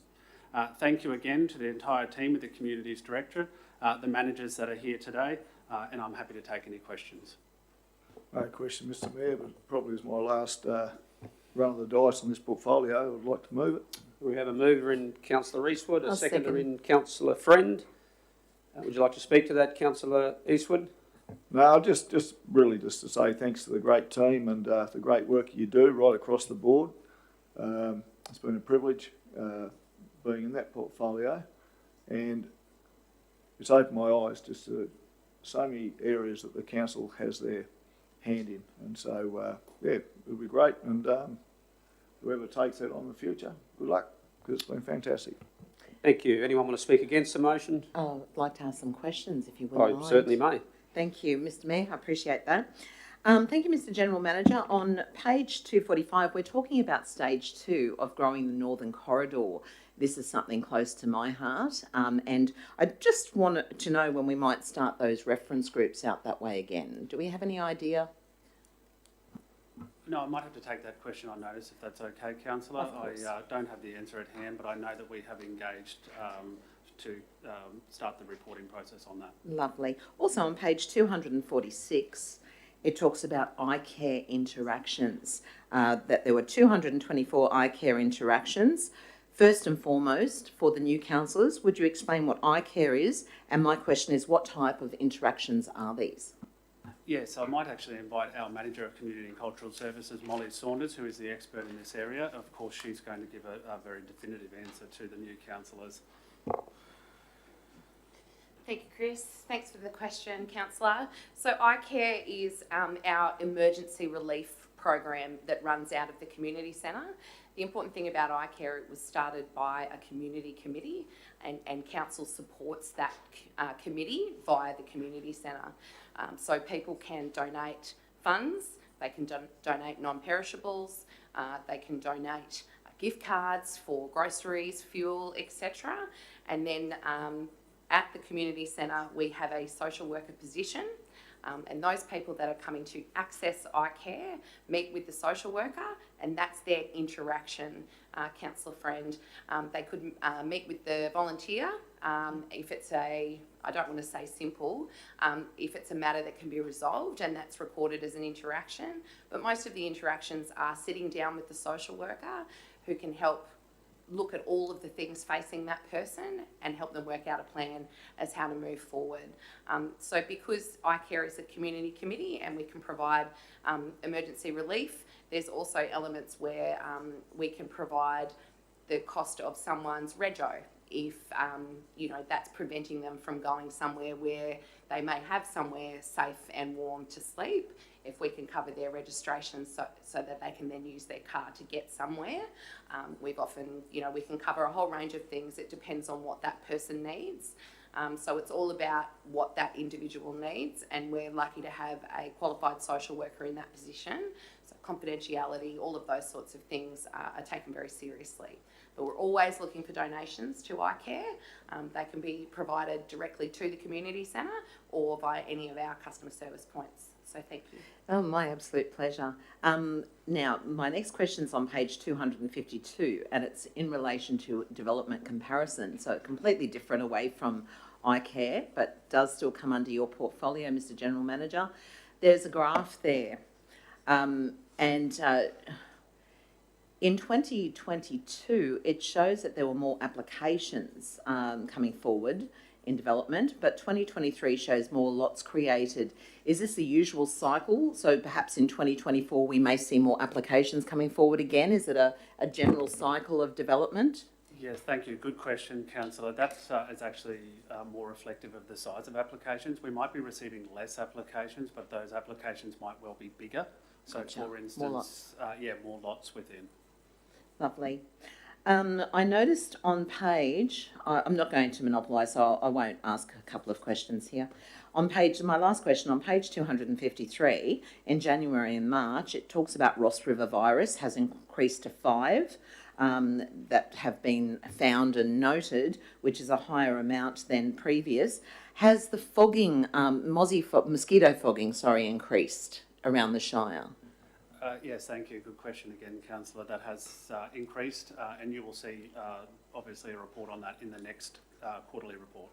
Lovely. Thank you so much. And I just want to say I concur with Councillor Mather in regard to pest management requiring more officers. Thank you. Thank you, councillors. We have a mover in Councillor Eastwood, a second in Councillor Friend. We'll put that to the vote. Those in favour? Oh, Councillor Mather, your light was on there. I didn't see it. Did you have a question that I missed? Sorry. Yep, by all means.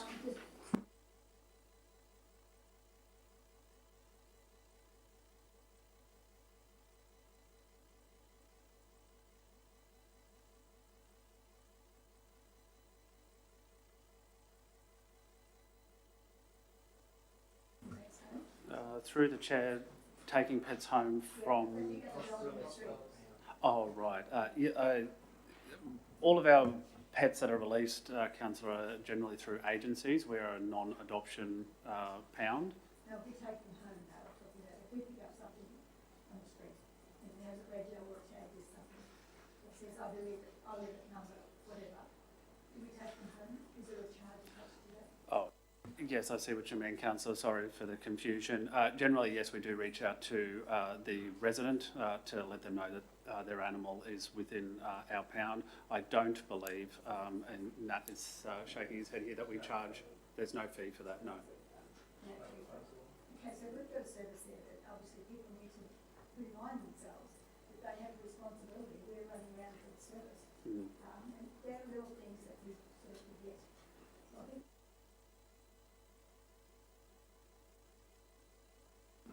And also door-to-door inspections.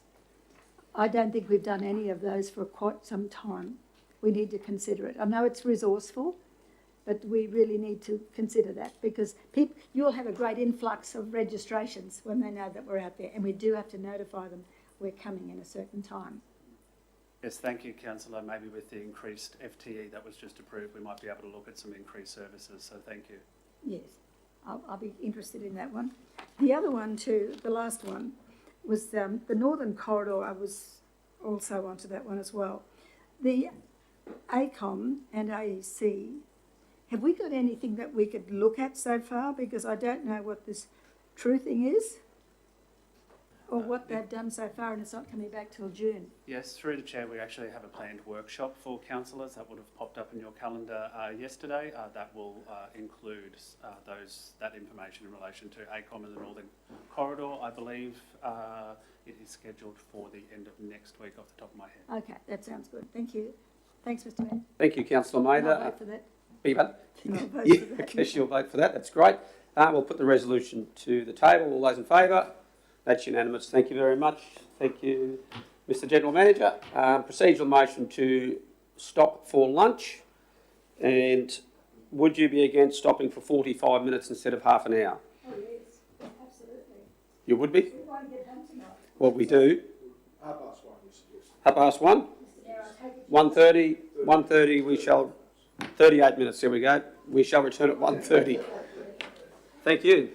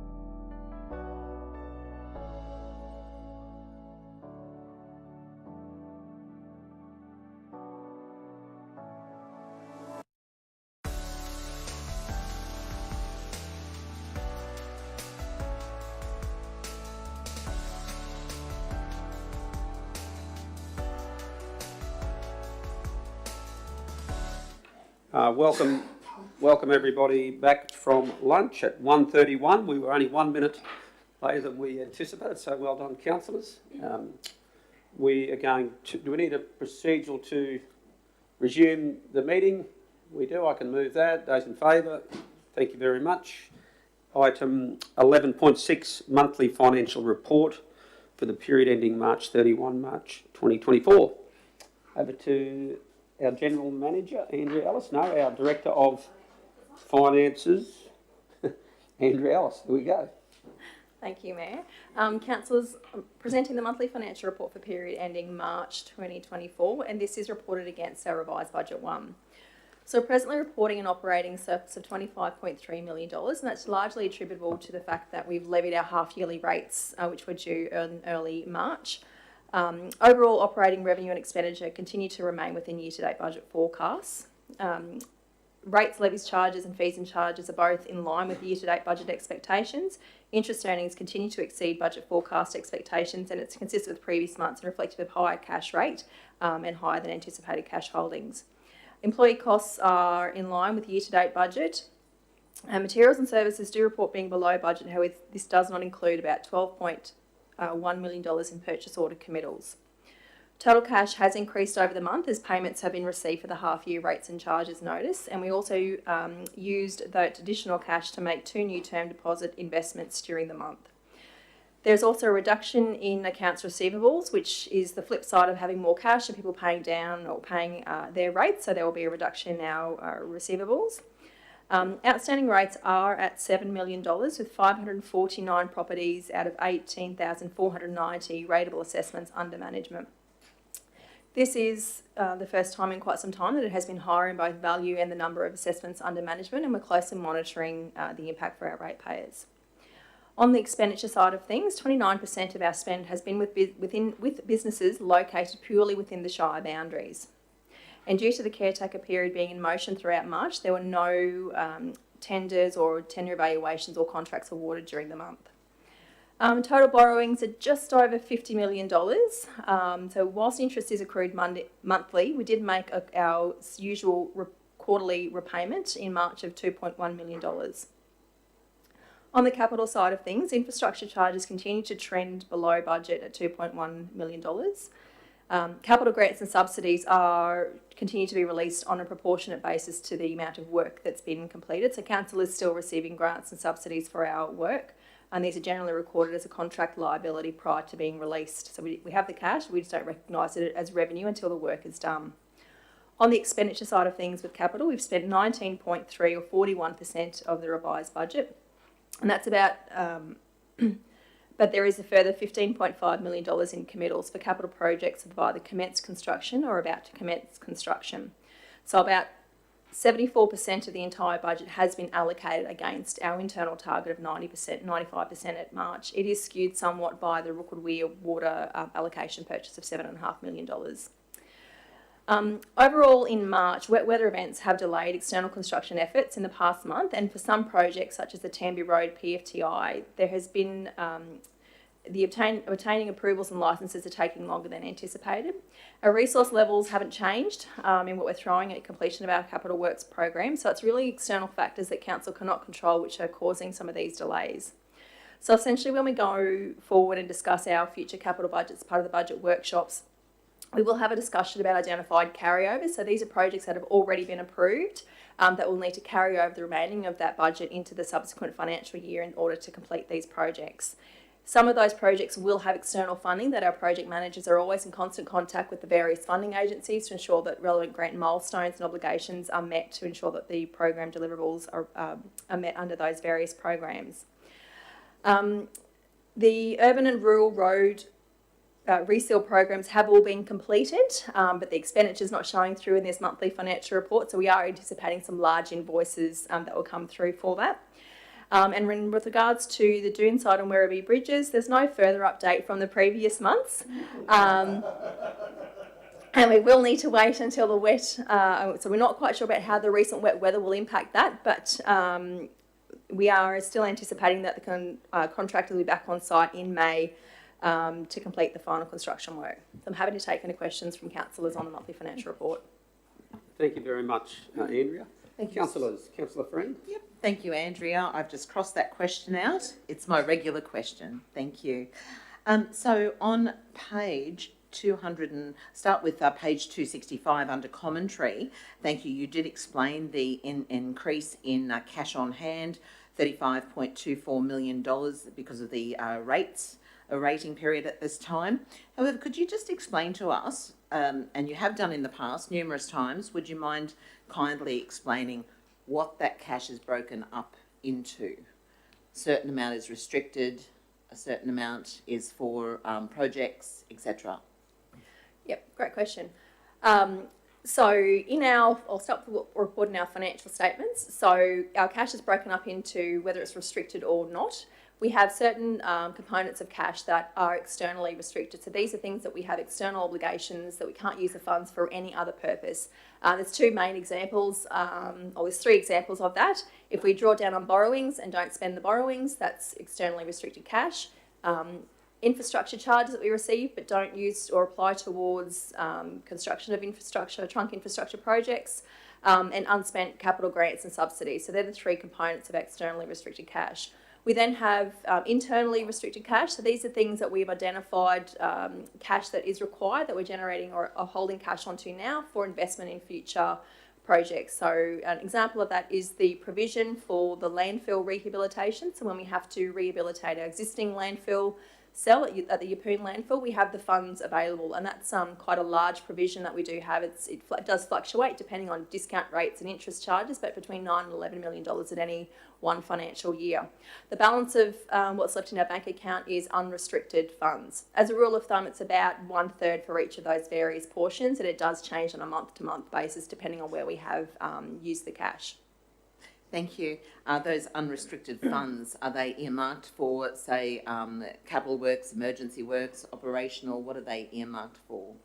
So there are no obligations on our unrestricted cash, so council can apply that towards both capital and operational purposes. Thank you.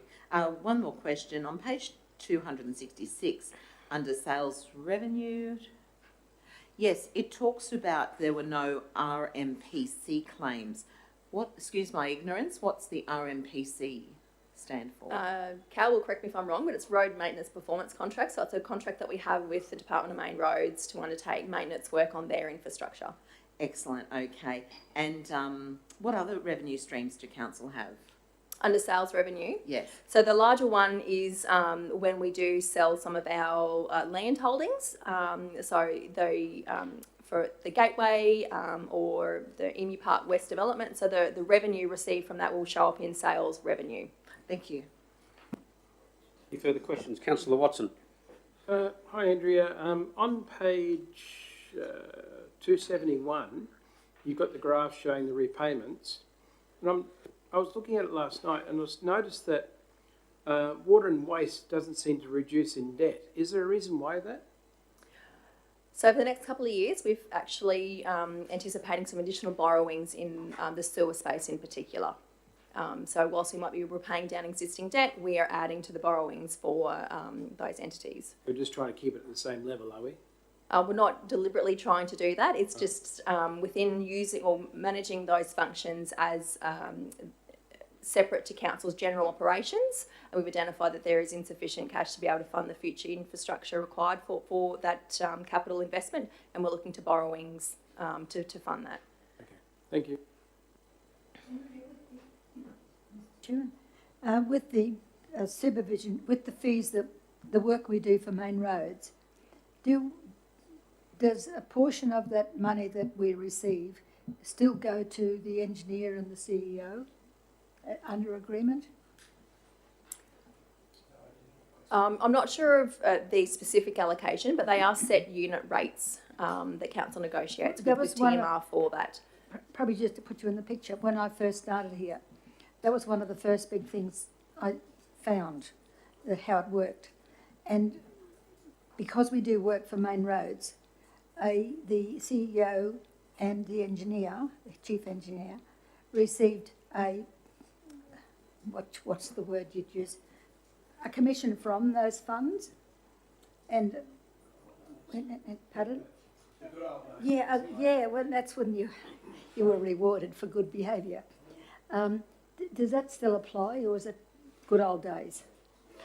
Okay, no, just asking, that's all. Yeah, because it created an Act of Parliament that got changed as a result of it.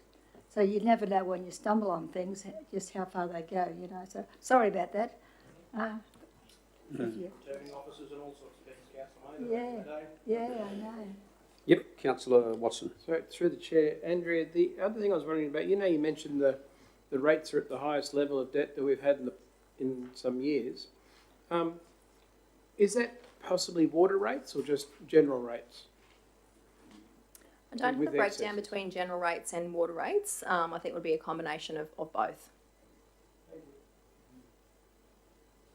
And just if I may, Andrea, there, any sort of red flags that you look at there that either stand out or positives that you think, gee, that wasn't quite what we thought, or in the figures there that you believe are Is there a specific area that you're referring to, or just in general, council? well, perhaps the cash there at 135 million is that attributed to the latest round of the rates going out, or is As well as our capital expenditure is not at the same levels we were anticipating. So Right. there are a number of factors that it's not just rates or other revenue streams that are contributing to the higher cash holdings. So if we're not spending it, we'll also have more in the bank account. So that would be going further away from it, or that's not necessarily reflective of whether you've got a surplus or deficit operational budget, though, is it? No, cash is treated separately to Yeah. not your operational result. Yes. Okay.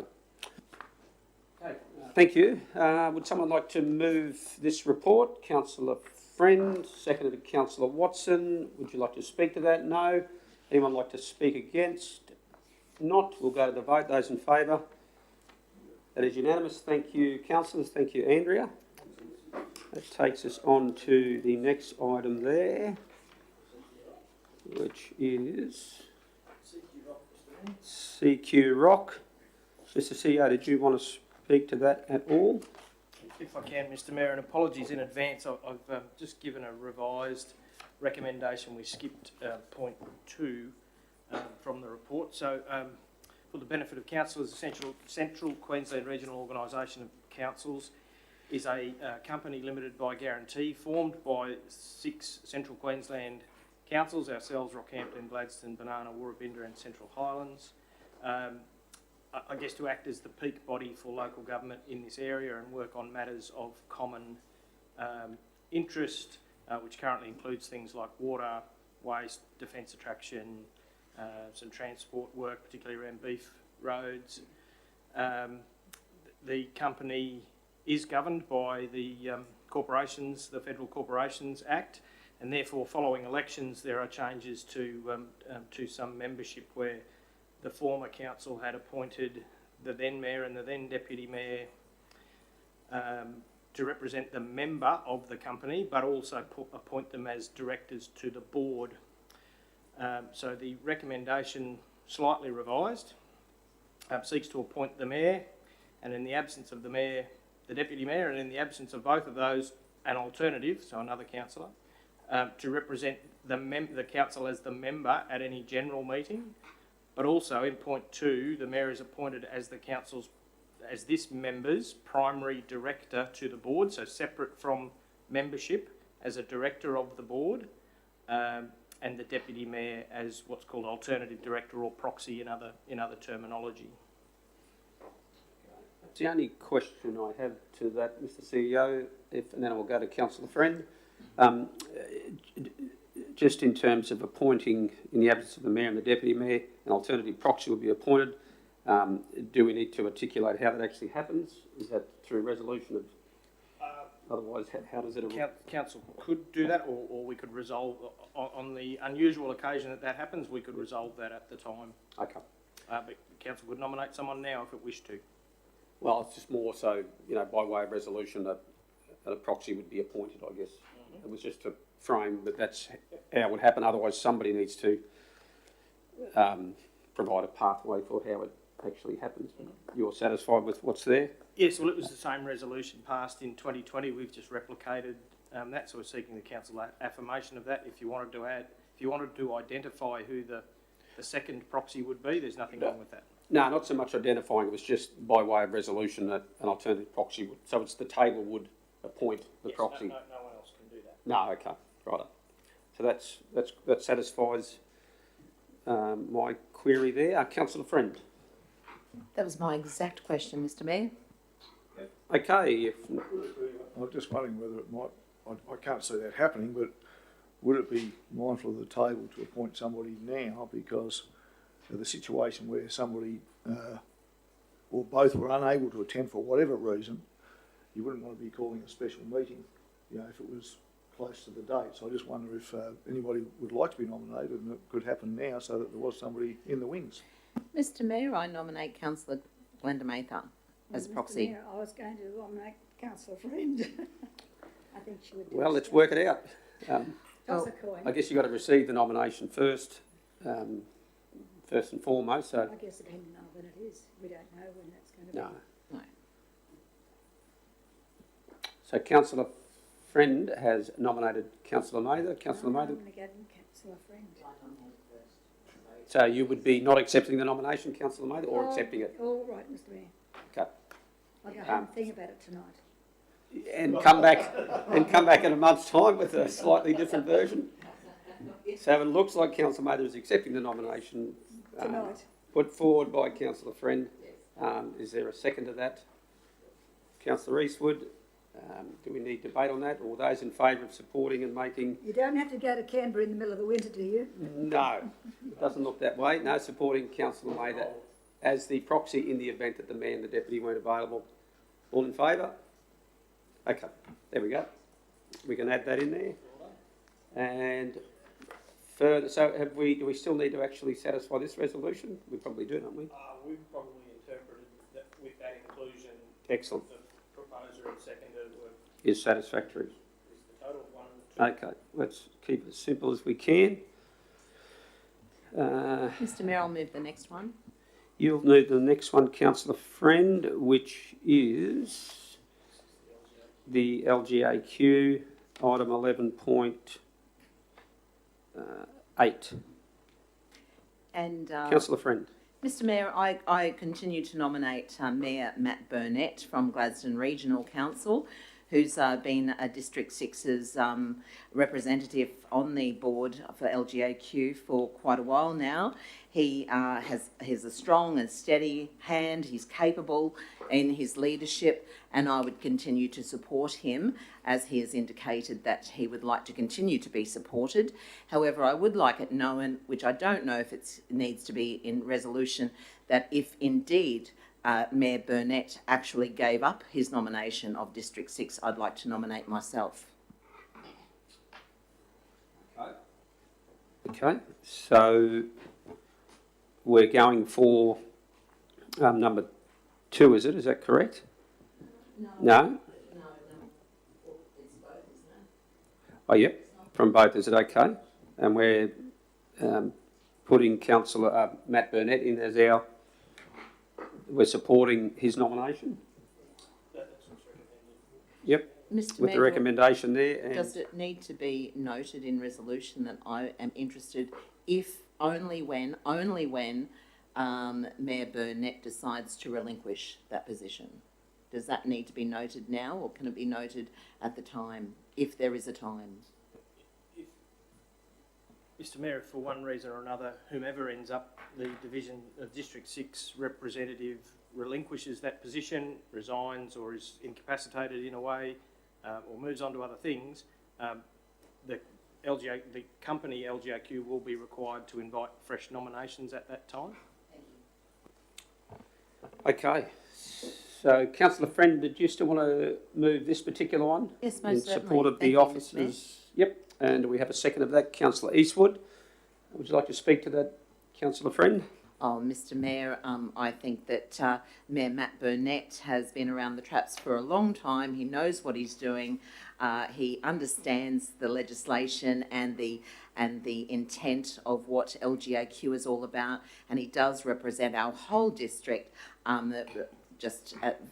I can't think of a word, so well, awesome. He's very good at what he does, so he has my full support. Yeah, well said. Anyone speaking against? If not speaking for? No, I'd certainly concur with Councillor Friend's comments there, and even more so because I feel the need to just strongly support Councillor Matt Burnett after an incident out at one of the CQ Rock meetings where I happened to drop a large meatball on Matt Burnett's new polished shoes, and he looked at me as if, gee, mate, that was a good start. It was the first time I met him, and we've been getting on better ever since. So certainly strongly support Matt Burnett in his endeavours. He knew not to deal with you, didn't he? That's right. Anyway, I wish him all the best in that. Okay, we'll put that to the vote. Those in favour? That's unanimous. Thank you, councillors.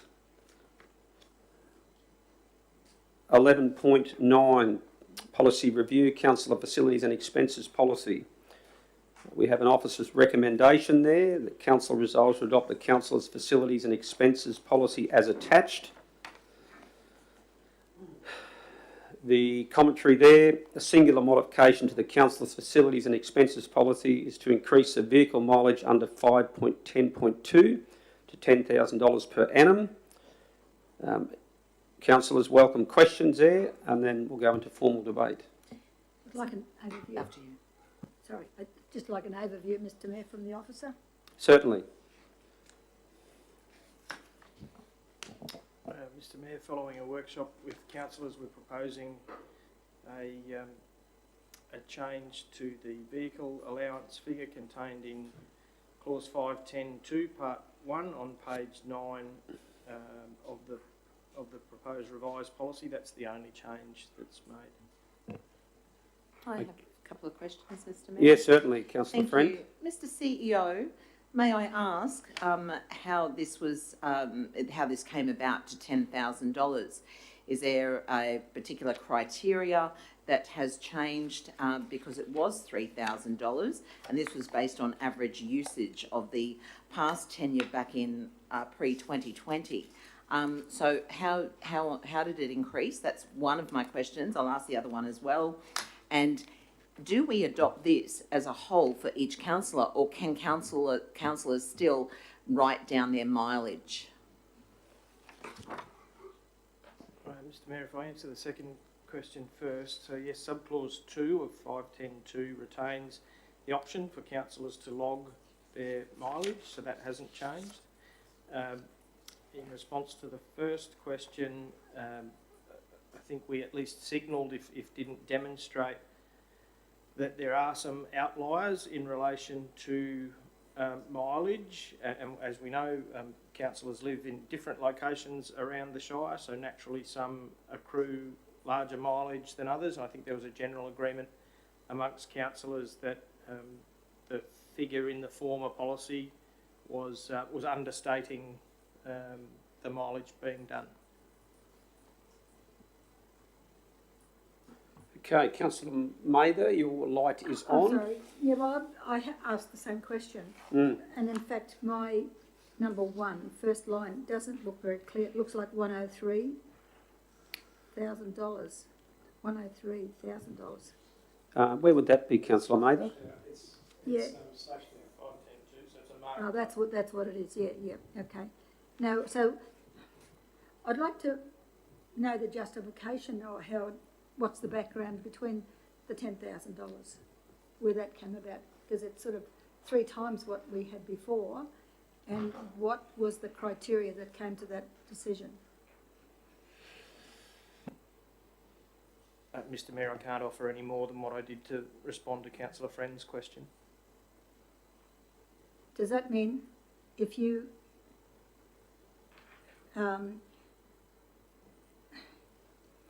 accept the $10,000 as like for the annual, is that for the annual? In total, together? That's correct. Yeah, for the annual. Okay.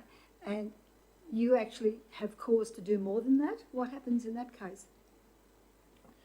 Councillor Mather, as I indicated in response to Councillor Friend's question, subclause 2 allows for the keeping of logbooks, as is the practice now. Yes. As an alternative. It's not fair. It's not fair. It doesn't. truly reflect the use of the vehicle. Yeah, it's not fair. I think it'd be challenged.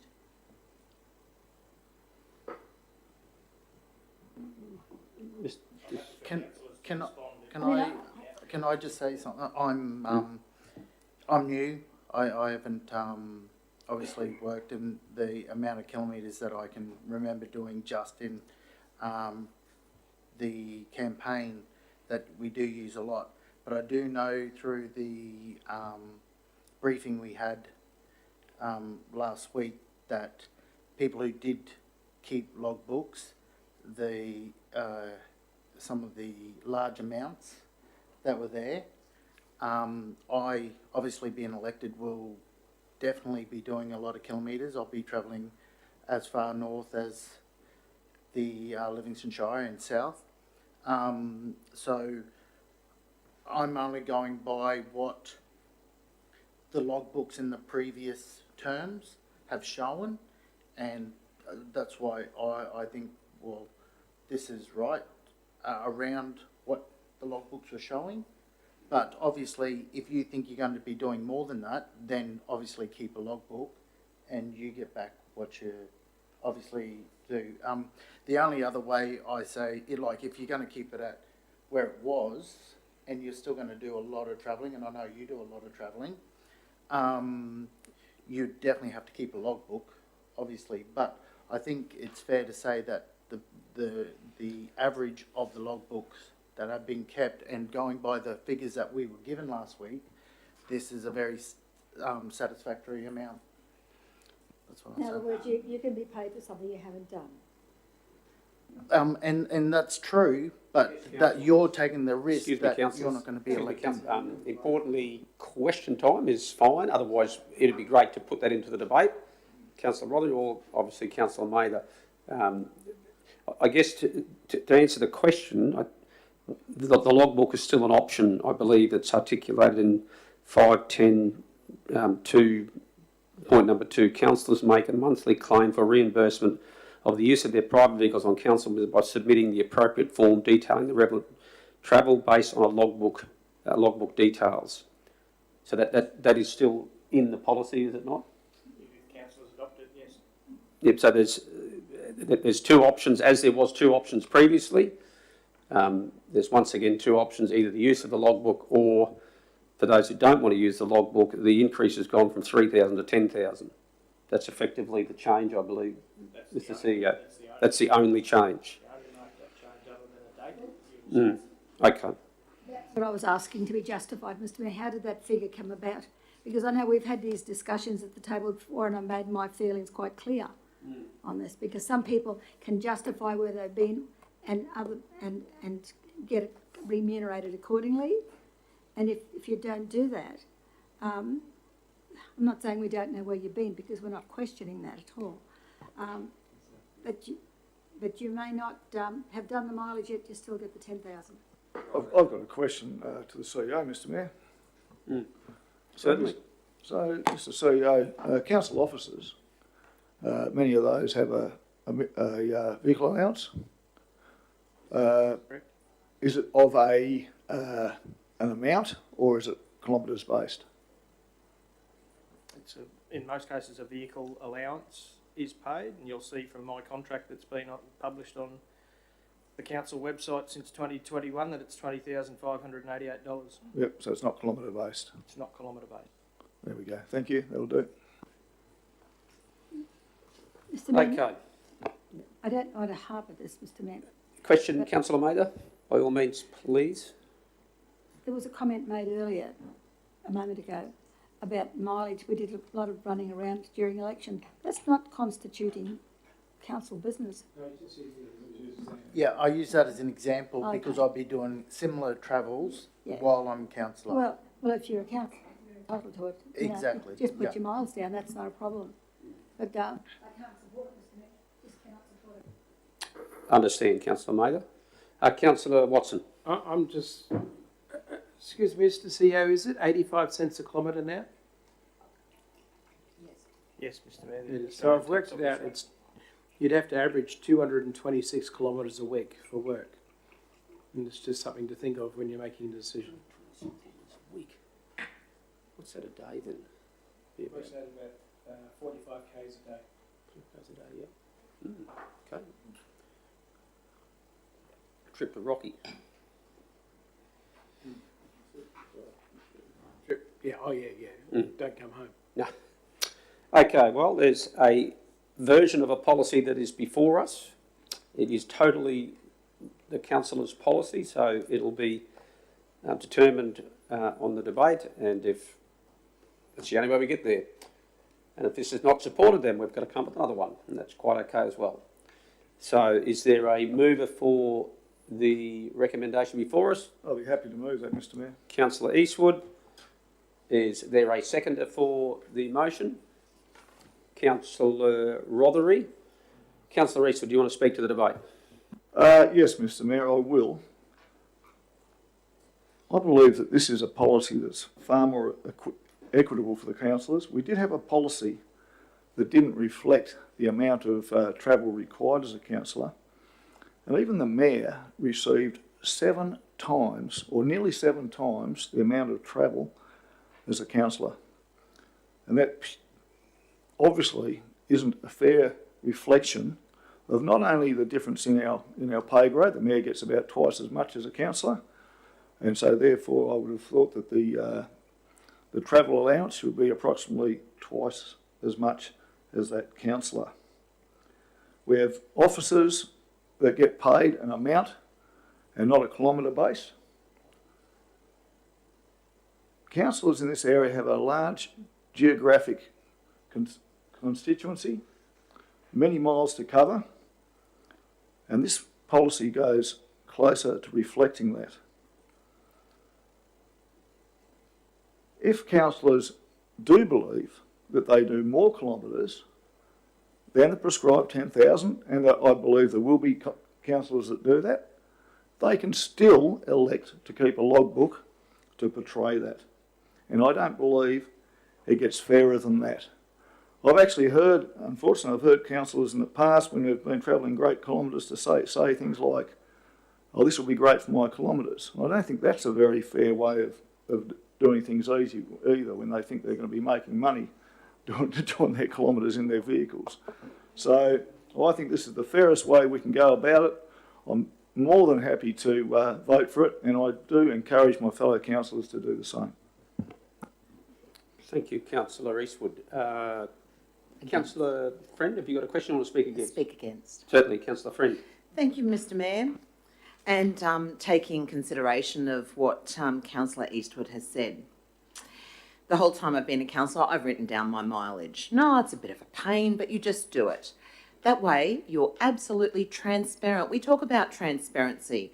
We talk about equity and fairness, and this is the fairest way to actually do that. Now, I can choose to write down my mileage and continue to do so, and I understand that.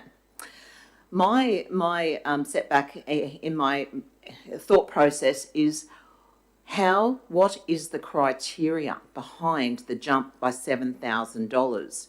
Now, the criteria back pre-2020 was the average mileage that all councillors did at that time. The size of the Shire was the same. The only difference was what the ATO allows us to be paid, which is now 85 cents. I believe it was less then. So they've come up with that $3,000 figure, and I don't mind it rising. However, it's that vast difference between 3,000 and 10,000 that I can't get my head around, because ultimately it's the ratepayers that are paying for that mileage. It's the ratepayers that actually foot the bill in the long run. Mr Mayor, I will continue to write down my mileage because I find that that's equitable. That's how I knew that by Christmas time I had travelled 28,000 kilometres, and by the end of the last tenure it was almost 30,000 kilometres. This is justification to the general public. This is an open and transparent book. Now, if councillors don't wish to write down their mileage because it's just too much of a pain, I can't be bothered, it's too hard, well then why should that be increased by $7,000 because it's a pain, it's too hard? So, look, I will be voting against this. However, I will continue to write down my mileage to be transparent and open as I possibly can with the whole community, knowing and justifying exactly where I've travelled, exactly where I've met people on site or otherwise, and will continue to do so. But I just think, I know that Councillor Eastwood last year brought a notice of motion back to increase it from $3,000 to $5,000. At the briefing, it was discussed $6,000, and then we received this report saying $10,000, and I just don't understand the methodology behind the increase of $7,000 that ratepayers foot the bill for. Thank you. Thank you, Councillor Friend. Any councillors speaking for the motion? I'll speak for it. Obviously, again, I haven't been here, but I know the costs of travelling, and you're doing it and I understand you wanted, Councillor Friend keeps a logbook, and I'm happy to keep a logbook as well. But does that mean if you keep a logbook, should it be capped at 10,000? You know, you said it's 85 cents a litre that you can claim, and you'd obviously be doing around $30,000 to $35,000 for that amount, which in a shire like Livingstone, I think that's very easy to do. I've in the past worked in industries that has a bit of driving, and it is quite easy to get up to those levels. If it's only your reasoning it shouldn't be at that is because we're too lazy to keep a logbook, then I totally what's the word? Point of order also, Mr Mayor. I also said it's the cost to the ratepayer as well. Cost of the ratepayer, and I guess Councillor Rothery, are you quoting statements that the councillor made, or no. I was just saying that you think, Councillor Friend, do you think it should be capped at an amount, or because no matter what you claim, it's from the ratepayer? So it doesn't matter if it's 2,000, 10,000, 20,000. It doesn't matter because the ratepayers are paying it. I just want to know: do you think, because of travel and who knows, you know, if you're guessing that you don't know if the council is going to be travelling that many Ks, you're also guessing that they're actually driving those Ks for actually councillor work. So one rules out the other. What I want to know is, are you saying that because it's paid by the ratepayers, should it be capped at a certain amount, no matter who if they're logbooks or if it's an amount? Thank you for that question. May I answer that, Mr Mayor? That was a question to me or not? Is that a rhetorical question that you've asked? Because normally debate would not provide you the ability or afford you the ability to ask other councillors question. You are prosecuting the argument either for or against. So I was just saying that it wasn't just at you, it was a rhetorical where, would you, that it be capped. Yep, fair enough. Thank you. Any further speakers against the motion? Councillor Mather's light was on, so we'll go there. Thank you. Just on a matter of Councillor Rothery's response, I think he just sought clarification, and I thought that was fair enough, Mr Mayor. And I think I could answer one question there, that I don't believe there is a cap. Mr CEO might say otherwise, but there has never been a cap to my knowledge.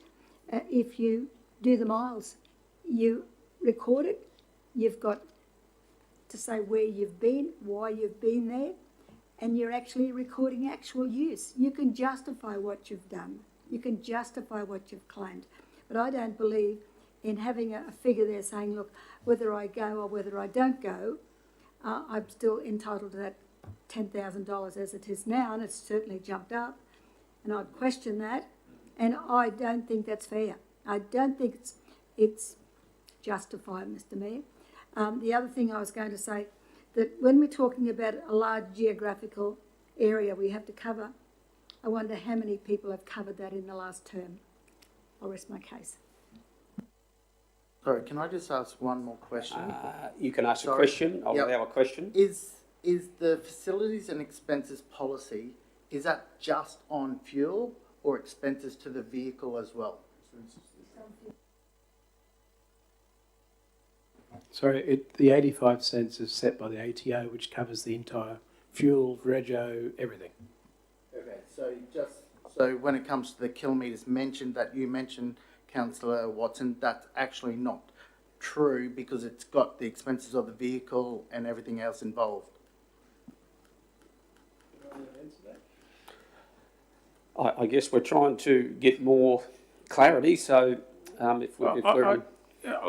look at it as, yes, if you did the calculation, that's how you come back to the 260 kilometres, but you know yourself that for every kilometre you drive a vehicle, it's not just the cost of fuel, it's fuel, depreciation, and everything else. Okay. So, sorry, at the same time though, you know yourself, if you drive your car only 5,000 k's a year, it costs you a lot less to run compared to running a car 30,000 k's. I can guarantee... In the way of depreciation and all those things that go with it. I can guarantee you I didn't take a role as councillor for the money, and I would guarantee I wouldn't be trying to claim any money that I do not, I'm not entitled to. We'll keep to the formal debate. Anyone speaking now for the motion? Are we on? Speaker against? Okay, speaker against, which I think Councillor Mather spoke against. Look, I just say my bit. I like the idea of transparency. I've done mileage myself up until the period of last year when my father was dying, when I knew that I just wasn't going to have time to do it. But I still believe the transparency in the amount of kilometres you drive proves to the ratepayers that you're out there working. Other than that, I think everything else has been said. Okay, any further speakers for? Yeah.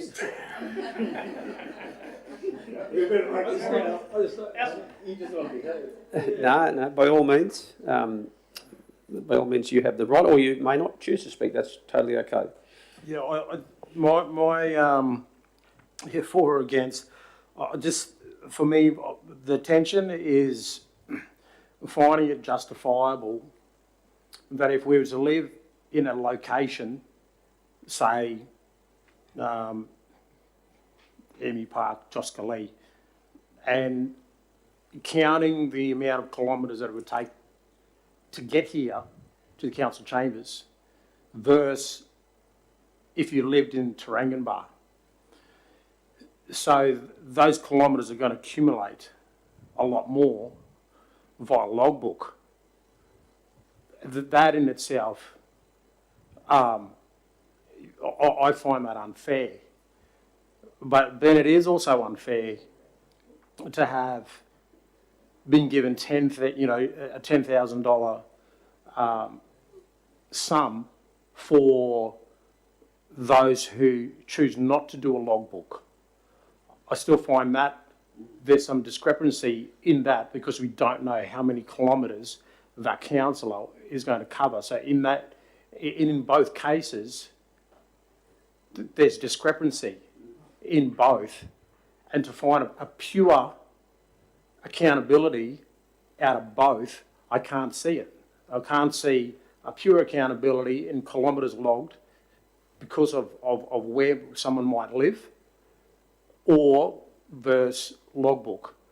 So if I I'm to be honest, I'm actually undecided. Okay. Councillors, I guess also in speaking to this motion, I'm probably not comfortable with what's been presented in its entirety, jumping from the 3 to 10.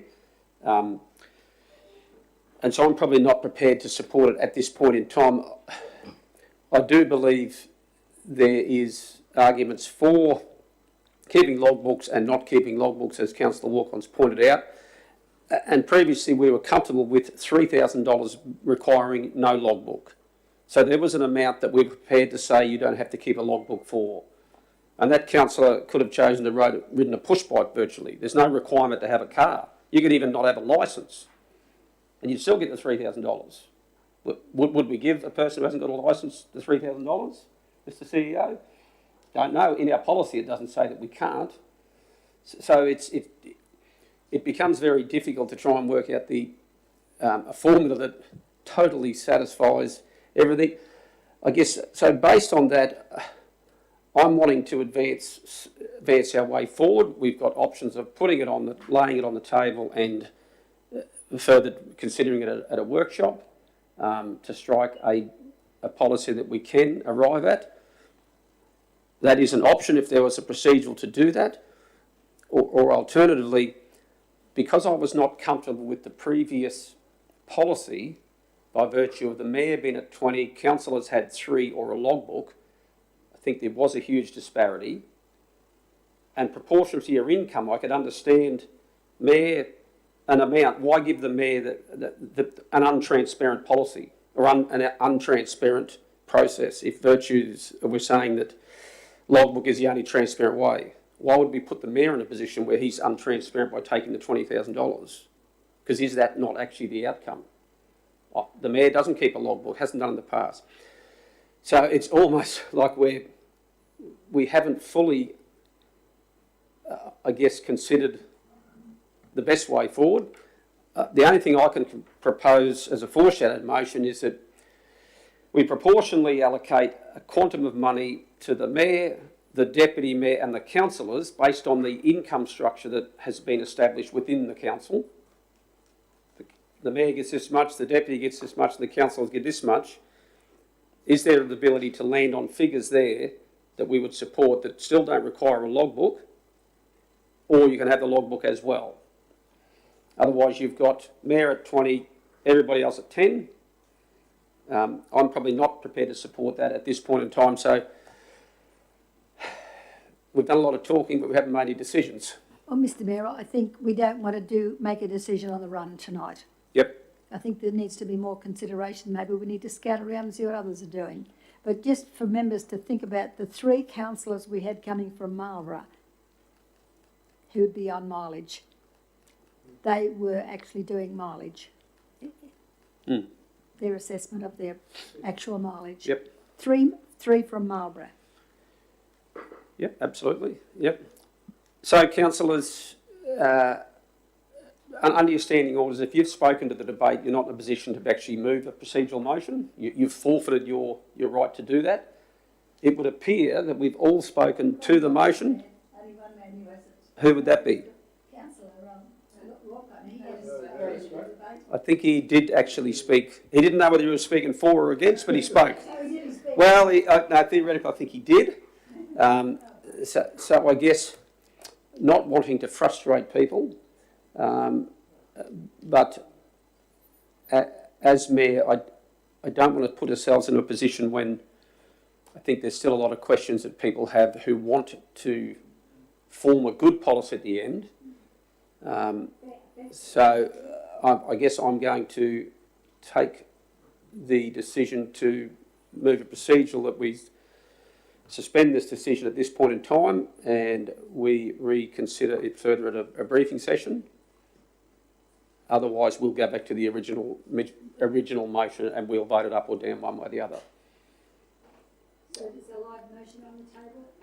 Oh, well, there is a live motion here. Unless the mover and second withdraw, No, well, I'm saying that I'm going to move a procedural to lay it on the table to allow us a little bit more latitude to discuss it further. So I'll put that to the table. Those in favour? Those against? Okay, the motion is carried there. We'll deal with it at the next briefing session, Mr. CEO. Okay. Thank you, councillors.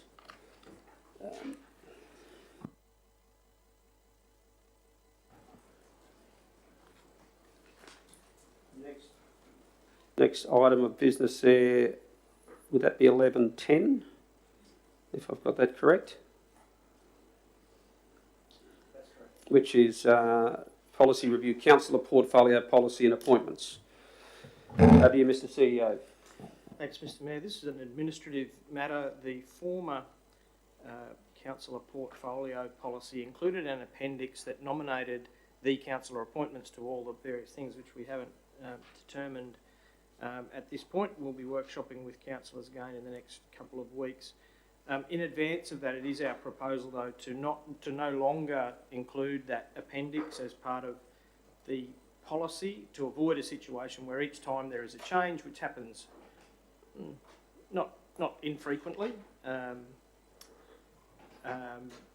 we don't have to bring the policy back and revise it each time. There can simply be a resolution passed by the council to change a particular appointment from councillor X to councillor Y. So this is simply that administrative process of uncoupling the appendix from the policy. The policy itself remains unchanged, and should councillors choose to allocate portfolios, it will continue to govern the duties and the role of portfolio councillors.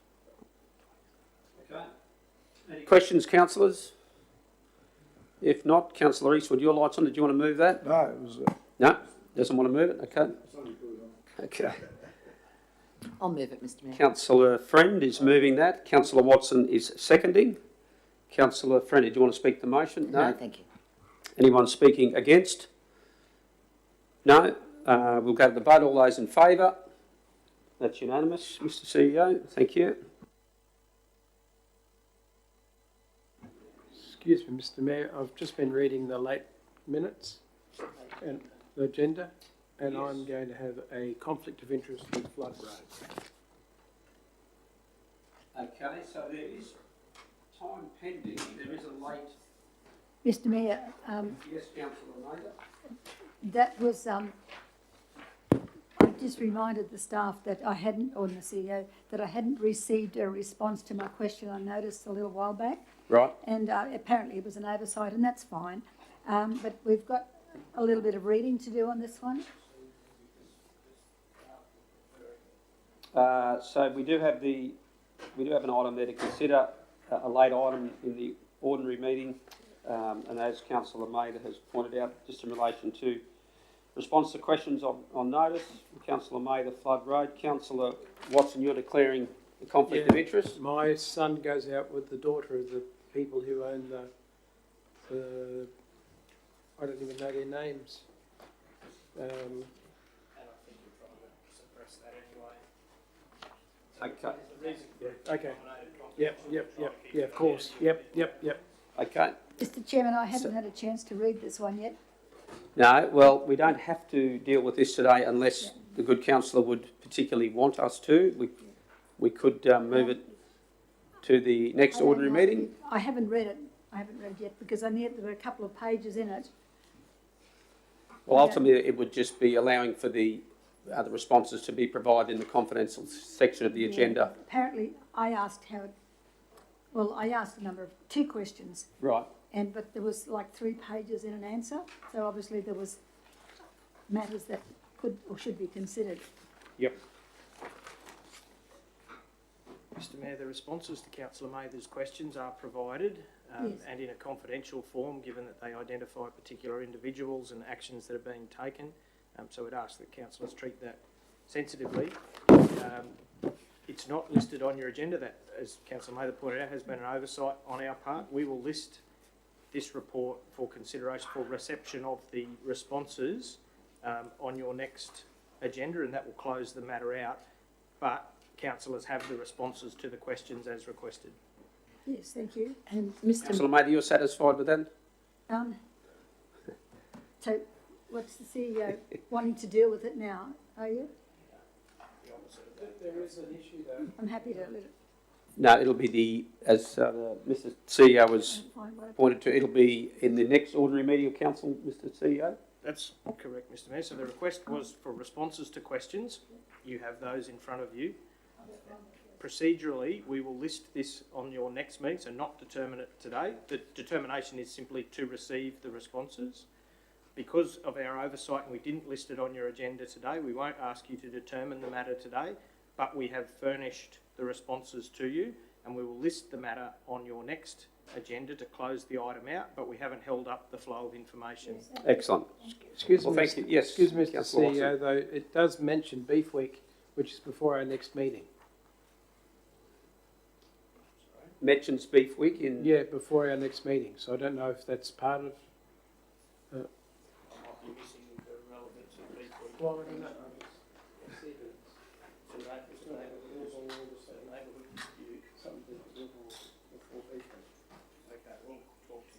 Mr Mayor, I have a question in relation to the conflict that Councillor Watson has noted, and perhaps to yourself or the CEO. Is that a prescribed conflict or just a perceived conflict? And if it is a perceived conflict, then will we vote to either keep him in the room or not at the time of looking at this? Because, you know, there would be a number of questions that I would like to know. Do you mix with these people? Have you been to their home? Do you have dinner with them? Is it a social thing? Are they close friends? Have you spoken to them on a regular basis? All these things. No, very fair question. And I guess given that we're not going to make any judgments or decisions today, the issue of the conflict does not need to be dealt with. Certainly that prior to making the decision, if the councillor feels he has that to raise, then we would go through, I guess, the particulars of conflicts to ensure that we were following the conflicts of interest policies and statutes accurately. So, Councillor Friend, are you okay if we just park that where it is for now? Of course I am. Yes, that's no problem whatsoever. But are we also lifting from the table 10.1? Thank you. That is a very good question. Before you leave that one, Mr Mayor. So we can, before we go to urgent business. Before you go, Mr Mayor, I just wanted to put a matter to the CEO just quickly. When we come back with Flood Road next month, or whenever it's going to be, could I ask you to give us an update on that matter, please, because it is ongoing. That's all. Mr Mayor, I can give councillors an update after the meeting. I spoke with the chap involved yesterday. As I say, the matter on the agenda is simply responding to the questions on notice, but I'm happy to provide an update when the meeting's concluded. Okay, thank you. So prior to going to urgent business, Mr CEO, have we got the information that we need to lift 11.1, was it? Or 10.1? Do we have that information? I think councillors were emailed. They were. So procedural motion to lift that matter from the table. Councillor, any councillor want to move procedural motion to lift that matter from the table? Councillor Friend? All in favour? Okay, so councillors, the CEO has provided some commentary around that has been emailed to each of us. Do we have any further questions from that you'd like to ask? Well, thank you, Mr Mayor. I just would like to reiterate and ask the same question to the CEO from this morning, just to refresh everyone. In relation to, does a public interest disclosure, sorry, I'll rephrase that, my apologies, I'll start again. Would a public interest disclosure be inclusive of this clause for any complaint against the CEO to come back to the table, council table, immediately before an investigation?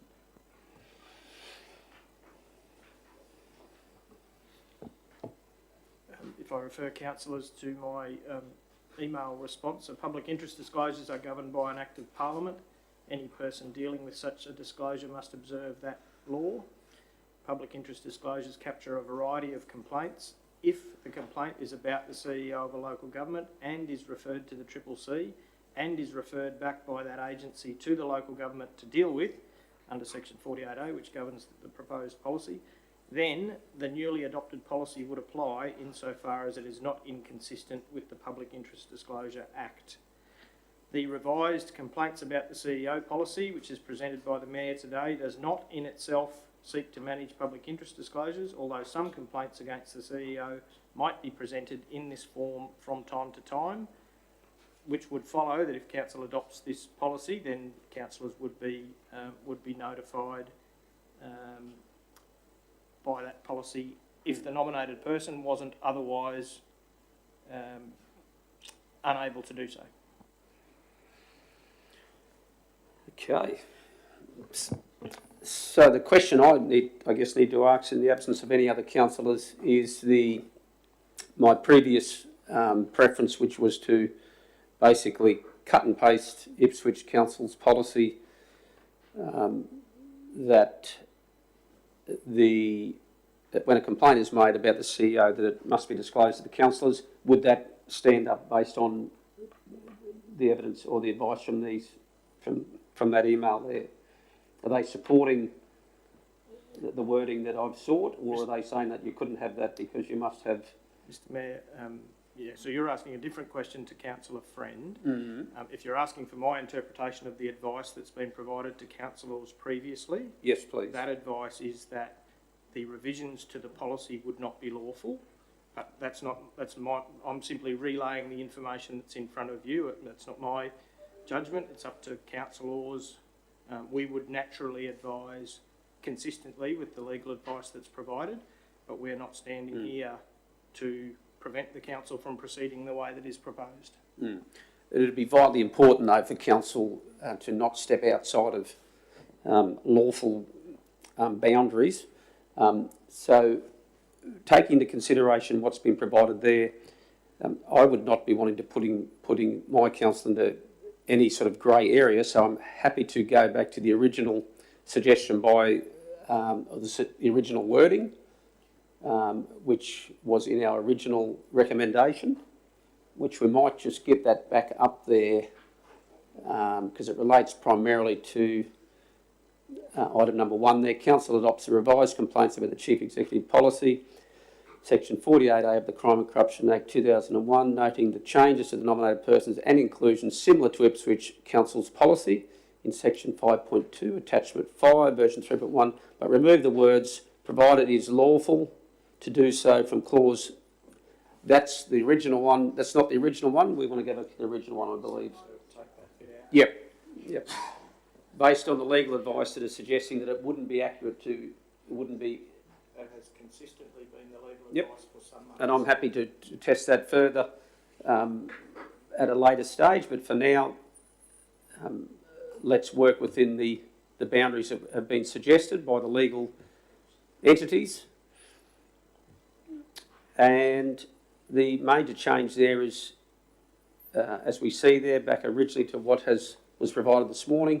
Council adopts the revised complaints, noting the changes to the nominated persons and inclusions similar to Ipswich City Council policy in 5.2 Attachment 5 Version 3.1, and Council's amended policy be presented to the Crime and Corruption Commission as required. So I guess, councillors, it's been quite, these things are not easy to get your head around. I totally respect that, and much more comfortable to take small steps rather than take a big step and put us into a position that we may later regret. So based on that, I'm happy to move these changes that are before you and look for a seconder to do so in the absence of any. Councillor Eastwood seconding that. Any questions? No? I don't believe the need to speak much more than what I responded this morning, that every endeavour we can make to strive for the highest level of transparency and accountability. And this is not a reflection on the previous council or a previous council before that or before that or before that. This is based on what I observed in reading Ipswich's policy, which struck me as an absolute no-brainer for me. It's non-negotiable in my mind. I believe what they were putting forward for the reasons that they did, and I would aspire to implement that as a policy for our council, but I'm satisfied that this is a step in that direction and would appreciate your support on that. Thank you. Anyone speaking against? Yes, thank you, Mr Mayor. I'll speak against today. I don't understand your fervent desire to bring this to the table for the second time. I understand what you've said, and I acknowledge that it's for clear and more transparency. On the 24th of January of this year, I voted against changing our current adequate policy that has been accepted and ratified by the Crime and Corruption Commission. I have had further time now to reflect upon the changes that you wish to implement for the second time. I continue to believe that our council policy covers all areas of accountability, transparency and legislation. Our current policy provides a level of natural justice for both the complainant and the subject officer of the complaint. The policy is not broken. Our current and most up-to-date policy takes natural justice into consideration by the fact that an investigation would take place before the outcome of that investigation was to be presented to the table. once again already ratified by the Crime and Corruption Commission. To bring a complaint to the table before an investigation was to take place just means to me, in my opinion, that councillors may, unfortunately, would be assessing vexatious complaints or allegations, and this may or may not skew the thoughts of councillors in the decision-making process. I believe that in this case, bringing it to the table before an investigation, natural justice would be forfeited. As a council, each one of us deserve to know all of the facts before making decisions. We have learned that public interest disclosures may not be included within this proposed policy change. The previous tenure of council spoke with 2 law firms and also had a further information in writing from another. We must always listen to those in the field of expertise it is, and I firmly believe that this having this extra clause within our policy is just not necessary. Thank you. Thank you, Councillor Friend. Anyone wanting to speak for the motion? I'll take that opportunity, Mr Mayor.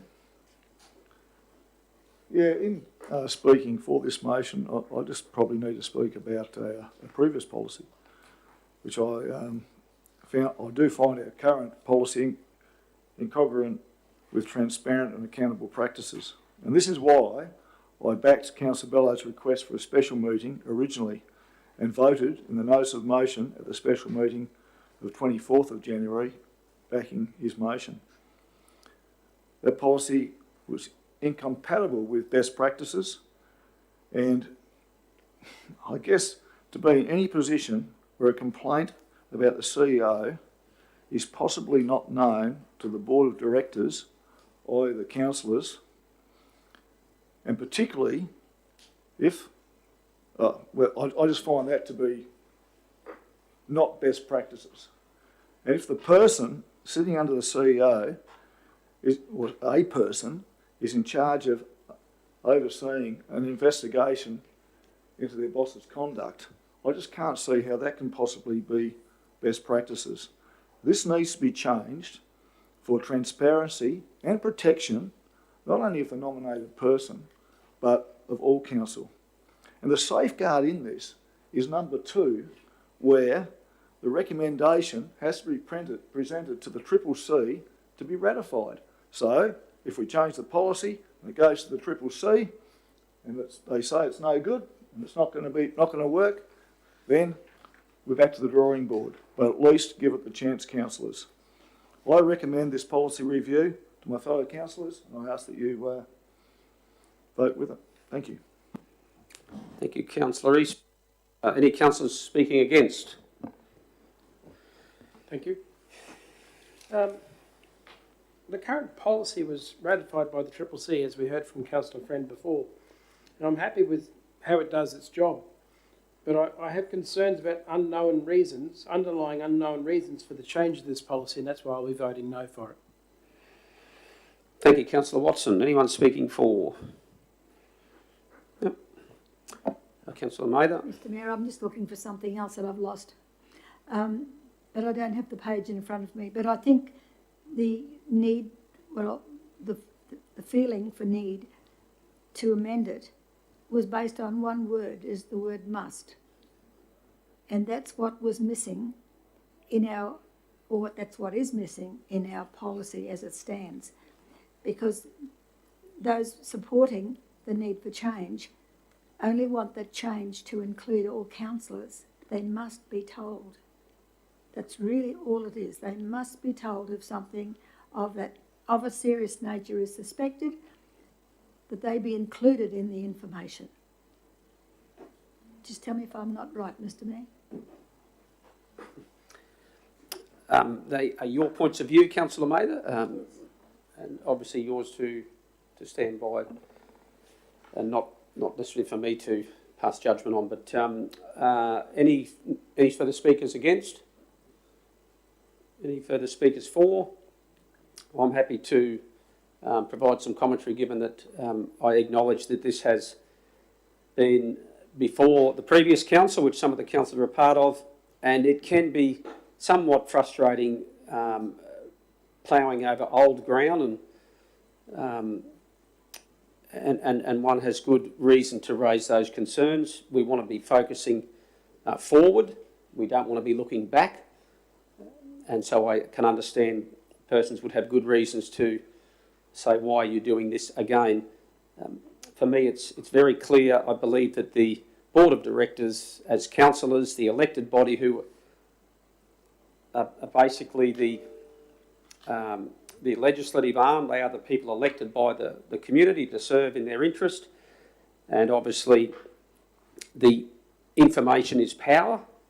And the more information you have, then the more able you are to make better decisions. But importantly, with more information comes responsibility. And I absolutely acknowledge that, and that's why there is strict acts of Parliament that determine how you are to handle sensitive information. And public interest disclosures are certainly one part of that. And it's difficult for persons who haven't dealt with them before. And I think it's actually incumbent on us as a council, and I would probably ask the CEO to consider this, that we have training in public interest disclosure matters, because you are all authorised as legitimate persons who could receive a public interest disclosure, but yet if you received one, you wouldn't know what to do with it. And they are very important matters that we should be across. So I'd hope that we would put that on the to-do list, because there is plenty of information there that would give us a whole lot more confidence how we are to manage, if you were ever in the scenario to have to deal with that. And noting that all government organisations and employers and entities, whether it be a high school, whether it be a fisheries department or police, even they all have public interest disclosure training, because it's necessary to have it. Because we know from time to time allegations can be made, and importantly, as the elected body, we need to be in a position to be able to make the best decision we can.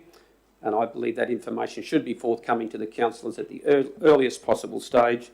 And that's why I believe Ipswich do it, for good reason. This goes a step towards that and improves on what we've already got. It certainly doesn't walk backwards from what we've got. It doesn't dilute what we've got. It actually makes it stronger, better, more transparent. And I would hope that we would all be on a journey of improvement, because it improves the actual reputation of our council. That's where these things actually are positive in that regard. So, okay, finishing up there, councillors, those in favour of supporting this resolution, please vote now. Those against, thank you very much. The motion is carried. And Mr. CEO, if I could just ask that we, in the not too distant future, have some training on that area, that would be great. There's some awesome videos online. If it's not in your diary already, councillor, Great. it's pretty close. Thank you. We move then on to urgent business, councillors, which I believe there is nothing being noted, and urgent business is a time for councillors that may want to raise something that has come up in the space from when the agenda has been printed to now, and that really it can't wait until the next meeting, or it can't wait until speaking with the CEO through the executive support team after the meeting, and you believe it's of a nature that it really needs to be dealt with now. Mr. Mayor, Yes, in Councillor relation Friend. to urgent business, should councillors be notifying yourself as the chairperson before it's brought up at the table in urgent business? Isn't there a requirement to do so? Instead of just bringing up any urgent business that a councillor feels that is urgent at the table at this time, should they not be contacting you first and then you're giving the go-ahead? Yes, that I will accept that. No, I won't.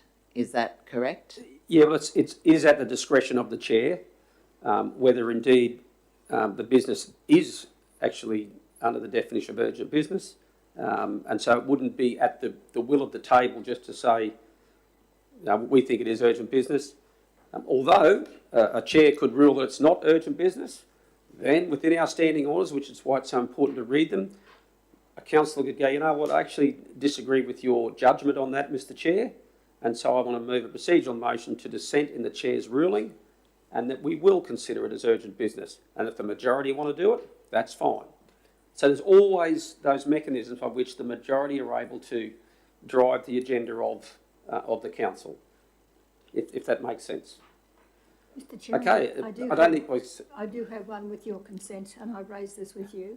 Right, this urgent business that we're... Yes, Mr. Mayor, Okay. it doesn't affect our council, but it does affect our people. Right. The Ben Cook, the Anti-Discrimination Commissioner, who also acts as the Human Rights Commissioner, his position has been made redundant without notice. He's on extended sick leave at the moment. That's from his words back in an email to me when I heard that he'd lost his job, or at least the position was made redundant, and that's going to affect the people that we're dealing with through him. So... Okay, we might take that as not so much a decision to make in terms of that information, but perhaps... I was thinking if we could get a letter to his minister. He wasn't? No, probably... Well, he's got emails out to everybody, Mr. Mayor. Right. Well, we'll probably treat that with some sensitivities, Okay. but rather than actually as an item of business under urgent business, if there's no further request for urgent business, we'll I just needed close to know the ordinary agenda. Yep. where we could go with that, right into... We can... As requested, Councillor Mather, we reached out to them yesterday, as you requested. Okay, so we could have further discussions of that offline as to what options council may have. All I know is that we have to have discussions, whether it's online or offline. Right, Because we'll we've have got people them. waiting in the wings that need help. Thank you, Councillor. Businesses that are going up as we speak. Thank you, Councillor Mather. We'll commit to having discussions offline, Yep. and if there's any decision for the council to make per se, well, that can come back to the council at a later date. At this point, that concludes the ordinary meeting. Can we get a motion to move into the confidential section of the agenda? That's Councillor Friend. Yeah, do we need seconder for that procedure or not? Yes. Yes, we do. We do need a seconder. Not a procedural. There we go, just to confuse the chair. Councillor Rothery is seconding that. All those in favour? That is all those against? No. All those in favour? Did we all vote then? Yep, okay, that was unanimous. Thank you.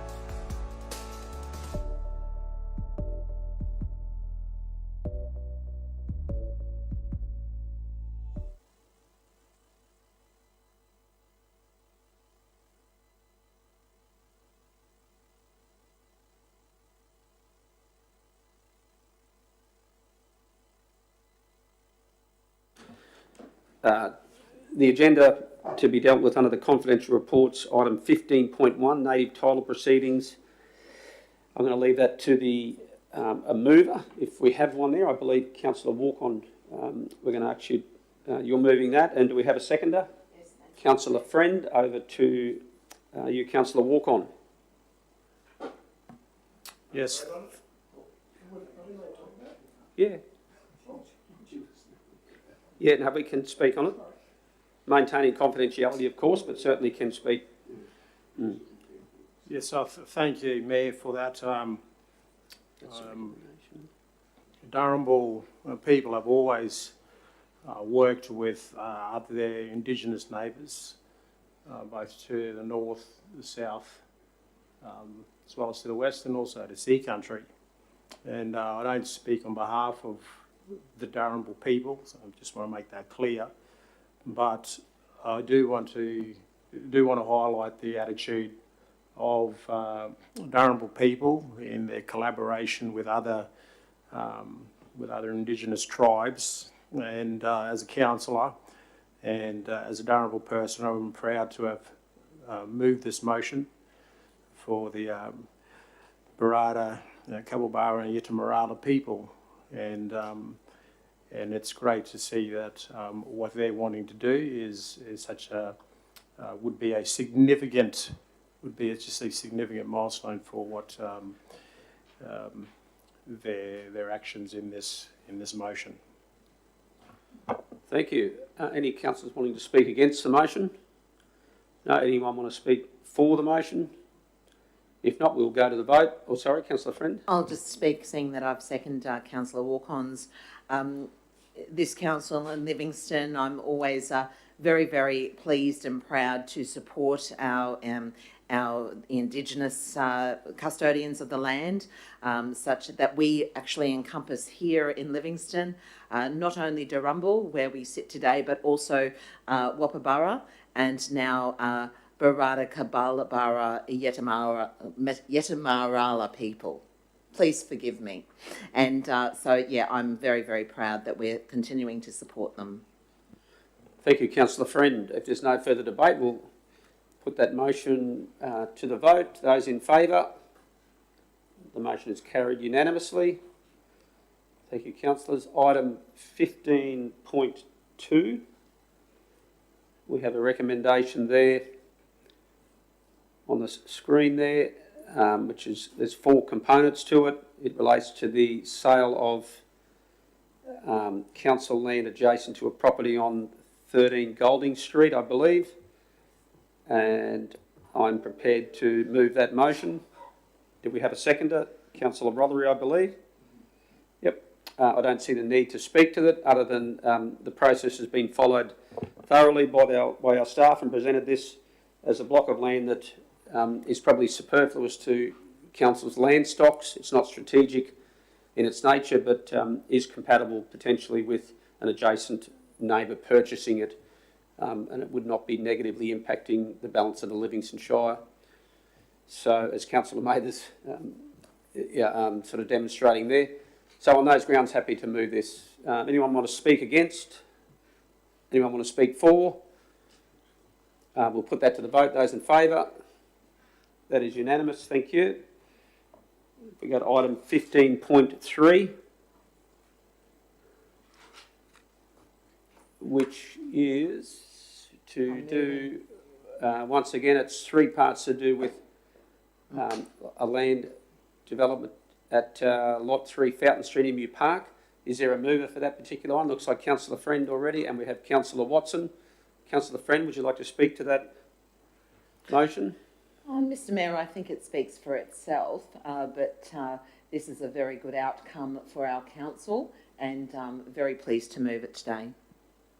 Thank you, Councillor Friend. Anyone wanting to speak against the motion? Councillor Watson, would you like to speak for it? No, you're okay. Councillor Friend, want to wrap up? No further debate required. Those in favour? Once again, unanimous. Let's we go to 15.5. 4, my apologies. If we could just scroll down a touch, please. There.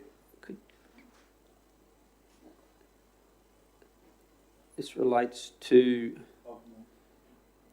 legal proceedings on Lot 5 on 07501. Councillor Rothery, I believe you are prepared to move this particular matter? Yep.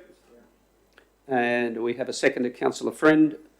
Is there any debate required here? Would you like to speak to that motion, Councillor Rothery? Yeah, I just believe the council has exhausted all legal proceedings over numerous years, and yeah, I think it's time that we put an end to it. Yep, excellent. Anyone want to speak against that motion? Yes, Mr Mayor. This is a matter that we don't see coming to this table too often. It's been very difficult, been very onerous and very expensive for both parties, including our ratepayers. I believe, at least I thought it was, we had another way to go, and that still might be the case, Mr Mayor. I don't think we should pursue anything too vigorously at this point, because I think there is an opportunity to take it another way as well and still achieve a result. Thank you. Thank you, Councillor Mather. Anyone want to speak for the motion? Any further speakers against? Councillor Watson. I understand that we've exhausted most of our what we can do, but I just don't think it's right to let someone get away with this. Any further speakers for? I'm probably going to speak against the motion. I'm concerned that despite all the effort to address the problem, ultimately which was identified, there is a problem, there is a dilemma that's been identified, and it has become a problem, and the solution to the problem is still unresolved despite the risks being assessed. And so on those grounds I'm not supportive that it's the best outcome. Anyway, we'll put that to the vote. Those in favour? Those against? The motion is carried. Thank you, councillors. 15.5, I believe, is next. And we had, moving this was Councillor Eastwood, seconded to Councillor Friend. It relates to council issues, letters of demand in relation to defects identified at Yeppoon Lagoon, and rectification designs and specifications be finalised for presentation to council. I'll hand over to Councillor Rees. Would you like to speak to that? Mr Mayor, is it possible to make these two resolutions? Is it possible to make them two resolutions? Yes. I guess all things are possible. I know they both relate to each other. Right, and that would be for the purpose of... I could support one.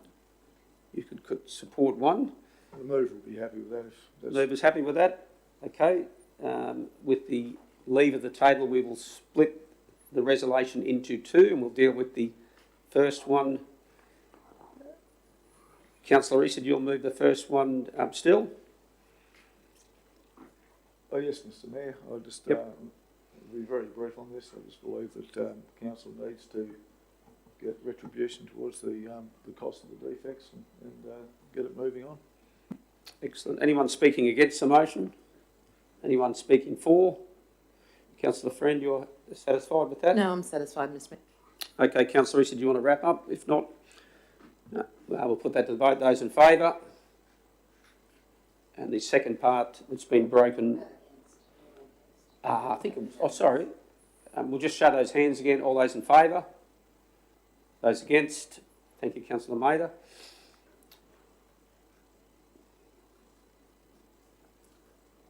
Now moving to the second part of the motion. Rectification designs and specifications be finalised for presentation to council. Do we have a mover for that? Councillor Mather, seconded. I'm happy to set that. Okay, we'll stick with the original movers and shakers. That was Councillor Eastwood and Councillor Friend, I believe. Okay, do you want to speak to that at all, Councillor Eastwood? Briefly, Mr Mayor, again, it's critical we get things going with the design, etc., so we can get things moving, so we can get those rectifications happening over the winter. Anyone wanting to speak against? Any further speakers for? If not, we'll go to vote. Those in favour? That is unanimous. Thank you, councillors. Item 15.6, I believe. 15.6, relating to the proposed sale of a Lot 1 at 52 Morris Street, Yeppoon, or described as Lot 2 on those following numbers there for the following reasons. Council resolves to not support, I believe. And Councillor Rothery, you're moving that particular one. You're clear on that? Yep. And that's seconded Councillor Walk-on. Councillor Rothery, did you want to speak to that? Yeah, I've moved this because I am worried about the environmental impact. It has possibility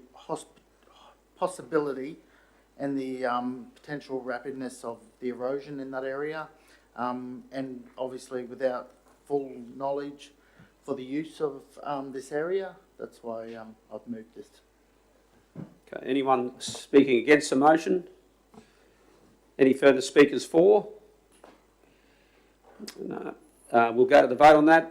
Those in support of the officer's recommendation? That's unanimous. I believe there was no one against? No. Okay, that takes us to 15, I think the final item on our agenda, 15.7. Request for council views, proposed dealing conversion of 2 lots of unallocated state land to freehold at Kawarrel. We have a recommendation there. Councillor Mather, are you moving that particular one?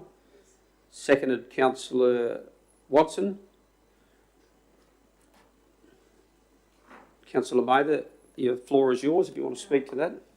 The state is going to resume the land or purchase the land, and no doubt is for resale. I guess we just need to be watchful to see what the change of tenure would do for the community and for us personally. But we must keep an eye on the roads in the area because they are of a substandard. Okay. Anyone speaking against? Any further speakers for? Yes, Councillor Walk-on. Yeah, thank you. Just wanted to make note also that part of the resale or the sale of the land is that we are also protecting the Stachyosia, which is a near threatened species, and so we are just being environmentally aware of what's happening on that land as well. So thank you very much. Okay, we'll put that one to the vote. Those in favour? That is also unanimous. So thank you very much for that, Lucy. Thank you, councillors, for your attendance today and your participation. And thank you for your patience and your willingness to have robust debate. And we continue to move forward. Mr. Mayor, I'd have to say that I think you did a pretty good job on your first year. Oh. The number of topics we had and difficulty that we had for a lot of those, I think you did pretty good. Well, if I can say, it's with the assistance of